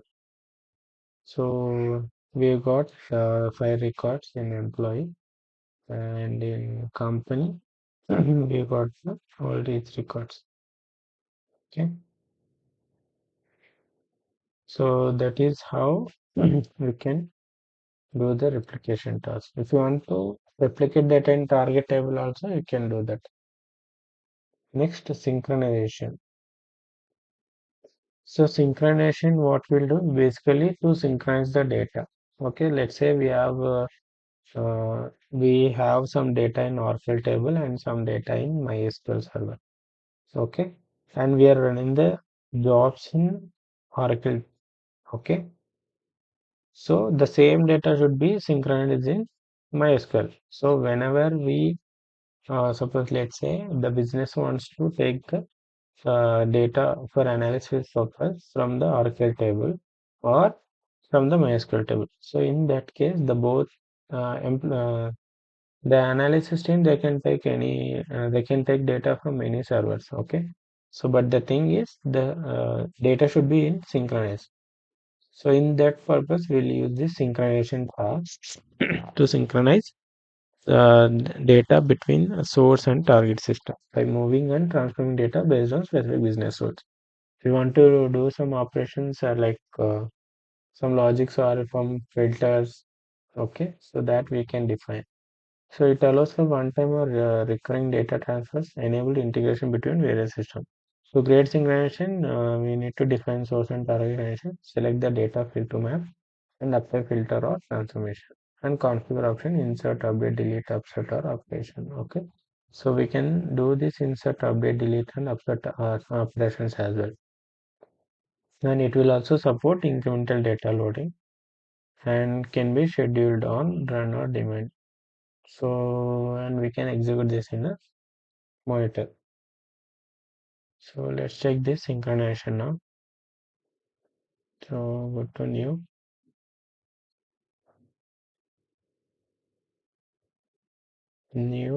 Here you can say synchronization. Synchronize data between a source and a target to integrate application, database and files. So let's create now.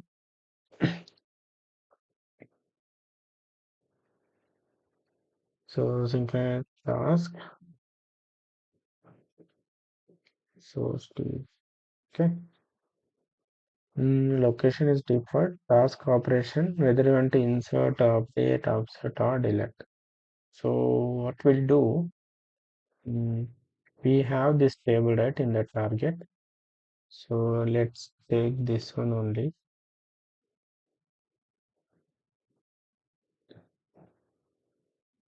So I'll select insert, okay. And the source connection, it's Oracle. Here also we can take multiple queries or it's a saved query. Source object, where is that employee info? So here we can see the data.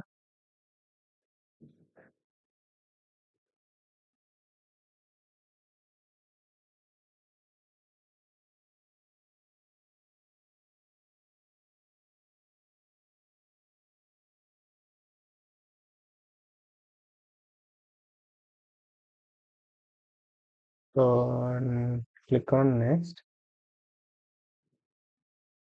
So insert, right? What I'll do, I'll just insert one record here.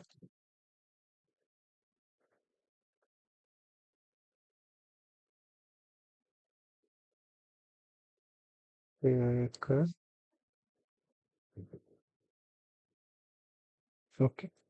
So I'll insert this and I'll come. So we have Shaker. What we need to do? So let's assume this target is in another server. So we need to synchronize data. Still 14 we have here. Okay, and I'll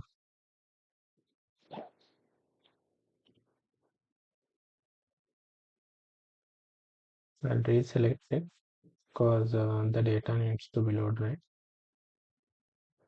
Employee info. Click on next. And target. What is the target? Which in which schema you need to synchronize the data? So that we need to select the underscore. Where was that employee info? Yeah. Okay. Truncate table, no. I don't want to truncate. Okay. Enable target bulk load, no. So next, process all rows. If you want to filter any, you can filter. And field mapping. We need to map here. Okay. So here do the smart map. So it's already mapped all the fields. Okay. So here star is nothing but all the column, all these columns are not null columns. So here key, if you see the primary key, and here also primary key. So if you want to validate, you can validate the mapping here itself. So the field mapping is valid and has no errors. So it, now then, if you want to refresh fields, you can refresh here. And if you want to add maplets also, you can select that particular maplets. Okay. Click on next and finish. So it's like insert operation. Okay. From employee info to the target employee info. And I've done the mapping. Let me run.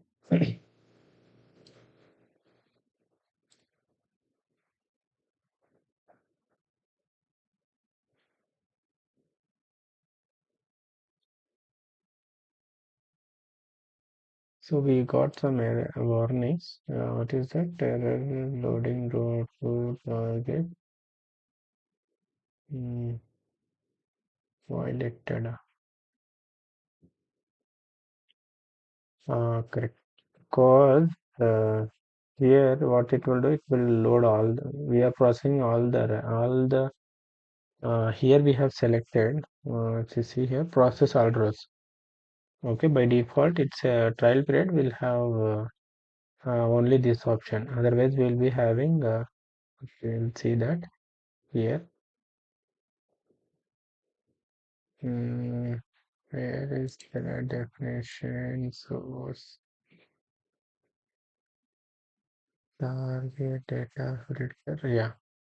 So here we'll have, right.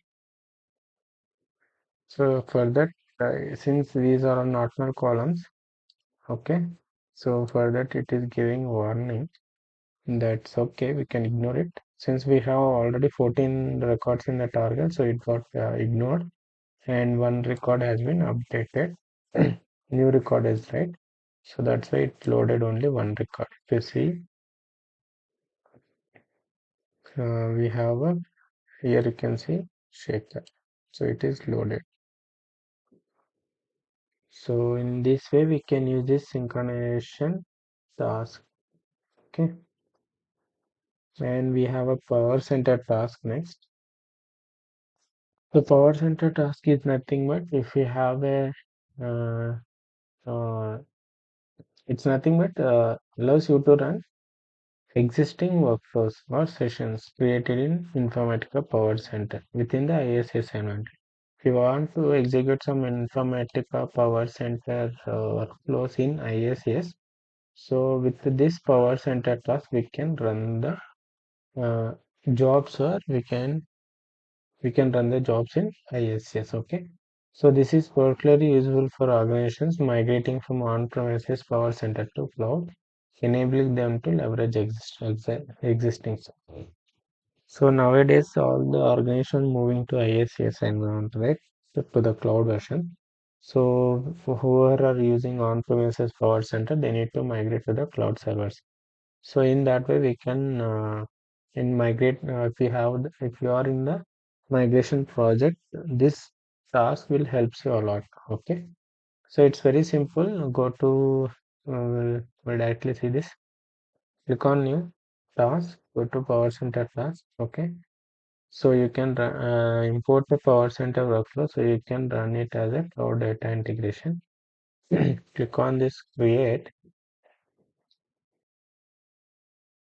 So Power Center task and the location runtime environment and workflow XML. We need to upload here the XML file. So as of now, I don't have any Power Center XML files handy with me. So if I have, I'll just could have shown you here.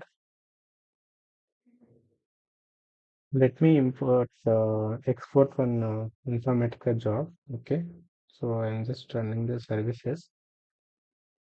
Just give me some time. I'll just export and I'll import the XML file here. Okay.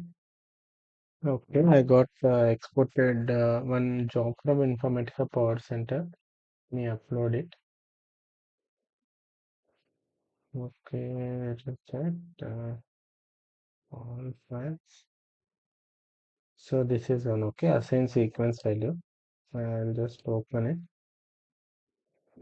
Okay. Click on OK.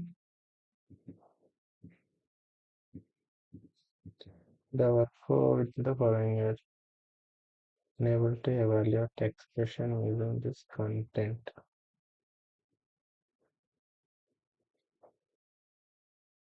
Repository manager. Okay. Well. So under this, we have just right click on this,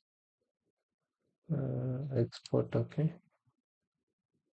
So I'll select this. Okay, now done. Choose file. So create file, open. Okay. Yeah. Now it got exported. So now what we have to do, and we don't have any parameters, and so here we have to give the connection values. So select source, target is target, that is with the connection.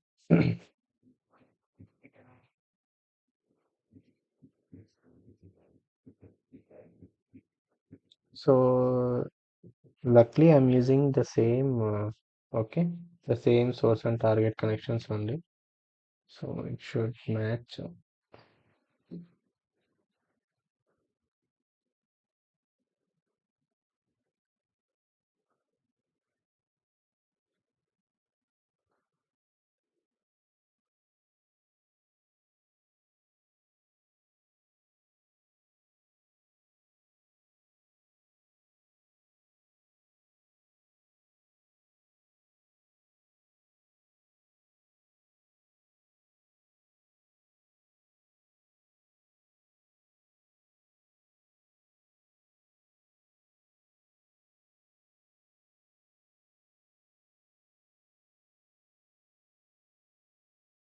It's still loading. Okay, we have here. So let us test it so that okay, so the connections are working fine. So all the source and target is fine. In the transformation, the underscore sequence, it is a target definition and the connection reference is target. s underscore sequence, sq underscore sequence, source qualifier, right? So connection reference is source. So everything is same. Mapping parameters I'm not saying. Mapping variables, there are no variables. Okay, I'll just save it.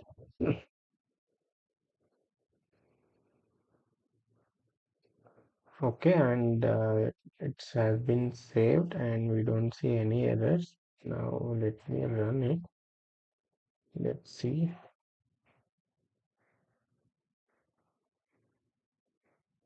Okay, got process 10 rows. Okay, so from source it has 10 and from target it has loaded a entire 10 records. So here, so I need to check one thing. E underscore sequence sources S underscore sequence, right? Let me check if we have that table names. Yeah, here we have. Okay, it got loaded. Okay, and the target is T underscore sequence.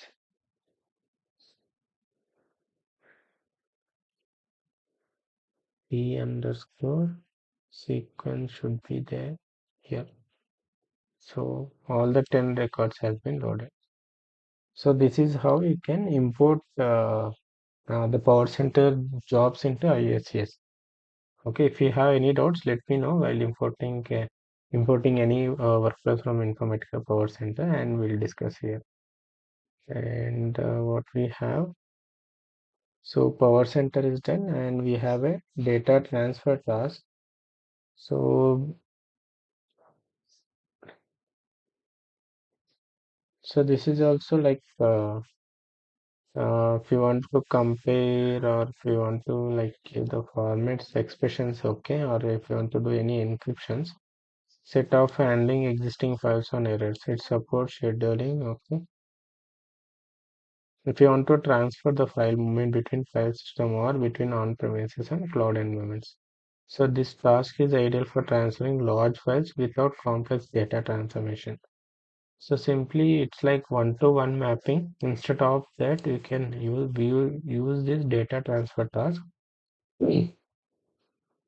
Go here and move data from a source to a target with some simple filters. So let's create data transfer task. Select your runtime environment. Okay, click on next. So here we have to give the source and target details. Select the object. It's like simple one-to-one mapping, but so based on the requirement, it may get complicated. Okay, since we have here only the limited target tables. So if you want to filter any data, you can filter here, and if you want to sort any data, here also we can sort the data. By default, we have ascending. Since it is a trial version, you don't have option to select descending order. If you want to select the field name, you can select here. So based on employee ID and sorting the data. Okay, click on next. Do you want to add a secondary source? If you want to, it's like you can add multiple sources as well.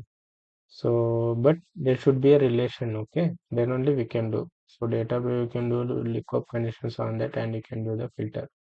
So as of I'm not selecting and select the target, select the schema.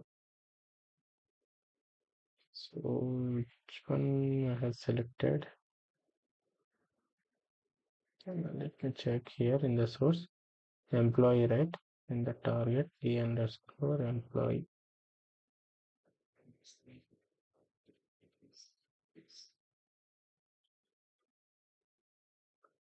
Okay. So I'm doing insert. Before that, I'll just trunc it. And to preview that data, you can preview here itself. So we don't have any data here. Click on next. Field mapping. So by default, we have done it.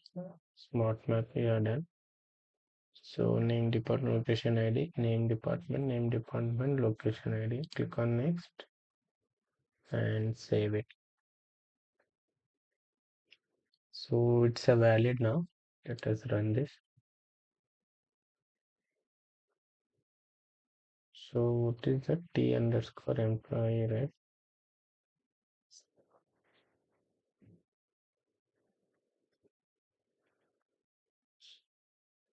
So 5 records are there and we need to should be loaded. So we have 5 records.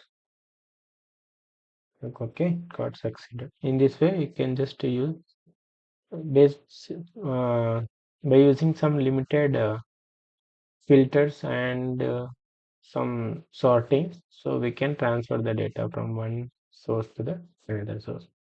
So that is all about one data transfer task. Now we'll discuss about dynamic mapping task. So this is also, it's like similar. If we have some multiple files, okay, if you want to load it into a single target.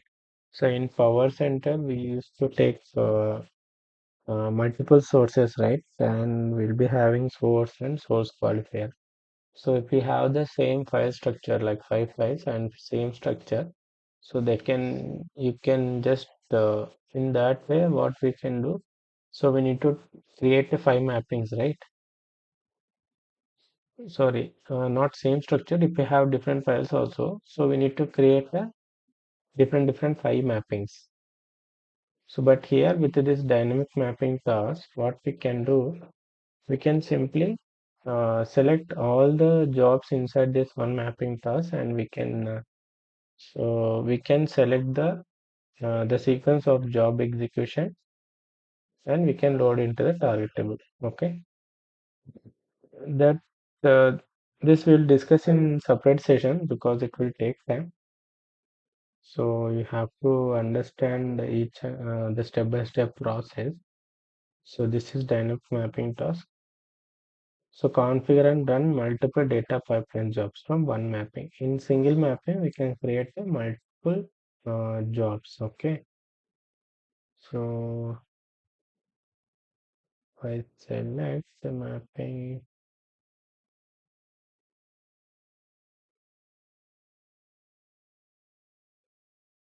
just one parameter. Yeah. So we need to create a parameters as well. So we'll discuss in the next session this one. Okay. So this is all about different tasks in ISS. Okay.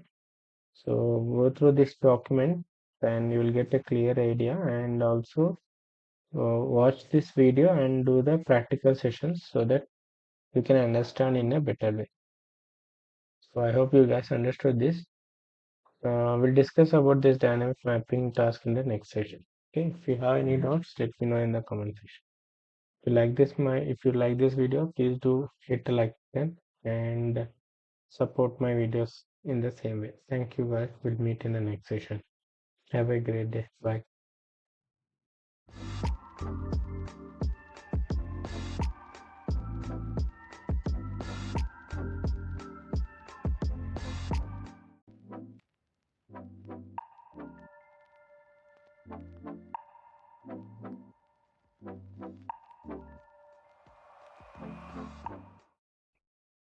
Hello friends, welcome back to Education Connect channel. Today we're gonna discuss about dynamic mapping task. So in previous session we have discussed about this, right? Data transfer task, power center task, synchronization task, replication task, mapping task. Okay, and we're gonna discuss about this dynamic mapping task today. So dynamic mapping task, it allows you to design a mapping that adapts to various sources, targets, or transformation logic without requiring extensive rework, which is nothing but if we, let's say you have a different target tables. Okay, all these tables are residing in different databases. Okay, and you need to gather all the details. Okay, you need to take all this as a source and you want to load it in a single target table. So let's assume it is in a snowflake table. Okay, but you have a different tables which is from Oracle, MySQL, PostgreSQL, and SQL Server. So from different sources, you want to load it into a single target. So how we can load it? Or if you want to load in a not in a single target, in a different targets. So you are getting. Let me explain you clearly. So here, so as I said, you are if you have a different target and different target sources from different. Sorry, you have a different table sources from different servers. Okay, so normally how we will do to achieve this scenario. So if you want to load one from table from one server to another server, which is nothing but to another target table. So we create a mapping, right? Here we will select source as a Oracle and target as a Snowflake target table. And for that we will create one mapping. And for the same scenario, SQL Server also will create one mapping from SQL Server as a source table to as a target table. So in that way, we will be creating four mappings, right? So instead of this creating multiple mappings for a simple table load, so what we can do is we can create one dynamic mapping task. So before that, we should create one mapping. It's just source and target. That's it. In the source, we have to give source and source connections and source object as a parameter. So if we define parameter here in the source connection and let's say here we have a target table, right? Okay, so we have a source. All these are our sources. Let me write here. These are all sources, and here these are all targets. Okay, so we'll be normally we have to create four mappings for to load the tables into from source to the target table, right? So here in dynamic mapping, we'll create one source and target mapping. Okay, in source we'll be creating source as a parameter and source object as a parameter, and as well as in target table as a target connection as parameter and target object as a parameter. So in that way, it doesn't mean that it doesn't Informatica doesn't care. So it will look for the source connection and source object. That's it. So we can define any connection values in the parameter, right? So in one simple one mapping, we can do the multiple jobs. So this is all about dynamic mapping task. So let's create one now and let's see how it will work. So create a mapping first. So I'll name it as a dynamic mapping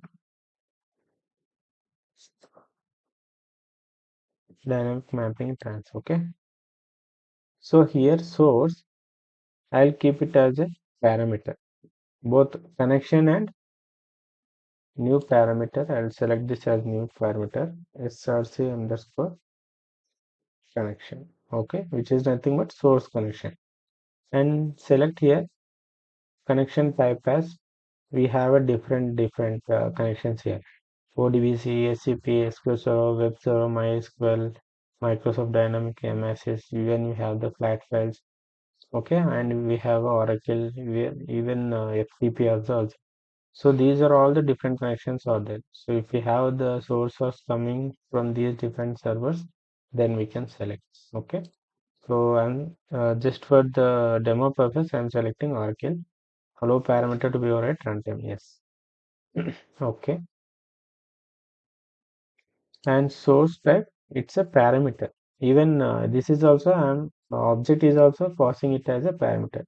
This is source object. Okay. So here you can see the type is data object. So allow parameter to be override at runtime. Runtime, whatever the value we provide, so that will be override. So this is about source and target as well. Let us create target new parameter pgt underscore connection. So type is connection and the connection type is Oracle.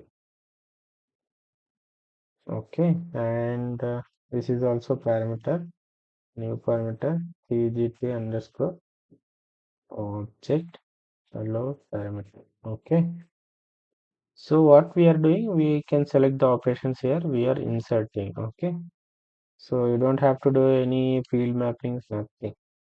Just create one simple mapping, save it. So now what we will do, we'll use this mapping in the dynamic mapping task. So select the dynamic mapping task, create. So let it be like this on dynamic mapping task. And the runtime environment and select the mapping. So we have created, right? Yeah, dynamic mapping. And so the mapping should be valid, then only we can proceed further. Now click on next. Here you can see the parameters tab is there. All these are all these connections are local only. Okay, and parameter value, this value we can select in each job. Okay, so yeah, next, click on next.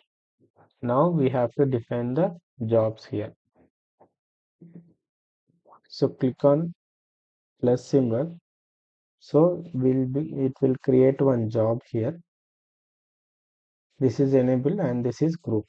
So here job one, no group has been set. It is saying no group has been set. Here we have to define the group as well. So what I'll do, I'll keep it as a one. So this we will define later. First, let's go with the source connections.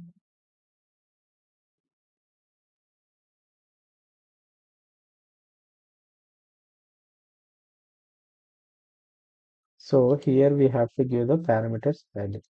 Source connection is a source oracle and source object will get all the list of objects here.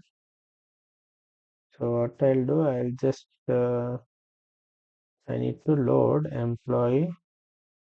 Okay, and target is target, or you can select yeah, since we have selected it is oracle as a target, right? The parameter section. So here you will get only the oracle connections. So in the target, either you should have a target table. Okay, so what I'll do, t underscore employee. So this is one, and I need one more one, right? So I'll select another job, click on this source. So object is company, target is target connection, and the object is t underscore company.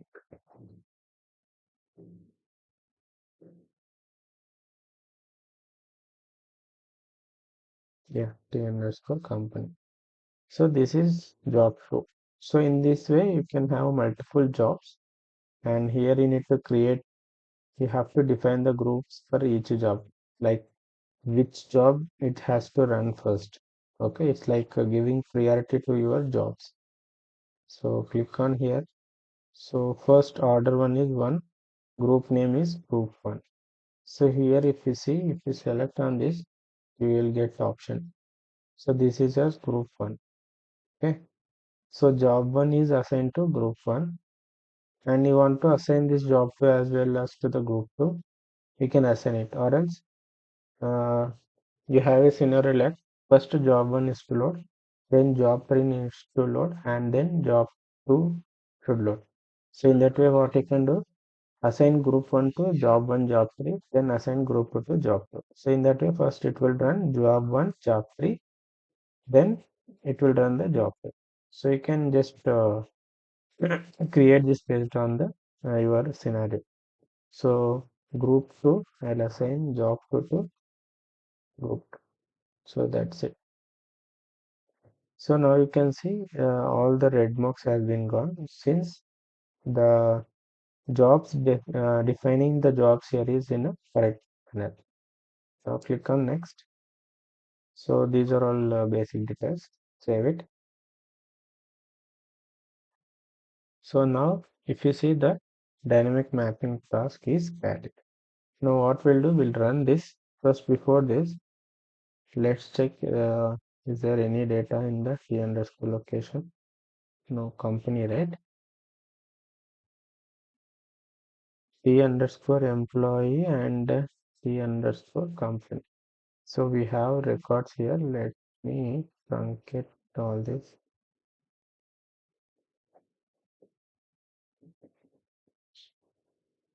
So we have all this.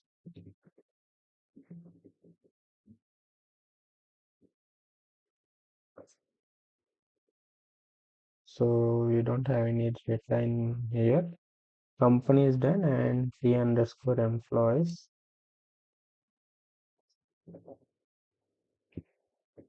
So we have data and truncating.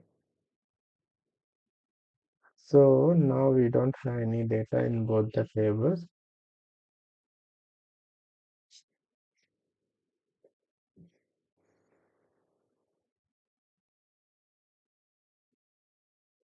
Okay, we don't have any data.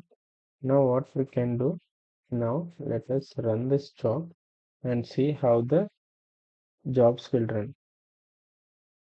So if you see, click on this task one here, dynamic mapping task is running. Okay, let it start. It is in queue. It's running now. Now if you can see,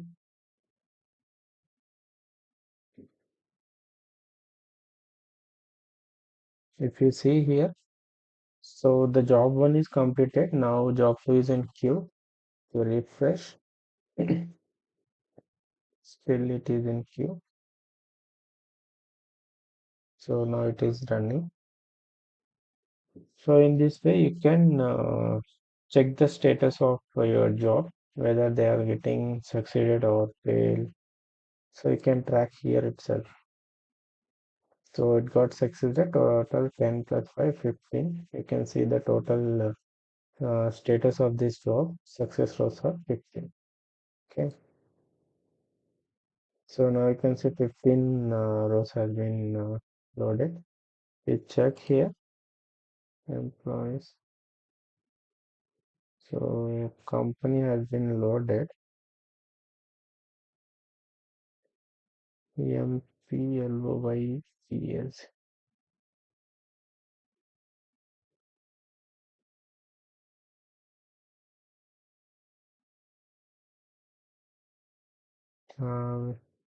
Don't see data here. So that is job one, right? But here you can see the file records has been loaded. The underscore employee.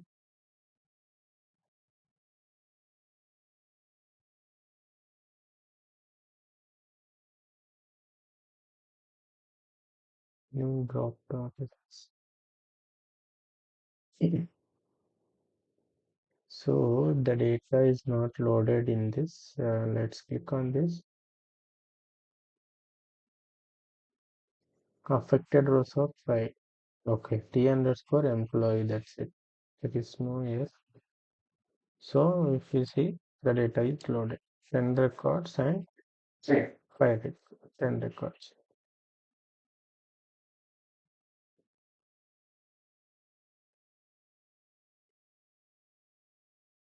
T underscore employee.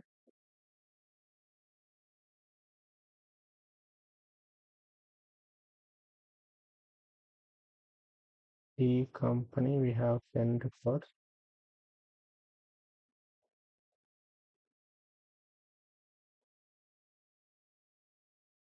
Here EMPLOYE employee name, department, location, employee ID, name, department, location, employee ID. So Rajesh Raju. Yeah, it got loaded 2 times. So it came with the duplicates. Okay. So what you can do, you can just in the job one itself, we can uh, here we have defined the mapping, right? Here we can uh, add some more transformation like once it got read the data from the source, and then before that we can use here expression transformations, okay, or sorter to remove the duplicate records. So in that way we can run this dynamic mapping first. Okay, so this is a detailed document. So you just go through this and let me know if you have any doubts. So this is all about dynamic mapping task, and in the tomorrow session we will come up with a new topic. Okay. If you guys like this video, please hit the like button and please support me in this way. Thank you for watching my videos. We'll catch up in the next session, guys.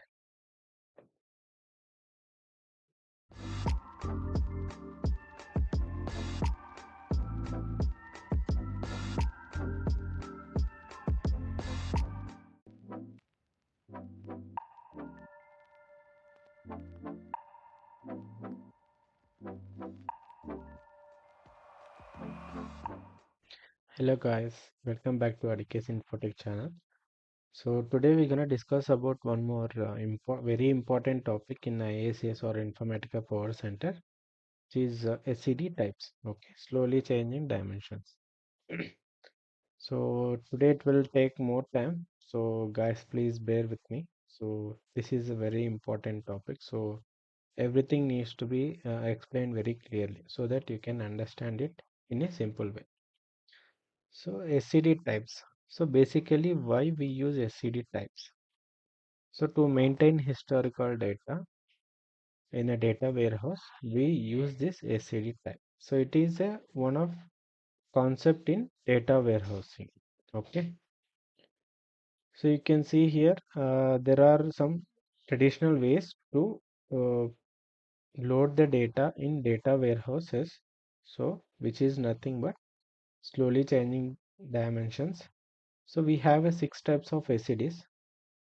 So there are some built-in transformations like lookup, expression, and update strategy. Okay, and also we can achieve this by using some custom mappings. So these are SCD types. So SCD type 1, it is a static dimensions. So if you see the description here, the dimension data never changes. Once it is inserted and it remains same. So if you are inserting the data now, let's say in 2024, which is a static dimensions, so it can be forever, it will remain the data same. There will be no update, there will be no insertions. Okay, that kind of data. So if you want to do some transformation on that kind of data, then we have to go with SCD type 0. So where we can use this? Useful for data that should not be altered. It should not alter. Basically, where we can use this kind of data, historical data, right? So the historical data remains same. Once we loaded the historical data into one data warehouse, then it remains same forever. Until unless if you are going to use the new set of data. Okay. So for historical references, we use this kind of methodology, SCD type 0 and SCD type 1, which is nothing but we used it to overwrite the data. So overwrites the old data with new data. So if you overwrite the data, so obviously whatever the previous data we inserted, that it will not be available, correct? So no history is maintained there. If you don't want to maintain any historical data, in such scenarios we can go with SCD type 1. This is for overwriting the data. So where we can use this for corrections or when historical data is not required. Let's say uh, if you take college data, so there should be history should be maintained, and employee there also history should be maintained. And where we can use to correction, where we can use these corrections. So let's say Aadhaar card. So once Aadhaar number is issued, which cannot be changed, right? So if you want to do some corrections, then you can do the corrections. Or like if you want to change the mobile data, if I want to change the address, so in that case we can change the data. So simply we are overwriting the data there. So their history will not be maintained for other cards. Okay. So in such scenarios or in banks also we can use, where in sales related there also we can use this SCD type 1. So basically where we have seen this SCD type 1 in target transformation, we discussed about target transformation, right? So there we have used this SCD type 1 for updating the target tables. Okay. So you can go and check it out, the target transformation session. So there we have discussed clearly about SCD type 1. Next, SCD type 2. So this is particularly used for maintaining the historical data. So maintains a complete history of changes by inserting new rows for updates and tracking with dates or flags. If you want to track the historical data, so there should be some additional column should be there so that we can mark it whether it is a new one or updated one. Okay. In this scenario, we will discuss three methods we will discuss on this SCD type. So variance is row versioning, track rows with a version number. You can go with versioning also, or you can go with effective dates. You can take start date and end dates also to track the historical data, and you can mention the flags as well. So by keeping the flags on each new record, so in that way also we can track the historical data. SCD type 3. So there will be a limited historical tracking. So it maintains limited history by adding extra columns to store previous values. So here uh, we can say at column level we can maintain the history. Okay. When only the immediate past and present values are required.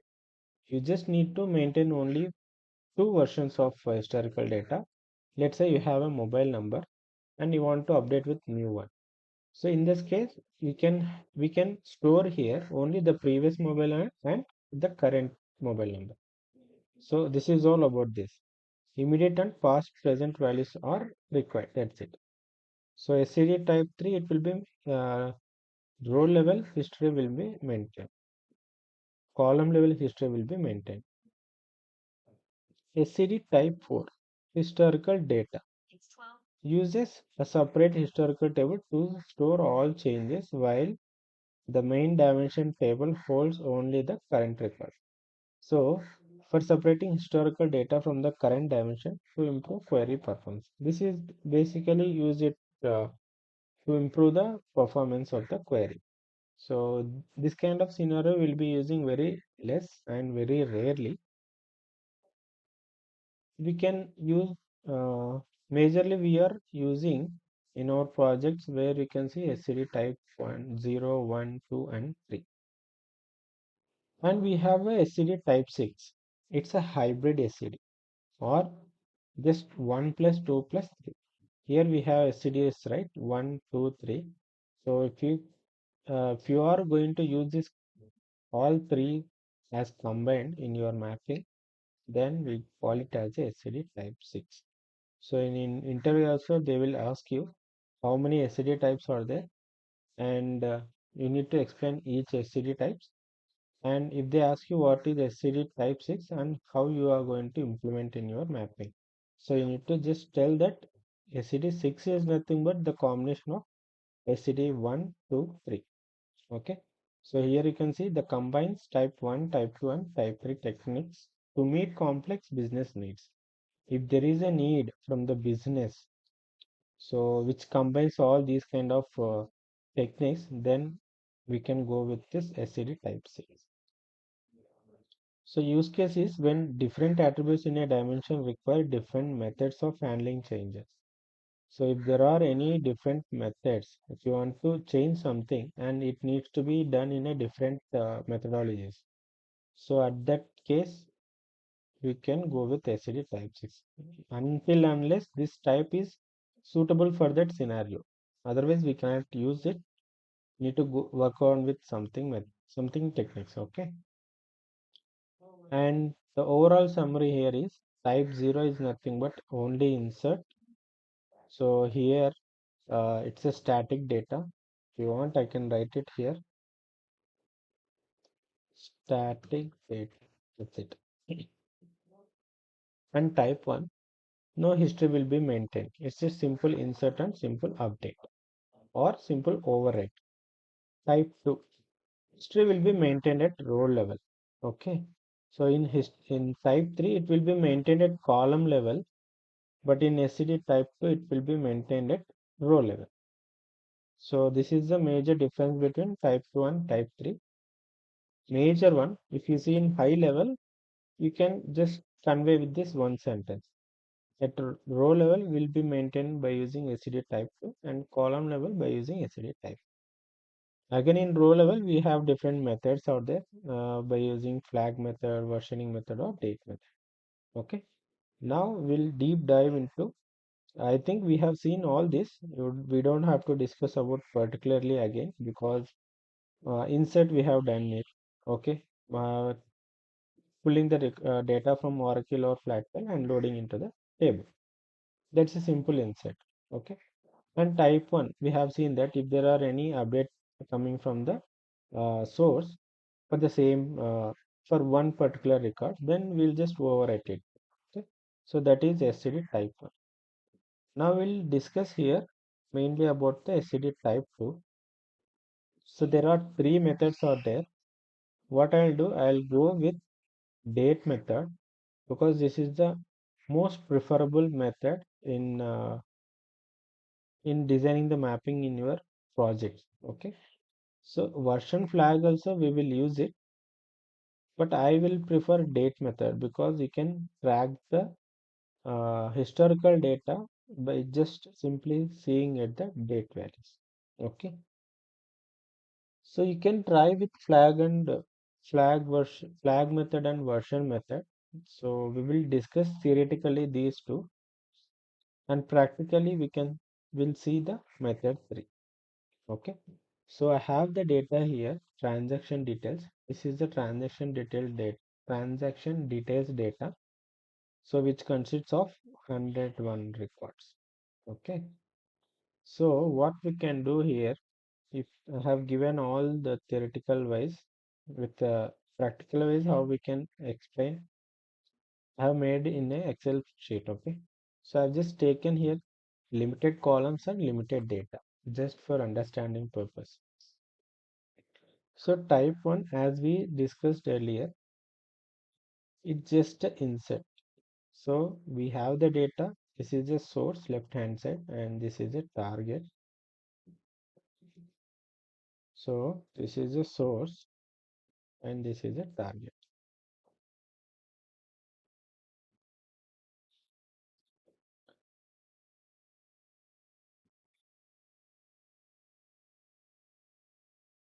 Okay.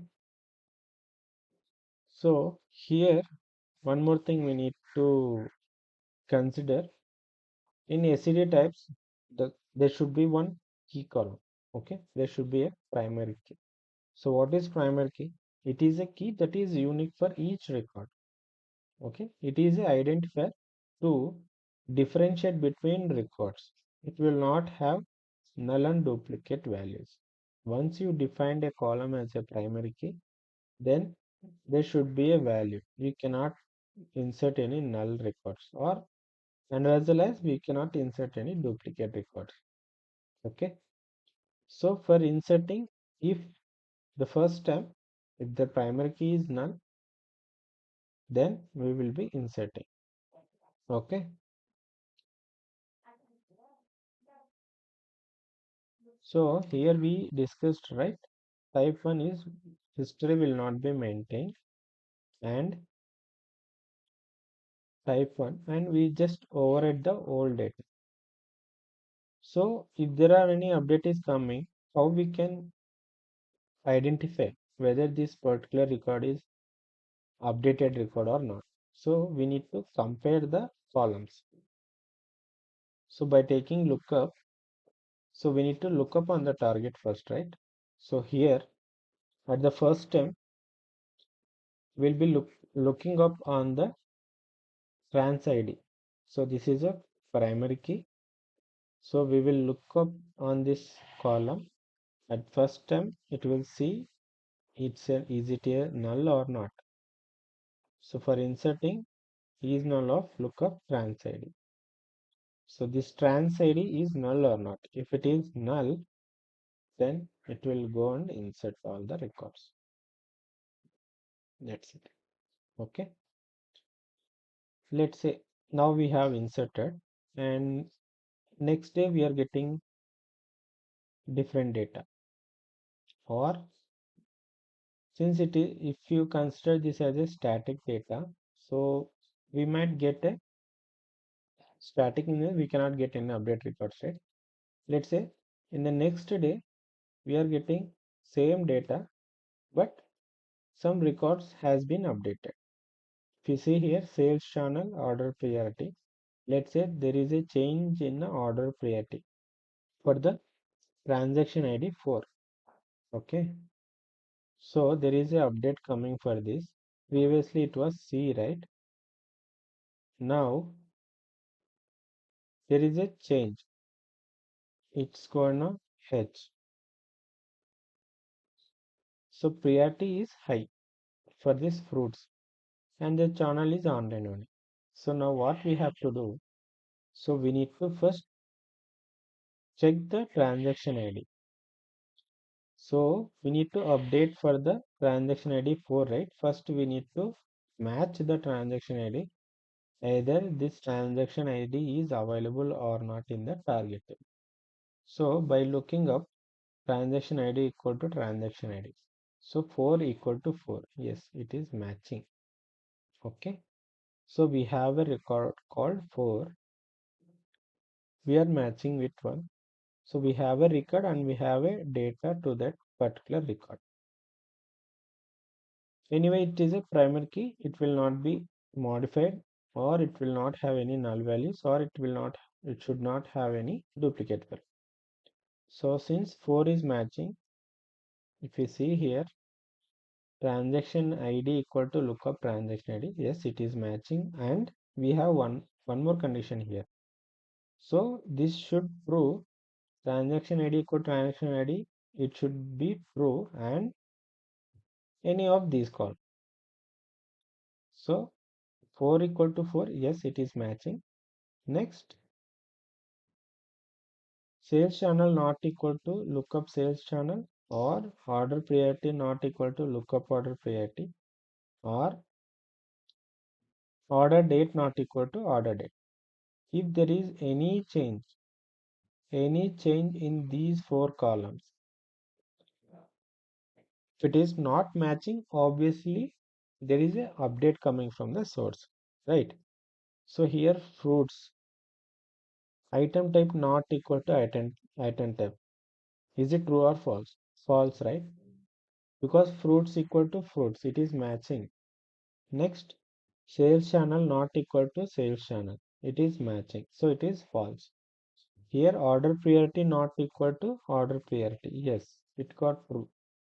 Previously it was for C, now it got modified as H. We are getting order priority as H from the source. So it is not, the condition is true.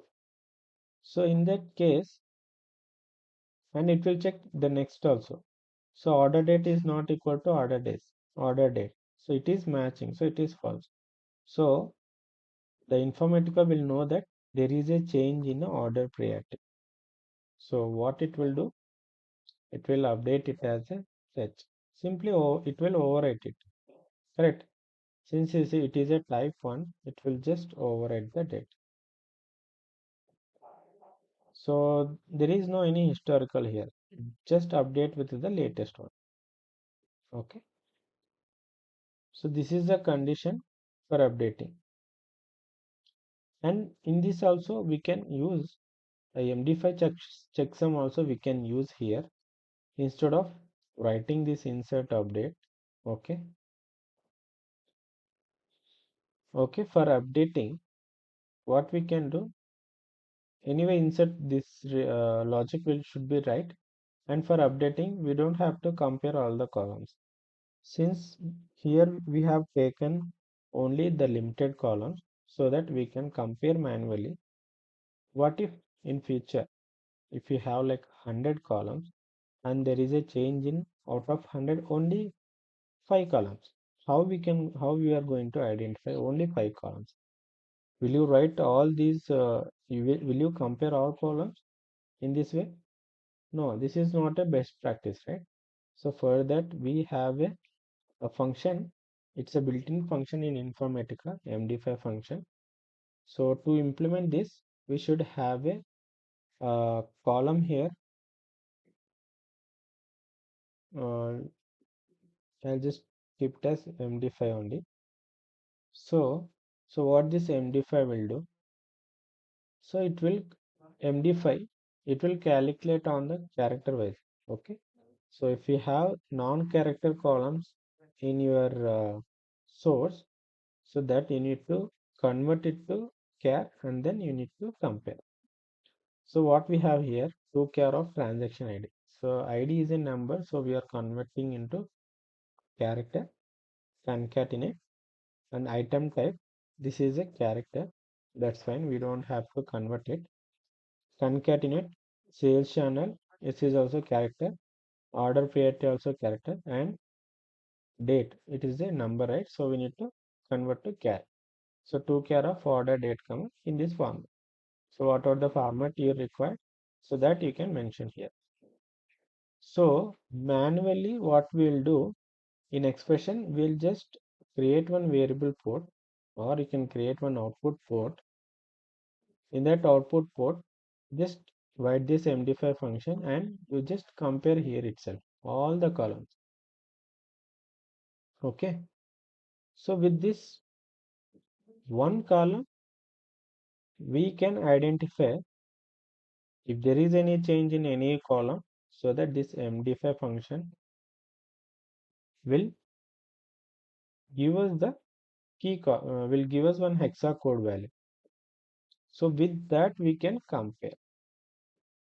Okay, it's very simple, this MD5 function. And next we'll go with flag method. So now we will discuss about SCD type 2. So type 2 is nothing but to maintain the historical data, right? Historical tracking. So to maintain historical data, we'll use SCD type 2. Okay. In type 1, here we are not maintaining any history. We cannot maintain here in SCD type. We will just compare this MD5 function with lookup MD5 function. As there is a change, then it will update. If there is no change, it will not insert any records. Or since we have already the record in the target table. So type 2, it's very similar with type 1. Here we will be updating the record. So we have the same data and this is the target. Here we will be maintaining one transaction key ID, which is a surrogate key. Anyway, we have the transaction ID here, but here we are not keeping it as a primary key. It's a not null column. That's it. Whenever you are implementing SCD type 2, you cannot give primary key in a target table since it will not allow duplicates, right? Since we are here, we are trying to maintain historical data. So historical data in the sense it will have previous or before that previous or the current one.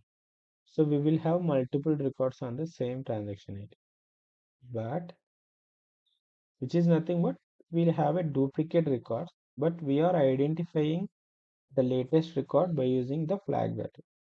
Okay. So how we can maintain the historical data with unique values? So for that we have a surrogate key which will maintain the unique values here. Okay. So for first time, so you try to create a table on this like this by using std flag. Okay. So first time obviously we will look up on the target table either the transaction ID is null or not. So for the first time the transaction ID is null will be null, and once you load into the target table then the null value should not be loaded. So for first time I load all the data. Okay, and I'll keep it as flag 1. Correct. So flag will be 1 since it is a fresh insert. Here I'll generate a sequence numbers to all this transaction ID.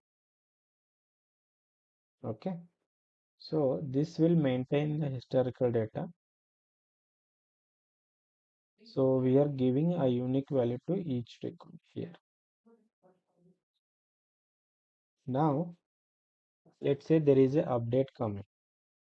Okay, let's say we'll take same example, order 4, transaction ID 4. So there is a change in order priority. Okay, so now we want to load this and we need to maintain the history. So in that case what we'll do, so first we will compare. So first we will look up on the target whether transaction ID is matching or not. Yes, first it is matching. Okay, okay, we have a record and then we will compare. So all the columns we will compare, only the change in order priority is H. Okay. So whenever we are going to update in the target table, first we will insert it. Okay, first we will insert the new record. Since it is a not null column, we can uh, duplicates can be happen, but while inserting here we are maintaining the surrogate key. So we need to uniquely we need to identify each record, right? So for that purpose only we are maintaining the historical data.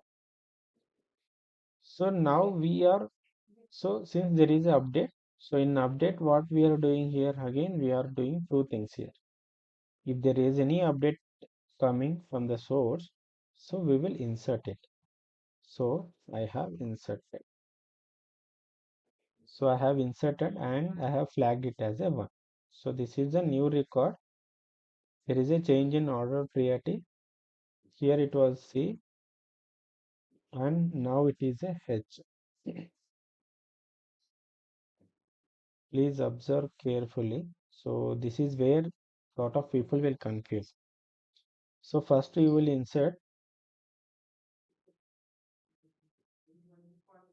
Next, if there is any update, again we will insert the same record with the updated value and we will keep it flag as 0 and update flag equal to 0. So the flag is 1 raise. This flag we will update to 0. Got it? So which is nothing but This flag 0 is a inactive record, inactive or old. We can name it anything. Okay. So 0 is a inactive record and 1 is a active record. So which is nothing but the latest one. So this is how we will update the flag values so that we can identify which is a current value and which is a old value. I hope you understood this. So we will, to maintain history, we will insert the updated record and we will update the old record flag as 0. That's it. So that's why we here the transaction ID is not a primary key, it is a not null column, and we are going to maintain a surrogate key to uh, identify each record as a unique record. Okay. So for comparing, we can use this MD5 function, and for routing data, we will be using the router transformation. For inserting, so we will have two groups, right? Insert, update. For inserting, it will go to insert. For updating, again we'll have the we will do this DD update. So based on that, we will update the flag value as 0 and we will insert a new record. So this is very simple flag value. Just you need to have one extra column in your target table and write the logics. However, how we written here for insert update, we can write the same logic and see how the data is loading into the target table and how the flags are maintained.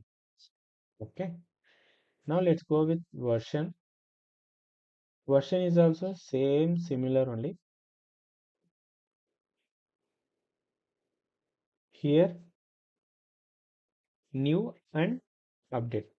In update, we'll just have a insert only. So we are not going to update any flag values. In version, what we can do, so for first time, I will be inserting all the records. Okay. So, and I will be maintaining a sequence values here. So these all are surrogate keys. So we will identify each record as a unique. So now let's say take the same 4 fruit, which is a, we are getting it as a H order priority. There is a change in order priority. So here we will check whether the transaction ID, lookup transaction ID and the transaction ID is equal or not. It is equal. Now we need to update it as a H. Okay. So for the first time when we insert the record, I will mark it as a version 1.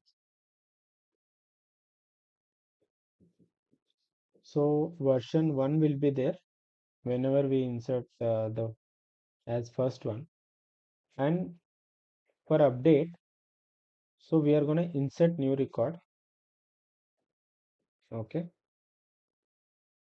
We will insert it and this is a H, right? So for this we need to write a lookup override query. So this is a query. Select column names, all you select all the column names from the table where transaction ID comma version in. Select transaction ID comma max of version from trans ID. Okay, from the table one, and we will group by transaction ID. So what we are doing here, here we are selecting the maximum version and we are grouping it. Okay, so version equal to version plus 1. Here in update, what we are doing, we are just inserting it. We will insert here, but the version value will be changing. So version equal to version plus 1. Previous version, what is the number? The version value is 1, right? And we need to increment it to 2. So which is nothing but the previous one is as old. Here we are not updating it as 0. And the version we will be updating, right? Which is it will increment to 2, and we can consider it as a active version. And here we will be having the sequence number. Okay. So if you want to look up, so what is the current let's say you want to check for transaction ID 4, what is the latest record. So in that case you can write this query and you will identify. So here transaction ID comma max of version, transaction ID 4 comma max of version. So in this, out of 1 comma 2, it will take the maximum version. So which is nothing but 2 is the maximum version, right? So this is the maximum version. So when again you will get a record, same record, where you are getting the order priority as M. Okay. So here we will look up on the target table, right? While updating, if you want to update the version number, this is the override query to update it. So how we can update? First we need to filter out the records. So ID comma version, in that maximum version we need to take. So second, so this is the active record now, not 1. Here we will be having 3, right? Version equal to version plus 1. So 2 plus 1, 3. Okay. While updating, we are looking at version 2, not 1. So that is the query here. Max of version, we will always look on max of version equivalent to transaction ID. So max of version is 2. So 2, here we will get 2 plus 1. Okay. So whenever you say here version plus 1 is nothing but max of version. Max of version is 2 for this particular ID plus 1. We are incrementing it as a 1. Now it will become as active and it will become as old. Okay. So this is how we can update the versions in the version method. So to maintain the historical data. So this is also very simple one.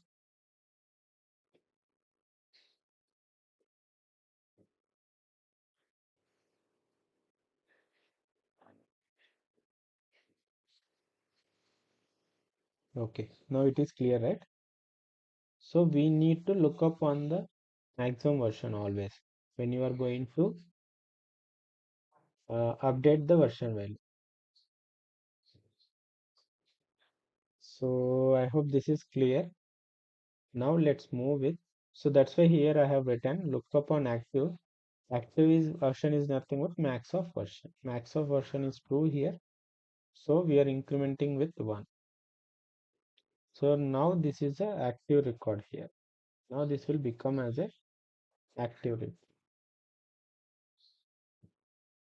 So and the previous all are old record. Okay. Now let's go with std type to date method. So this is a very important. So here I explained clearly about what is primary key, and here the surrogate key. So this we also referred as a artificial key or identity key. Okay. So system generated unique key used to uniquely identify each and every record in the dimension table. So primary key. So here this might which is a user defined, right? User defined primary key, and surrogate key is a system defined function. So it will maintain a unique values for the each record. So as a replacement of the natural primary key, the surrogate key makes updating the table easier. Let's say if you uh, keep this transaction ID as a primary key, will you be able to maintain the historical data? Because there are some limitations, right? If you use primary key, you cannot insert duplicate records. So if you want to maintain historical data, yes, you need to allow the duplicate records in your dimension table. Otherwise, we cannot maintain the historical data. So for that purpose only, we are not taking transaction ID as a primary key. We are just making it as a null, not null column. So in not null, you can maintain the duplicate values, but you cannot have null values. Okay. But in primary key, you will not have any null and duplicate values. In not null column, you can have duplicate values. So if you have the duplicate values, okay, that's fine. So what is the need of surrogate key? See, why there is a, I'll just simply explain you surrogate key and primary key.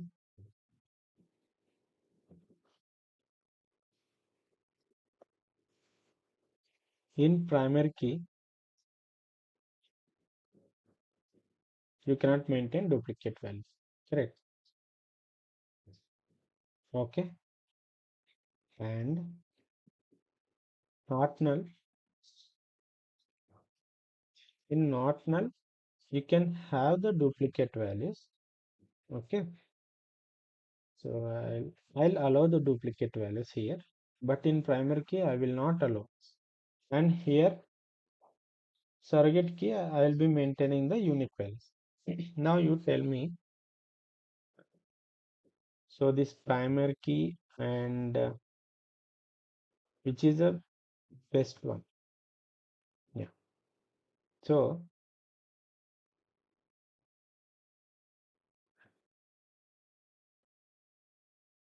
if you see here, so why we are using not null instead of primary key in a dimension table? So surrogate key. So if you consider it as a primary key, you cannot maintain the duplicate values. So obviously not.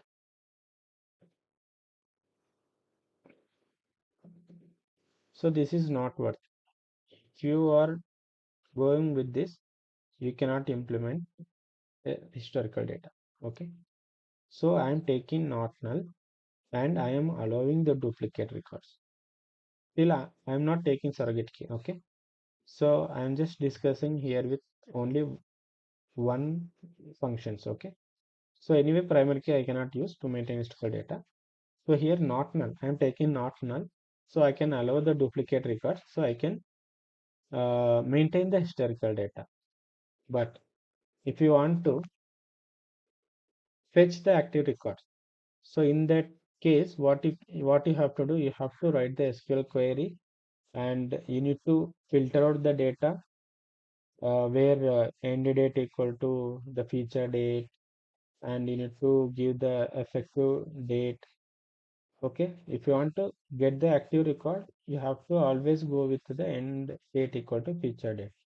So then you will get the active record. But will you get a single record?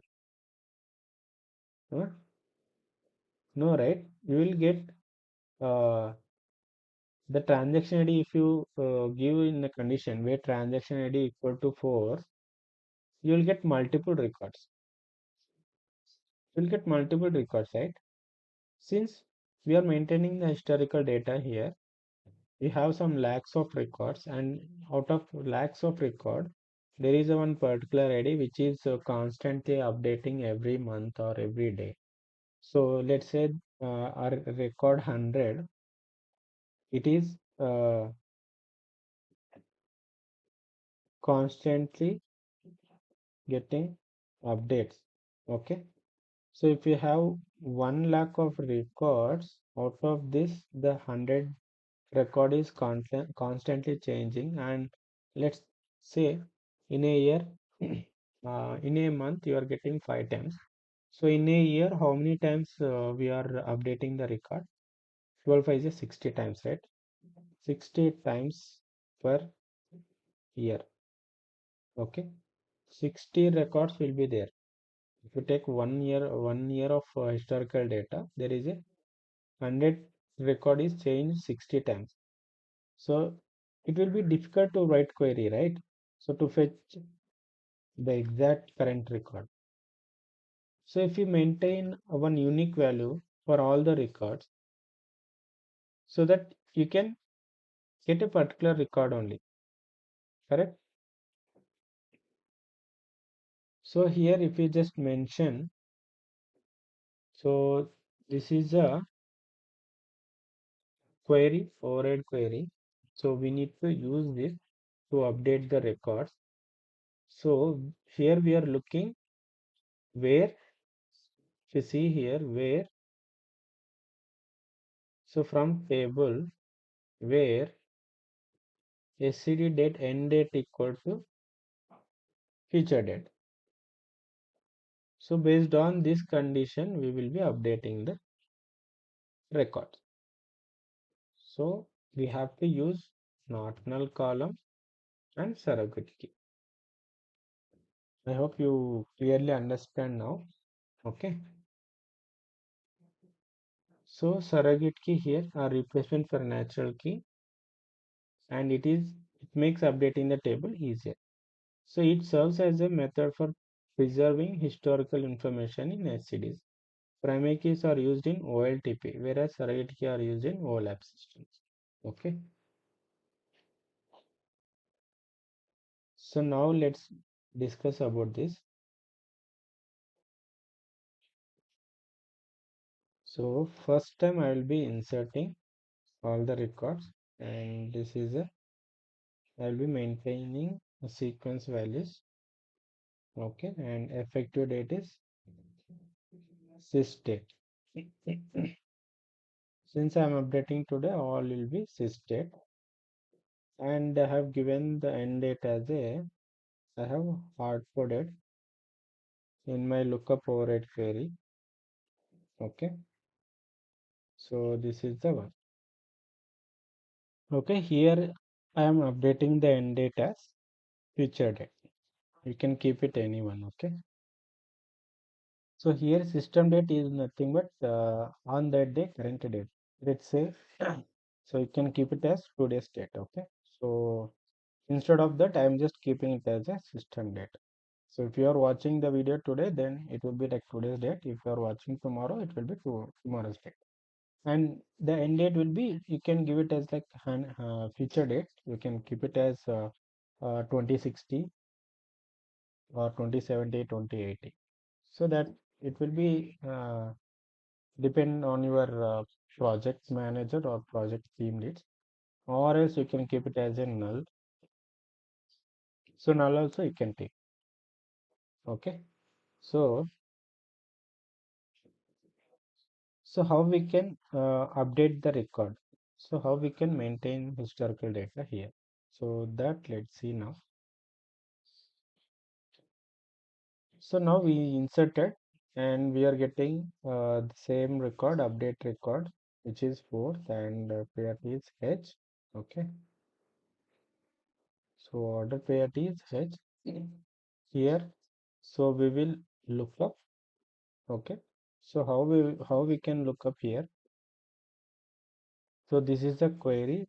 You should always, when you are going to look up records on the target table, you should have a filter condition. So you cannot filter on the old records. Let's say, yeah, I will update one record, and for the second update, then you will understand it clearly. Okay. So that's why here I have mentioned here on looking up, you need to look up on the active records only. You want to update something, so you have to look up on the active record. Record is nothing but wherever the end date is featured at, so that is a active record. Okay, based on the active record we will be updating the records, correct? You cannot update on the old record, right? Because let's say if you have a you are getting three updates on this transaction ID, so you will be having two old records and one current record. If you update on the old record, how you will identify which one is the latest old record and which one is the previous record? We cannot identify it. So that's why we have to always look up on the where the end date equal to feature date. so that we will having only one record, and we will compare that active record and the source, the update record which is coming. So if there is any change, then we will update, and we will again make it the end date as system date and effective date as system date, and end date will be like future date. Okay, so that I'll explain here. So here, so we are getting the update record, right? So we got matching transaction ID, and there is a change in this order priority. Okay, so what I'll do, I'll take this and I will insert it while updating. First I will insert it, and sequence will be 11. Okay, so here you can see new insert will be effective date is system date and end date is future date. So that part is done here. And the second is we are getting update record. So update, in update also we have two functions, insert and update. So we will insert first. We will insert effective date equal to system date. Okay, system date will be given, end date equal to future date will be given. Okay, and when it's come to update, we will update end date as system date. So wherever the same record will be there at, here end date will be sys date. So which is nothing but you will be having different dates here. Okay, from time period, let's say 2024 November to 2000, we'll get we might receive the update record on 2025. So that date will be mentioned here. So these two time periods will be different, but here this is the active record. So in that way we can consider this as old and this is active record. So for differentiation purpose, I will mention 03 11 24 is a system date, and we got update on uh, so I'll keep it as future date 12/05/2025. Okay, and here, so when we are updating 2025 fifth, right? So system date will be same, and this is a future date. So by looking at this, you can identify it which one is the old record and which one is the active record. Okay, so this is how we will be updating. First, if you understand theoretically, then it is very easy in designing the mapping. So that's why I'm taking more time in theoretical wise only. Okay, so try to understand clearly, then you can design the mapping easily. So now this is the active record. Suppose I'm getting another update record which is same 4, but there is a change in order priority here. So let's say I'll take it as a yeah, medium. Okay, so for this I'll be uh, giving another sequence value which is unique value. Okay, so now this time you will understand clearly. For the second update, so you need to first look up, right? Look up on the target table whether the record is existed or not. So here you can see we have two records. There are two records existed in the target table. Okay, so you cannot compare two rows because the update will be happening on one record, right? Only one record we can insert, and we can compare only the previous record. So here we have two records. So old and active is there. So we need to compare old and active records. So we need to compare the active record only to update the same record. So that's why this lookup over query will help you. So we will write this query on a lookup transformation and lookup override query. So while looking up on the target table, we only look up on active records only.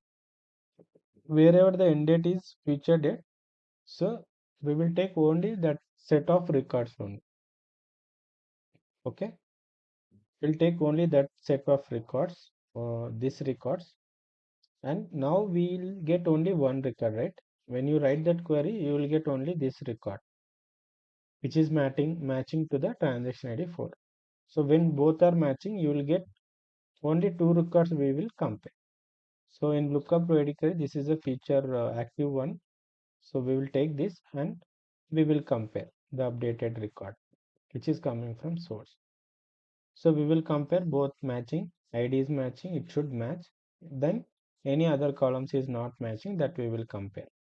So here M, here is a chain not equal to lookup order priority not equal to source order priority. Yes, it is matching. Then if it is matching, we will insert it. First we have inserted, and system date is, let's say, 14, sorry, 12 14 2025. So this is a system date, and effective date should be future date. Okay, so now we inserted the new record. Now what we have to do, if you see here, uh, we got this record on December 5th 2025, and we got new record on December 14 2025. If you see the effective dates, both are matching, which is nothing but both are active. Both should not be active, right? To maintain historical data, we should have one latest record. Here you can see two latest record rights. Two latest records are there. But this is the latest record, right? Wherever the sequence number equal to 2, this is the latest record. And we need to deactivate, we need to make inactive the previous record. So for update, end date equal to system date. Here we will keep it as end date as a system date. So obviously it will become old.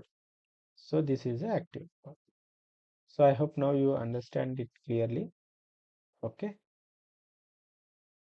So what we will do, uh, now we'll go with practical, or I'll just finish this SCD type 3 as well. So as I said, SCD type 3, we will be maintaining limited history tracking. We will be maintaining only column level. At column level, we will be maintaining the history data. Okay. So that's why here I have mentioned sales channel, previous sales channel. So first I will be inserting all the records.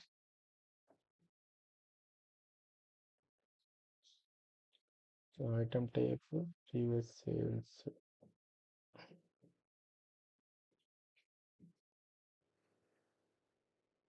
sorry.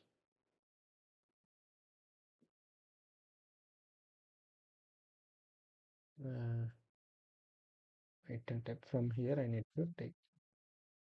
Okay. Sales channel, previous sales channel is that will be order priority, previous order priority and order date.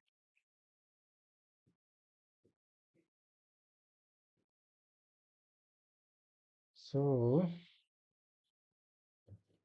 transaction IDs will be sequence value. Okay.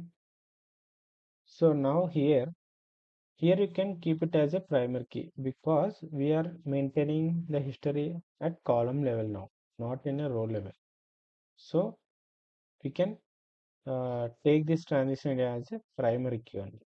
So because we will not be having any duplicate values here, the only thing is we'll have two columns here, previous column and original column. Okay, now we inserted the data, and for the first time we will be having null. Okay, here we will be having null, and here as well. Let's say we are getting an update from the source, the sales. So transaction ID 1. So the sales channel is now it went to online. Okay. So we got it as a online. We are getting it as a online. Here we have offline, right? While updating, we will we should have one more extra column in the target table. So here sales channel we will just update it as here previous channel, and the updated one is online. Okay, so in this way we will be maintaining the historical data at column level. We will be maintaining. So by looking at this, previously the transaction ID 1 was offline sales channel. Now they update it as a online. So by looking at it only we can identify. Okay, so this is a previous one. So in that way, if you get any order priority changing, so the same thing, the previous order priority will go to the previous order priority column, and whatever the updated order priority is coming from source, which will be updated on the order priority column. Okay, so it's just it's like overwrite only, but we it's like update. We are just maintaining it in a separate extra column. Okay, so let's go with the practical session, how to implement SCD type 2. Okay, so log into your IICS. Okay, go to new, create a mapping now. Go to mapping, create a mapping. Okay, so keep the mapping name as SCD2 date method. Okay, so source and target we need to take, right? So for that, here I have source is, this is the table name, source table name. What is this? Oh, so here, so what I have to take, so trans detail I need to take. Okay, so this is the source table. So I have all these records. Okay, so now I need to load this into the target table. So SCD trans SCD to date method. Here you can see, so these are the columns I have till here, and I have taken checksum. So checksum, this I'll use it for MD5 function. If you are not, if you are comparing manually, then you don't need this column. Okay, so we have a trans key, which is a surrogate key, and effective date, end date. Okay, now let's take this. Go to source.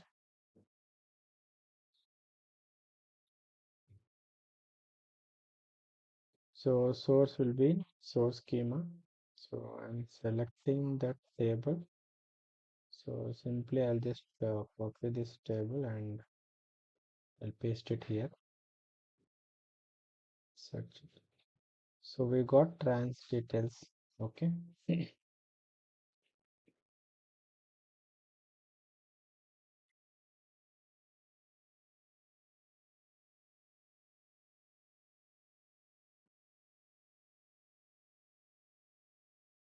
Yeah.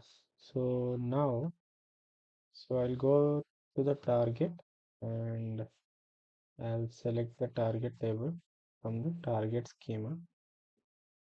So what is the target table? This one, right? So select the object. So this is the target table. Okay. So don't select any truncate table, since here we are trying to maintain the historical data. Okay. So now, so as we discussed, first we need to look up, right? Look up on the target table. So now I'll take a lookup transformation, which is a connected lookup transformation. We'll enable this. So on which schema we need to look? on the target, right? So same target table we need to mention here. Okay. So we are maintaining historical data on this table only, right? So that's why we are looking upon the same target table. And if you see the lookup condition, so you just click on this result from source, whatever you are getting, you keep it as a prefix s underscore. Okay. So now, so lookup field.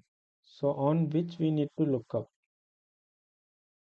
So these are all the fields from the target table. So transaction ID equal to source transaction ID. If both are matching, then we need to insert or update. Okay. And also, so this condition will work for insert. Okay. So at the first, we don't have any data. So it will insert first. First, while inserting, we have to write a logic, right? If is null of lookup transaction ID, then we will insert the record. What is for update? So for updating, we have to look upon active record, right, which is end date. So we need to filter. So we have to give this end date equal to, where is it? This one. So end date equal to this, we have to put in the source filter. End date equal to to date of this. Okay, you can take any date value here. So this is all about lookup. And next we need to take expression transformation before routing the data, because we have to hard code the end dates, right? So for that I'll create two output fields, o underscore effective date. So this will be a date and time. Okay. And o underscore end date. So which is also date and time. And the next is, so for new insert. Okay. So I'll take it as 200,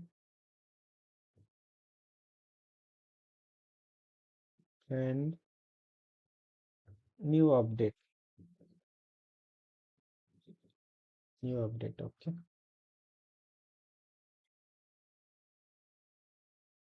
So now we have created all the output ports. Now we need to configure. So we need to configure, right? This is for new insert. You can take here decimal or double. Since it is just true or false, we need to capture here. What happened? Yeah, for new updates also you can take decimal. Now effective date, we need to configure sysdate. So validate it. Why we are creating means these all are not coming from the source. So we need to load these details into the target table. Okay. So end date, so which is a hard coded value, right? So here we have end date equal to true date.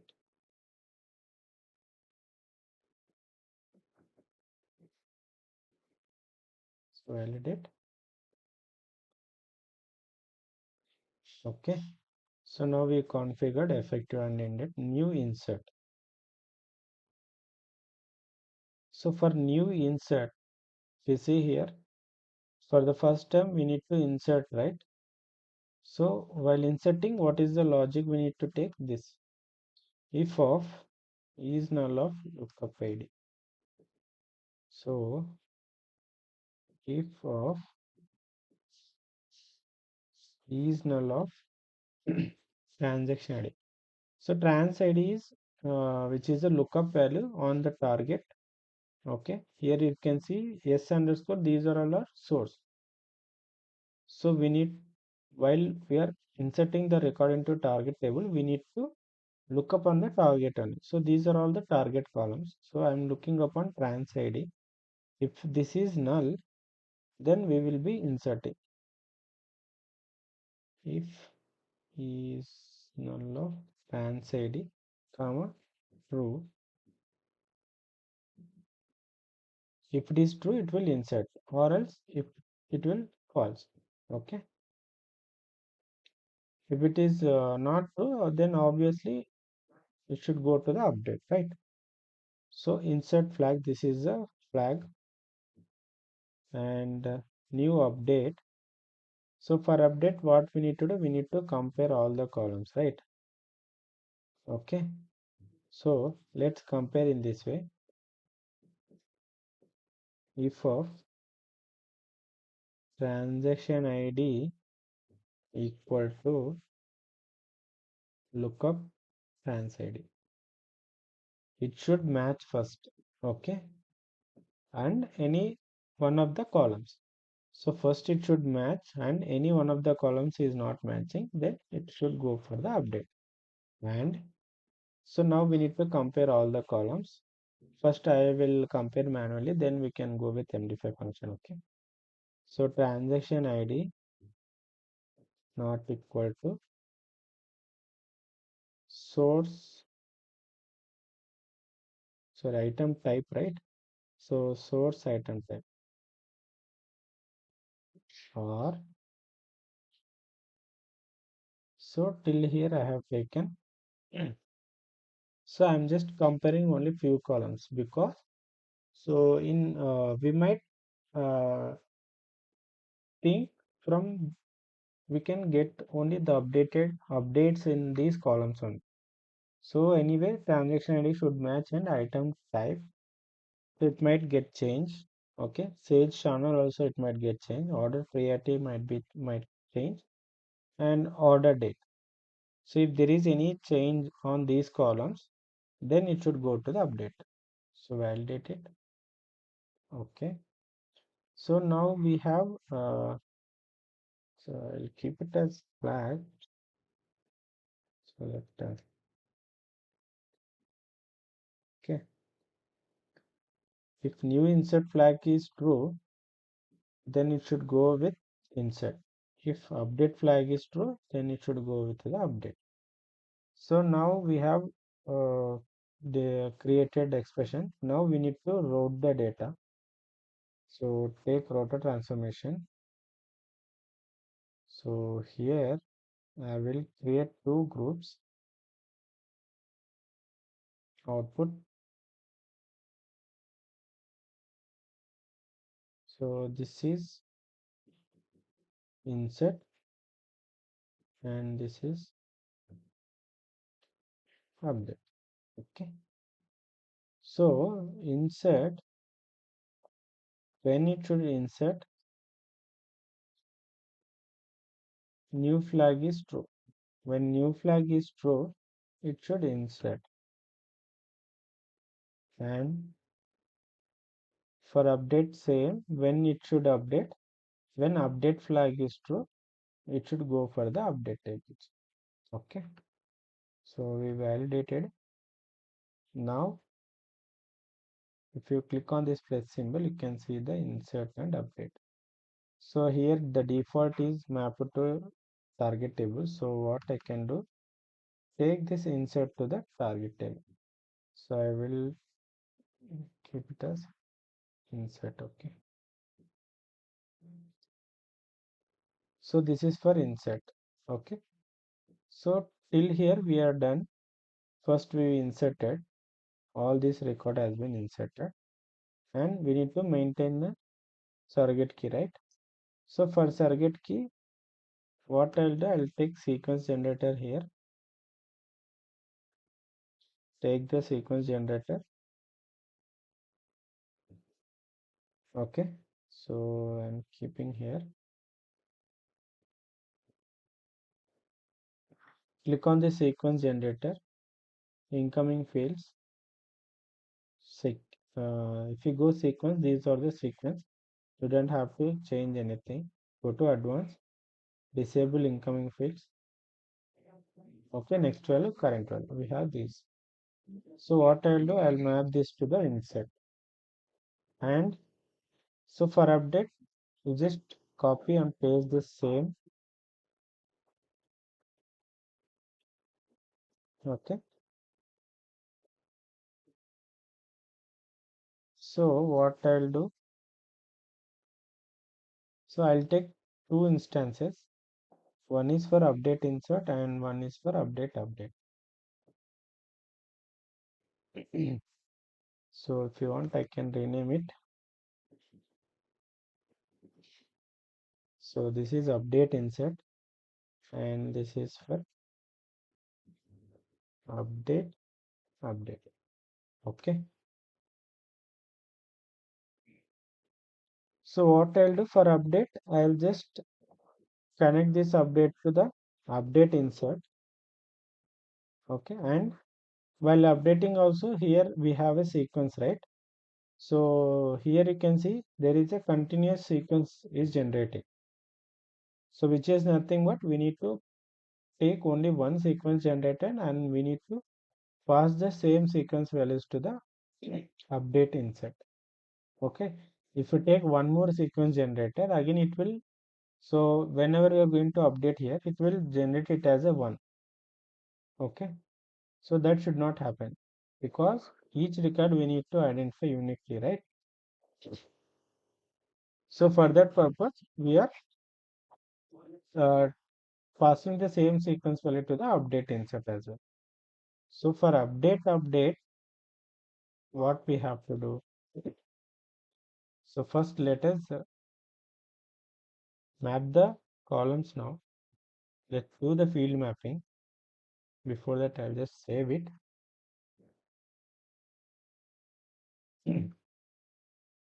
So here we need to map, right? So what we can do is just click on smart map. So and cross check whether all the mapping is correctly done or not. So transaction key, effective date, end date. Yeah. Okay. Now update insert. Go to field mapping. So in update insert also we should have all. Okay. So do the smart map. We will be maintaining all the columns here.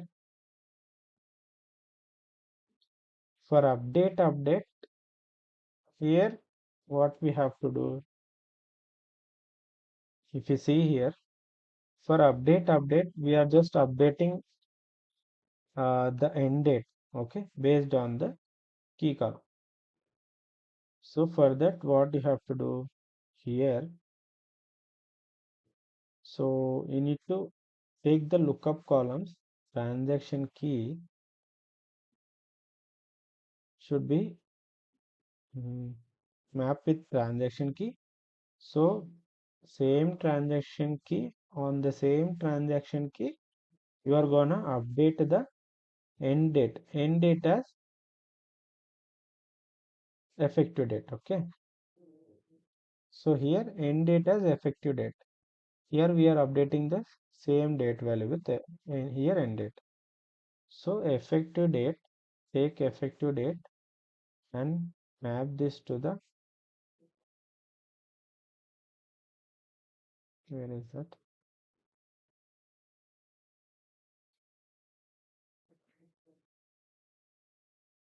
here it is, right? Effective date should be mapped to end date. That's it. So we are updating only one column. And so how we are updating? So here is a insert operation, right? Either you can take update or you can take data driven. So in data driven, we have these functionalities. So date dd update. So we are updating this based on which column? Transaction key. So this is the transaction key. Click on OK. Don't select any truncate table options. And in update insert, here also you can take insert, or you can go with data driven configure.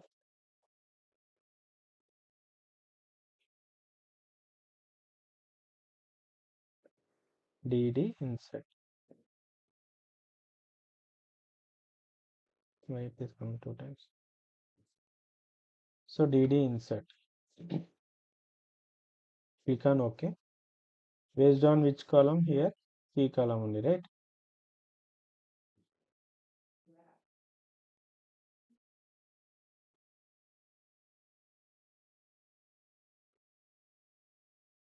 And insert is direct insert.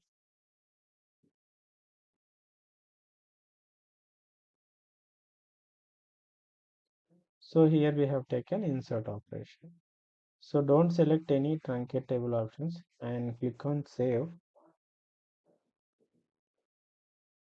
Now the mapping is valid. Okay. So this is the mapping for SCD type 2. So if you click on that, it will just duplicate it. Okay.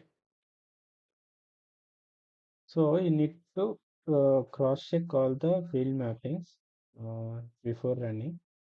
Here you can see, so transaction key, which is nothing but, so here we have done some mistake.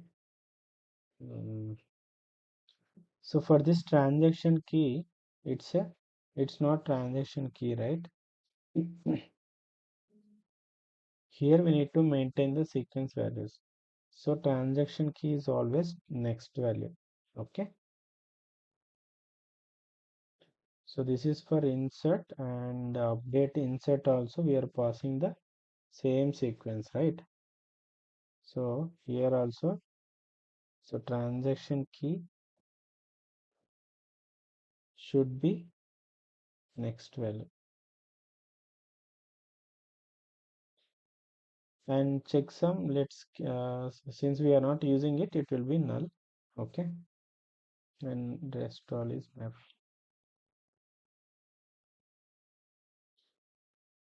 And here DD insert is there, right? You can take DD insert, or you can just insert. Since it is an insert operation, you can just directly simply use it as an insert. Okay, save it. Now before running the mapping, so you need to create a mapping task, right? I was telling every day. So whenever you are going to run the mapping, you should create a mapping task. In this particular mapping, you have to create a mapping task, because here we are using sequence generator, right? So if you are not creating mapping task, the Informatica will not hold any sequence values for the next run. So this mapping task will hold the sequence values. If you run the next time, it will look up on the sequence what is the last sequence is generated, and from there it will create again the sequence value for the next time. So we'll create a mapping task now. Create mapping task and take this same mapping name only.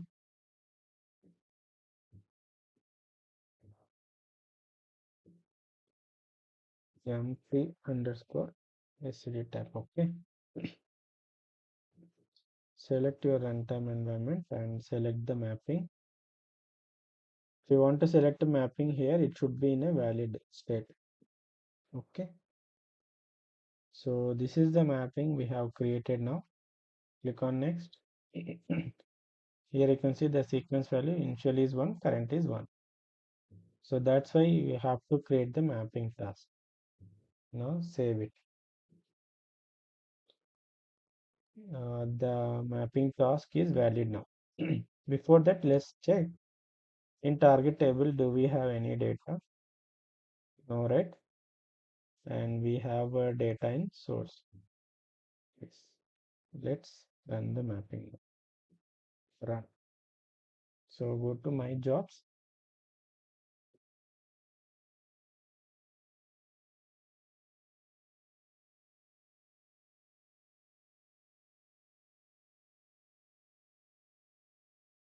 So it got succeeded. Total 101 records are loaded. So if we check in target table, uh, so we got all null values, right? So let's debug the mapping now. So why we got null values? Go to mapping. So in lookup, uh, okay, in router. So these are all the incoming fields, right? So output group default insert new insert flag is true.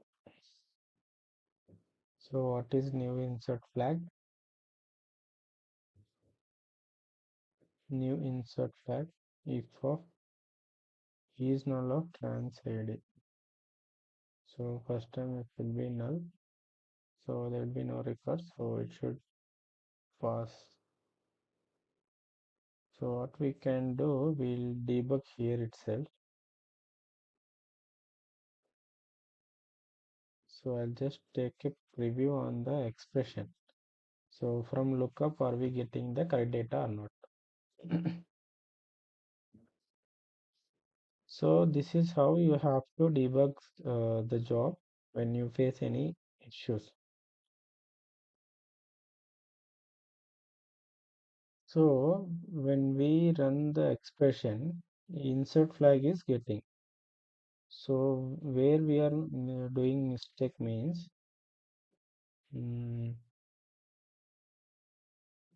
okay, now let's check the field mapping here in an insert table, which columns we mapped here. Yeah. So if you see here, we have mapped all the lookup columns instead of source. So that's why we are not able to load any records. So before for running the job, you need to make sure the field mappings, which columns we are mapping to the target table. Here we are mapping the target columns to the same target columns instead of mapping the source columns. Okay. So what I'll do, I'll just clear the mapping. If you don't want these columns, what you can do, you can just exclude in the incoming fields itself. Here, just create one, insert below. So here, exclude name fields, configure. So what and all columns you don't require, those all are you can disable it. So source we need all the source columns we required. Okay. Total profit, total revenue, trans ID, trans key. Yeah, total 13 columns. Okay. We are getting total 36 columns. So checksum also is not required. Current value is required. Effective date, end date. Item type is also not required, right? New insert flag, new update flag, next flag, output, output end.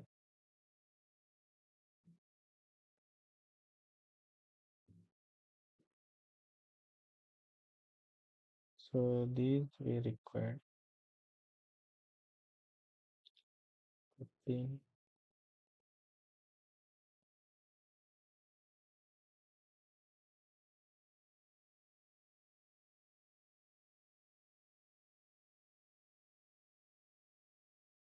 So in target, what we have, and ID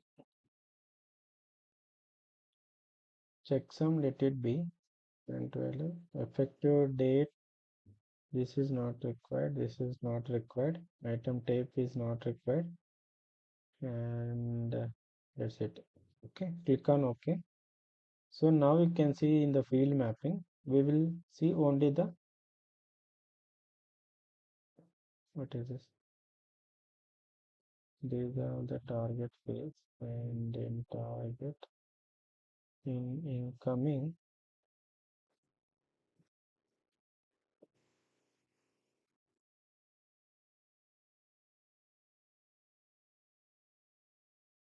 exclude name fields. Insert the below. Delete right.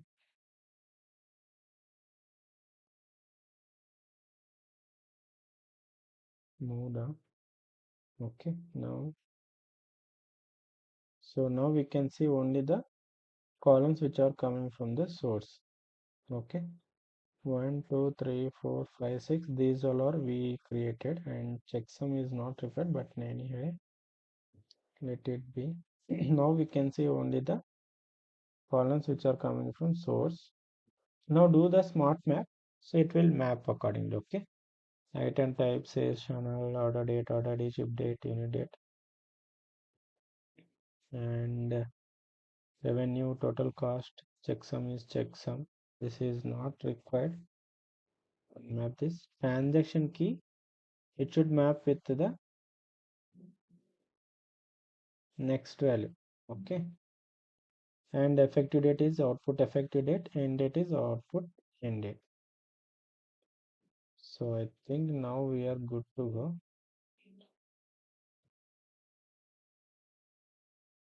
So even in the update insert also we have to do the same thing. You can exclude, or you can just what we can do here in it, we can map only the columns.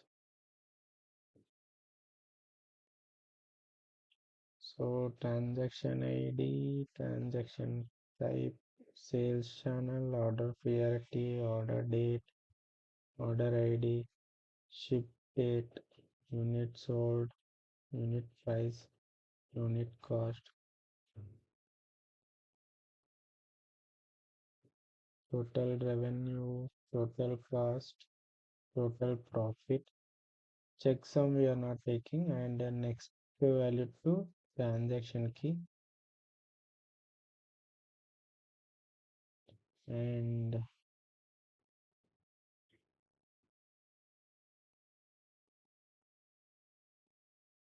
so end date to end date,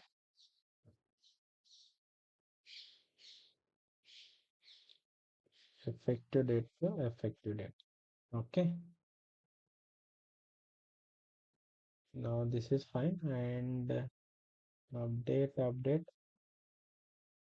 Anyway, we here we cleared all, and we just mapped only two columns, right? Transaction key and effective date. Now let's save it.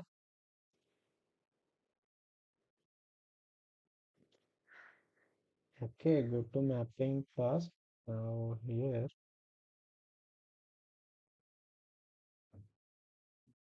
so if you refresh it,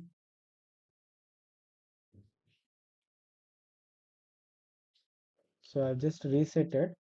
Since we already ran the job, right? So it created the sequence values. So what I'll do, uh, truncate.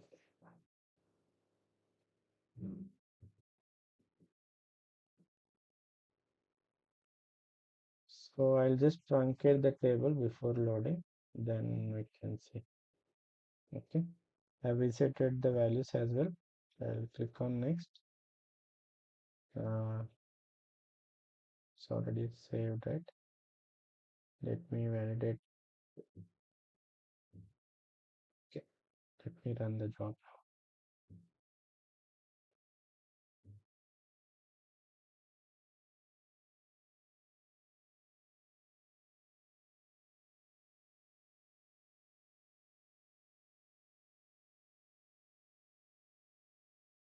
So that's why before running any mapping, you should make sure that all the whatever we designed, everything is correctly done or not, or you can check, you can troubleshoot there itself. Okay, so now we can see we are able to see the data now. So checksum anyway, we haven't mapped, right? What is this? Transaction keys has been one or two. Yeah. Previously we ran the job, right? Till 101 it had generated and it continued from 102. Okay. So effective date it has been loaded and end date we mark it as a featured. Okay. So now we are done with this. We inserted. So what we have to do, we need to now let's say we'll give one update. Okay, trans details. So I'll update in the source. So what I'll do, I'll update this 101 record. I'll update it as a online and this as a fetch. Okay. So 101th record I updated it as a online and fetch. So I'll commit it, commit the changes. Now go to source, rerun the query. So if you see online and H has been changed. Okay. I'll pin it. So this time if I run the job now, so if I run the job, it should go with update insert and update. It should not go with the insert. Okay. Now, so I go to my job. So this is the latest one which we ran. So the now sequence is 203. Now next sequence will start from 203. Okay. Let me restart.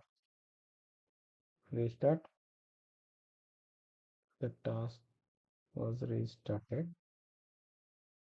Now see.